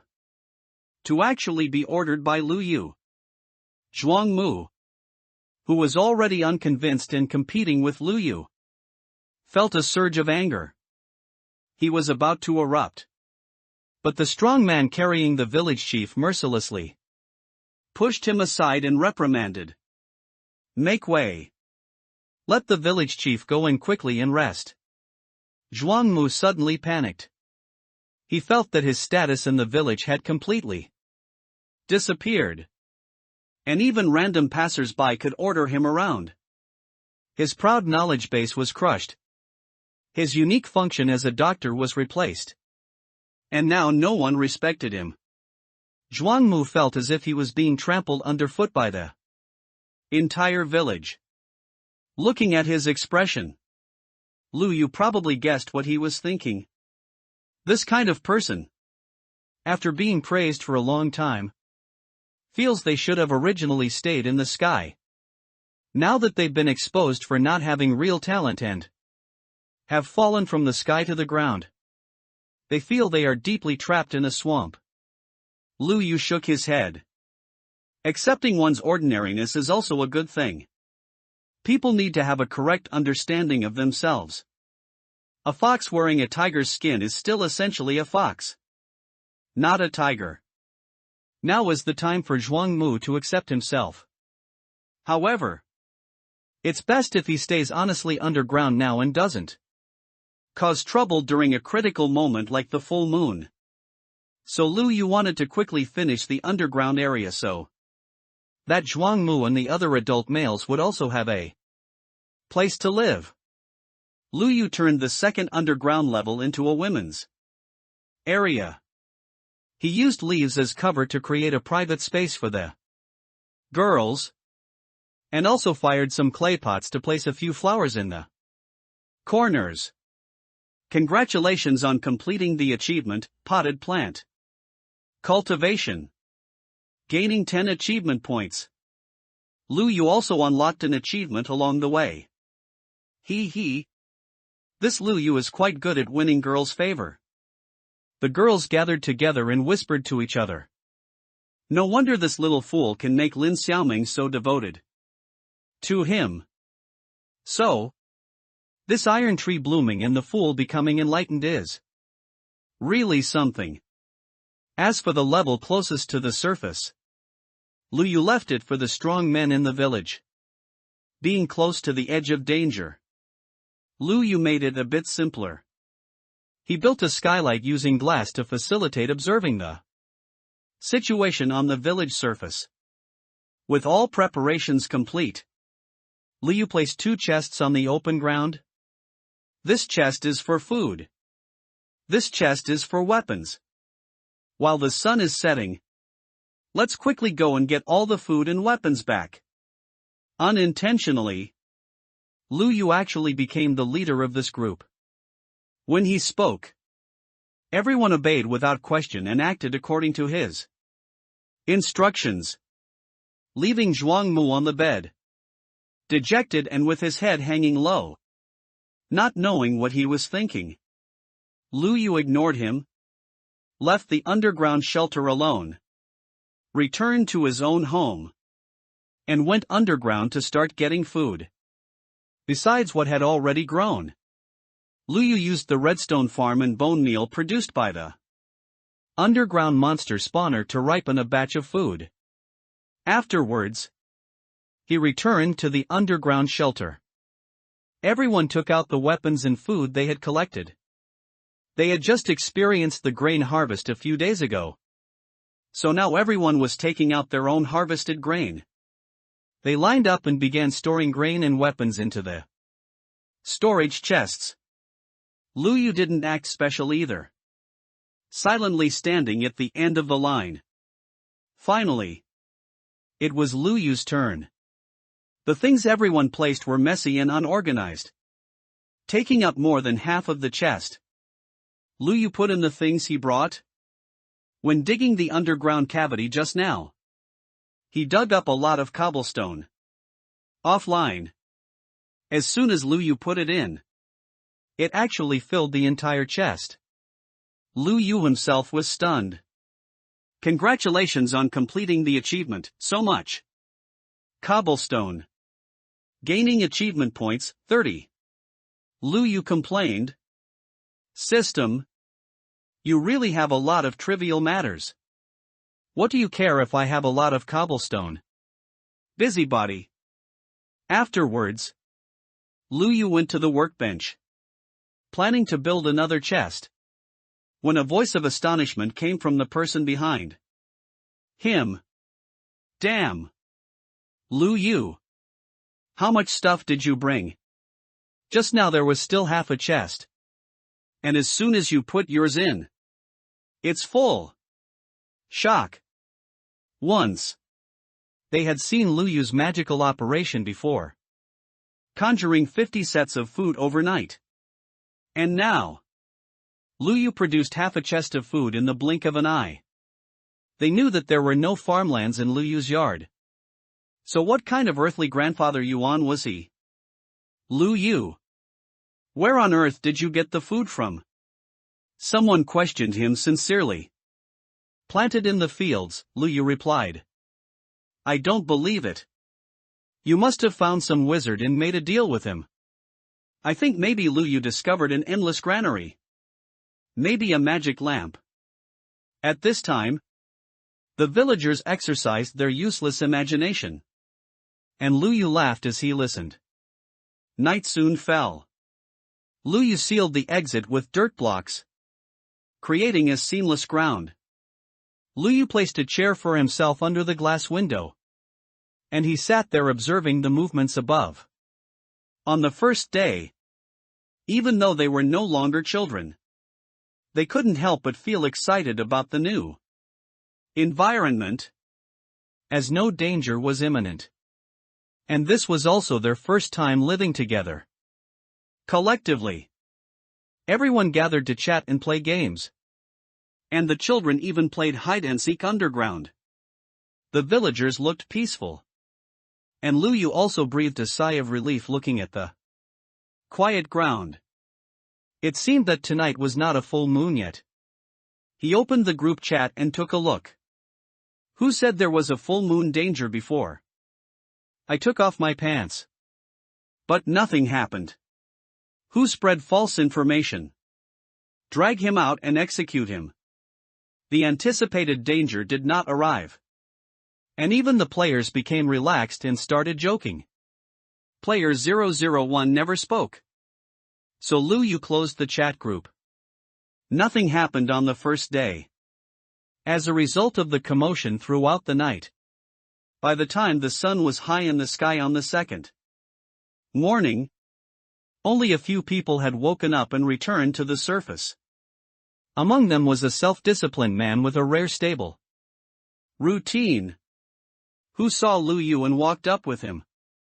Lu Yu, weren't you guarding the window all night? Why don't you sleep for a while before coming up? It's nothing. Lu Yu waved his hand in reply.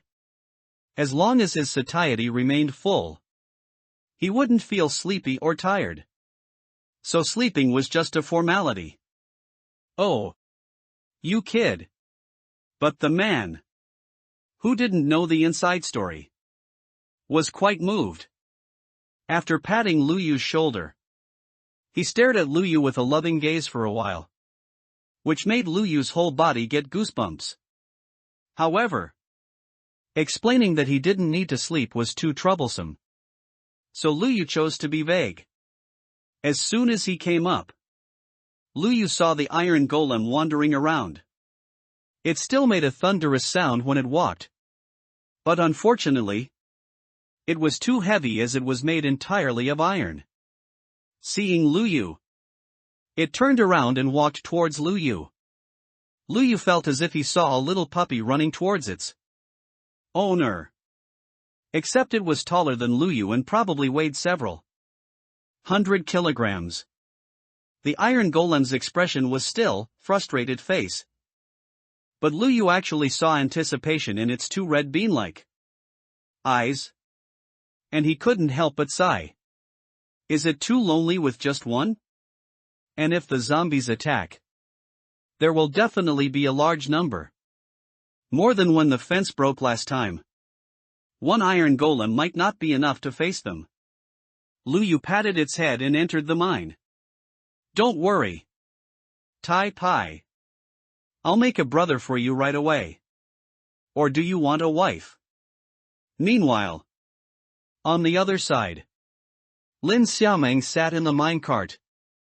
Her eyes dazzled by the walls made of various rocks flashing by on the road. The excessive speed made her dizzy and nauseous, almost making her vomit. If Lu Yu were here, he would probably tell her that this reaction was motion sickness. Lin Xiaoming mistakenly thought she was sick and was afraid of being discovered by Qian Lu that she was unwell, fearing that he would think her physical fitness was poor and send her back. So she forced herself to be energetic. Qian Lu was different from her. He had ridden in minecarts many times and was used to the feeling of high-speed travel, so he didn't show any discomfort. He stood there, straight like a flagpole. The continuous silence made Lin Xiaoming feel awkward. Mr. Qian. She spoke to strike up a conversation. Call me Captain Qian. From now on. You are also one of us, Qian Lu corrected. Although the village chief had taught her some social skills, even if the other person was not someone worth associating with, they were still a superior. So saying some nice things and building a good relationship would make her journey a little easier. Saying this, she took out the food Lu Yu had given her. Lin Xiaoming had no appetite to eat, but Qian Lu did, and he hadn't had a bite of fish for some time. So he unceremoniously stepped forward, took the grilled fish, and ate it heartily. Thank you. Seeing that she could talk to him, Lin Xiaoming quickly stated her purpose. She was worried about the safety of Lu Yu and the others. After all, when she left, she also heard about the so-called zombie tide. So everything she did was to gather information. That. Captain Qian. Will my village be alright? Qian Lu frowned. From now on, you are a person of the 3rd district. You'd better forget about that village, since you are unlikely to see them again. Although she was prepared and naturally didn't believe in evil, Lin Xiaoming's heart still ached. She didn't want to be separated from Lu Yu forever. I'm just asking. Lin Xiaoming decided to hide her thoughts. For the sake of the delicious grilled fish in his hand, Qian Lu said a few more words. That kid who sent you off seems to have some skills. If he plays his part, maybe they can successfully defeat this full moon. Qian Lu recalled Lu Yu's face. A young and somewhat foolish face. Why did he have such wise-looking eyes? Really? Qian Lu added. But it still depends on luck.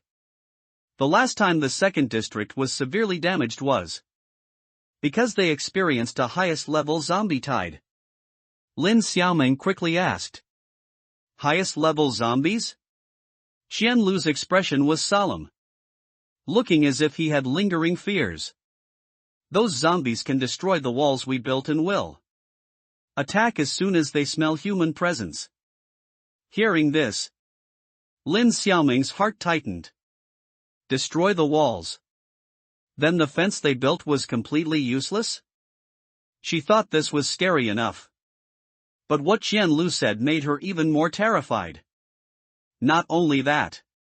Lin Xiaoming trembled as she asked. Could it be that these zombies have even more terrifying aspects? Yes. Speaking of this, Qian Lu clenched his fists and furrowed his brows. Those zombies are not afraid of sunlight. Lin Xiaoming's eyes widened in disbelief. Once they appear, they cannot be eliminated by any other means unless they are killed. And their numbers are huge. Not much less than a low-level zombie tide. This is terrifying. For iron golems. That time, the 2nd district was severely damaged. Its population sharply decreased, and most of its buildings and facilities were destroyed. It took us half a year to clear out all the zombies. And it took about another 10 years for the second district to regain its original vitality. Qian Lu shook his head and said, "And I survived that full moon. Thinking about it now, it's still vivid." Lin Xiaoming's heart clenched. Then if Lu Yu and the others experience such a zombie tide, how will they survive? Qian Lu shook his head. There's no way. Getting such a desperate answer. Lin Xiaoming squatted down, disheartened. Qian Lu, without understanding her feelings, continued to explain, the second district has a relatively complete defense system and a large population. The miners fighting also have elite equipment and weapons. Even so, they suffered such heavy losses. And your 7th district. And the 7th district, where Lin Xiaoming was, had almost nothing. It was almost barren. How could they fight against such a terrifying zombie tide? Just then, Lin Xiaoming thought of Lu Yu's invincible pet. No. With Lu Yu, their 7th district was no longer a backward and impoverished area. Maybe Lu Yu could. Qian Lu saw Lin Xiaoming wasn't speaking, and only then realized he might have said something too scary and absolute, frightening the young girl. The steel-straight man finally came back to his senses and comforted her. However, the possibility of encountering such a zombie tide is only 1 in 10,000. Right? After all, in the thousands of years I know of, there has only been one such instance. And that was just decades ago. It's impossible for it to happen again in a short period. That's true, Lin Xiaoming agreed, nodding. However, I'm also looking forward to seeing if that kid can lead the people of your village through this difficult time. Qian Lu also smiled, remembering Lu Yu. In a few days, I'll go again. If he really survives the full moon, it proves he is indeed a rare talent. And I'll bring him to the 3rd district as well. Really? Light bloomed in Lin Xiaoming's eyes. If so, she could meet Lu Yu again. First, he has to get through this test. Lu Yu. He can definitely do it. Achoo.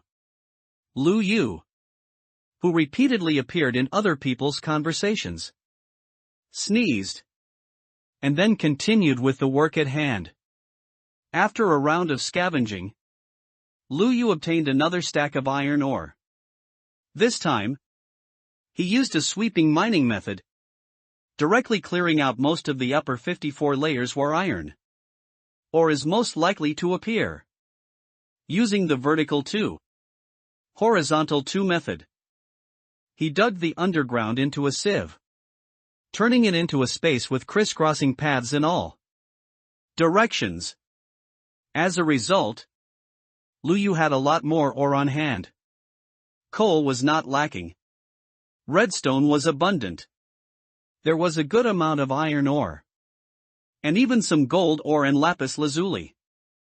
Lu Yu neatly packed his full backpack and made some more furnaces to work together. Congratulations on completing the achievement. Hot topic. Earning 10 achievement points. Immediately, the underground space became extremely hot, almost drying out the nearby crops. Even people passing near Lu Yu's house felt the heat, thinking they had arrived in a tropical region. Huh? What's going on? Why is it so hot just here? The confused villager touched the sweat on his forehead. Underground. Lu Yu took out the smelted iron ore and made iron blocks. Then he found the stairs leading from the iron golem area to the surface and began making iron golems. After all, he couldn't build them in front of the villagers. Otherwise, the villagers' imaginations would run wild and they wouldn't know what to think of him. Iron blocks were stacked up. And finally, a nangwa, pumpkin, head was placed on top. A newborn iron golem was created. Hey! Lu Yu greeted it. Upon closer inspection, he realized that iron golems were indeed different from each other. Tai Pai, for example, was like a sturdy child. From the eyes of the iron golem in front of him, Lu Yu surprisingly saw a hint of innocence and shyness. Could it be? Tai Pai really got a wife? Alright. This Tai Pai's wife shall be called Iron Lady. Lu Yu watched the iron golem walk up step by step. And next, Lu Yu didn't hold back the iron blocks in his hands. In no time, he built another humanoid figure. Then he placed two nangwa, pumpkin, heads on them together. Immediately, two more iron golems came to life. One of them had a simple, somewhat silly look. Lu Yu didn't hesitate to name it Tai Hanin. And the other one? Lu Yu. Why is it still a male? Lu Yu saw its eyebrows were furrowed, giving it a somewhat stern and majestic expression. Then you'll be called Tai. Still Tai? Did Lu Yu think of it as part of the old Tai family? Having given 3 names starting with Tai, Lu Yu also felt bored.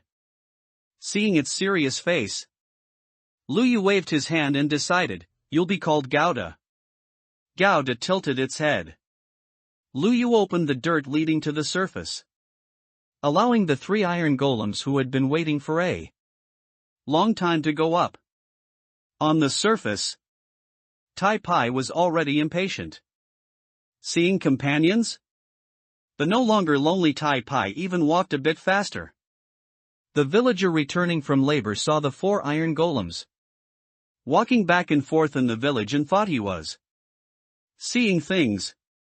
After rubbing his eyes several times, he confirmed that what he saw was not an illusion. Lu Yu, how did you get a few more of your big guys? Lu Yu casually explained, it called all its relatives and friends over. Oh. So that's it. The fooled villager nodded, looking at the 4 iron golems leisurely strolling in the village, filled with a sense of security. At most, the villagers had witnessed or heard about the mighty appearance of the big guy Tai Pai. Since they were there, perhaps they could easily avoid this zombie attack.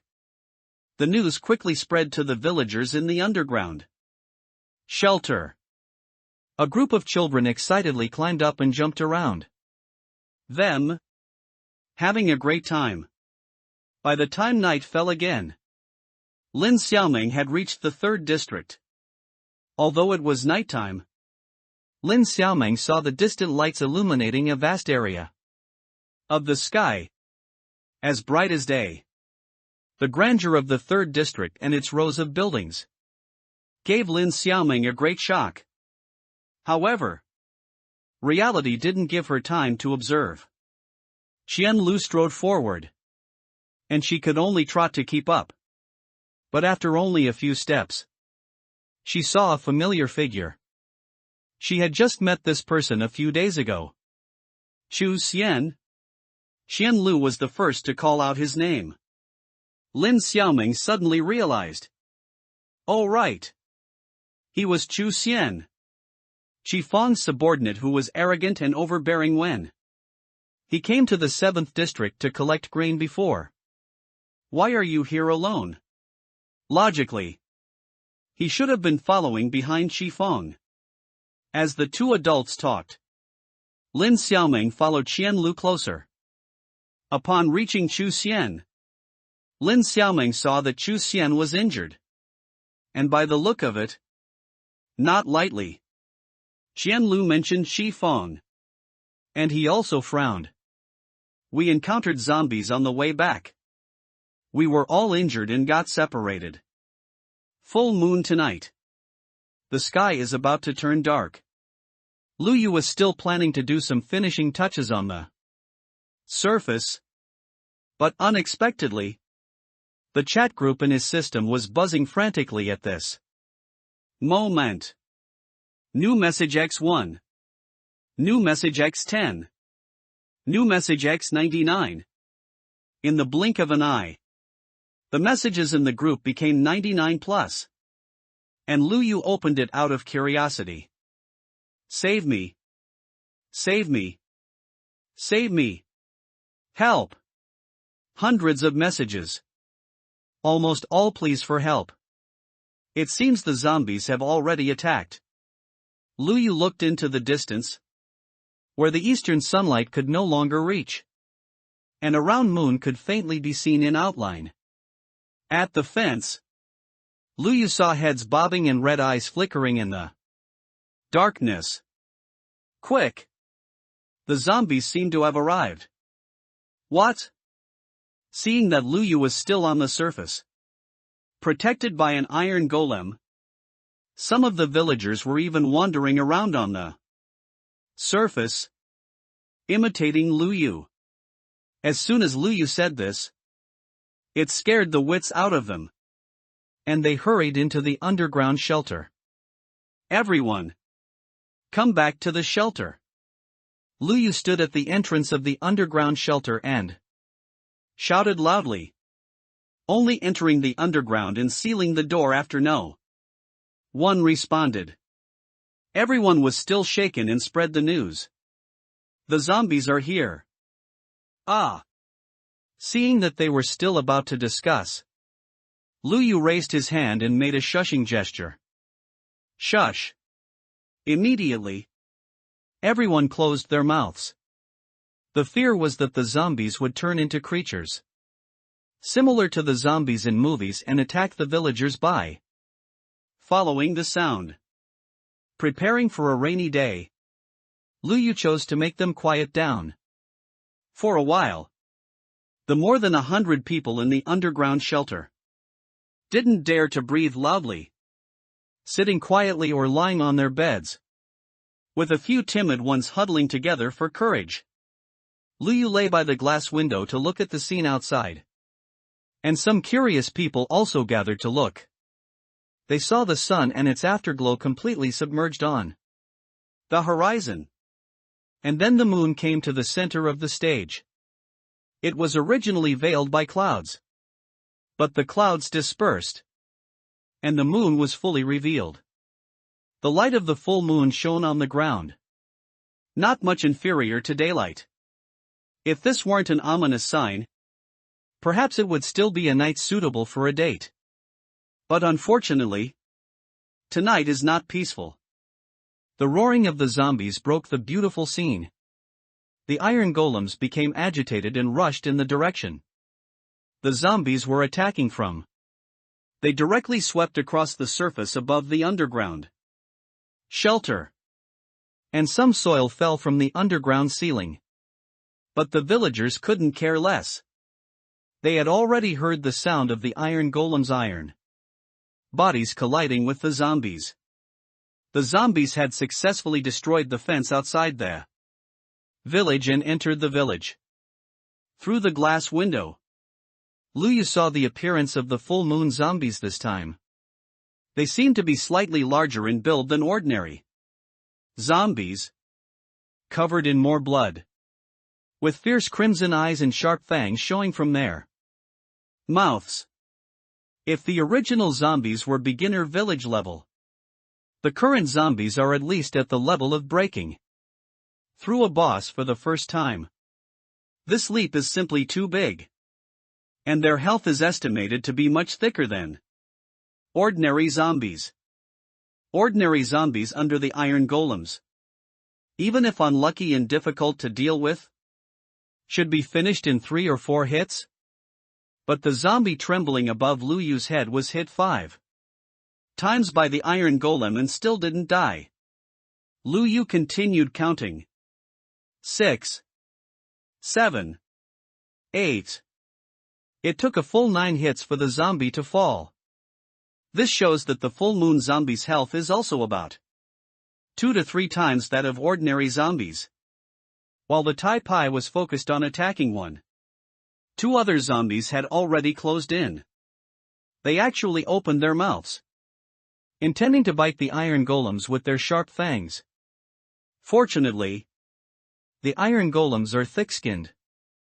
Liu thought that if this were their flesh and blood, they would probably have been infected with the stench of corpses. And the most terrifying outcome would likely be mutation. Seeing that the Tai Pai was no match for so many zombies, and more zombies were pouring in. Are they planning to wear down and kill the Tai Pai? Liu couldn't hold back anymore. He's not pretending anymore. If he stays down here any longer, his 4 iron golems might all be sacrificed in the zombie horde. Liu put on a full set of iron armor, crafted an iron sword, and was about to open the door. Liu, what are you doing? The uncle from the village grabbed Liu and looked at him worriedly, lowering his voice. Go up and help. Liu replied. No. It's dangerous. Don't worry. Liu patted the hand he had placed on his shoulder, having already decided to go up. Congratulations on completing the achievement, Iron Man. You have gained 20 achievement points. Congratulations on completing the achievement, time to attack. You have gained 20 achievement points. Indeed. It was time to attack.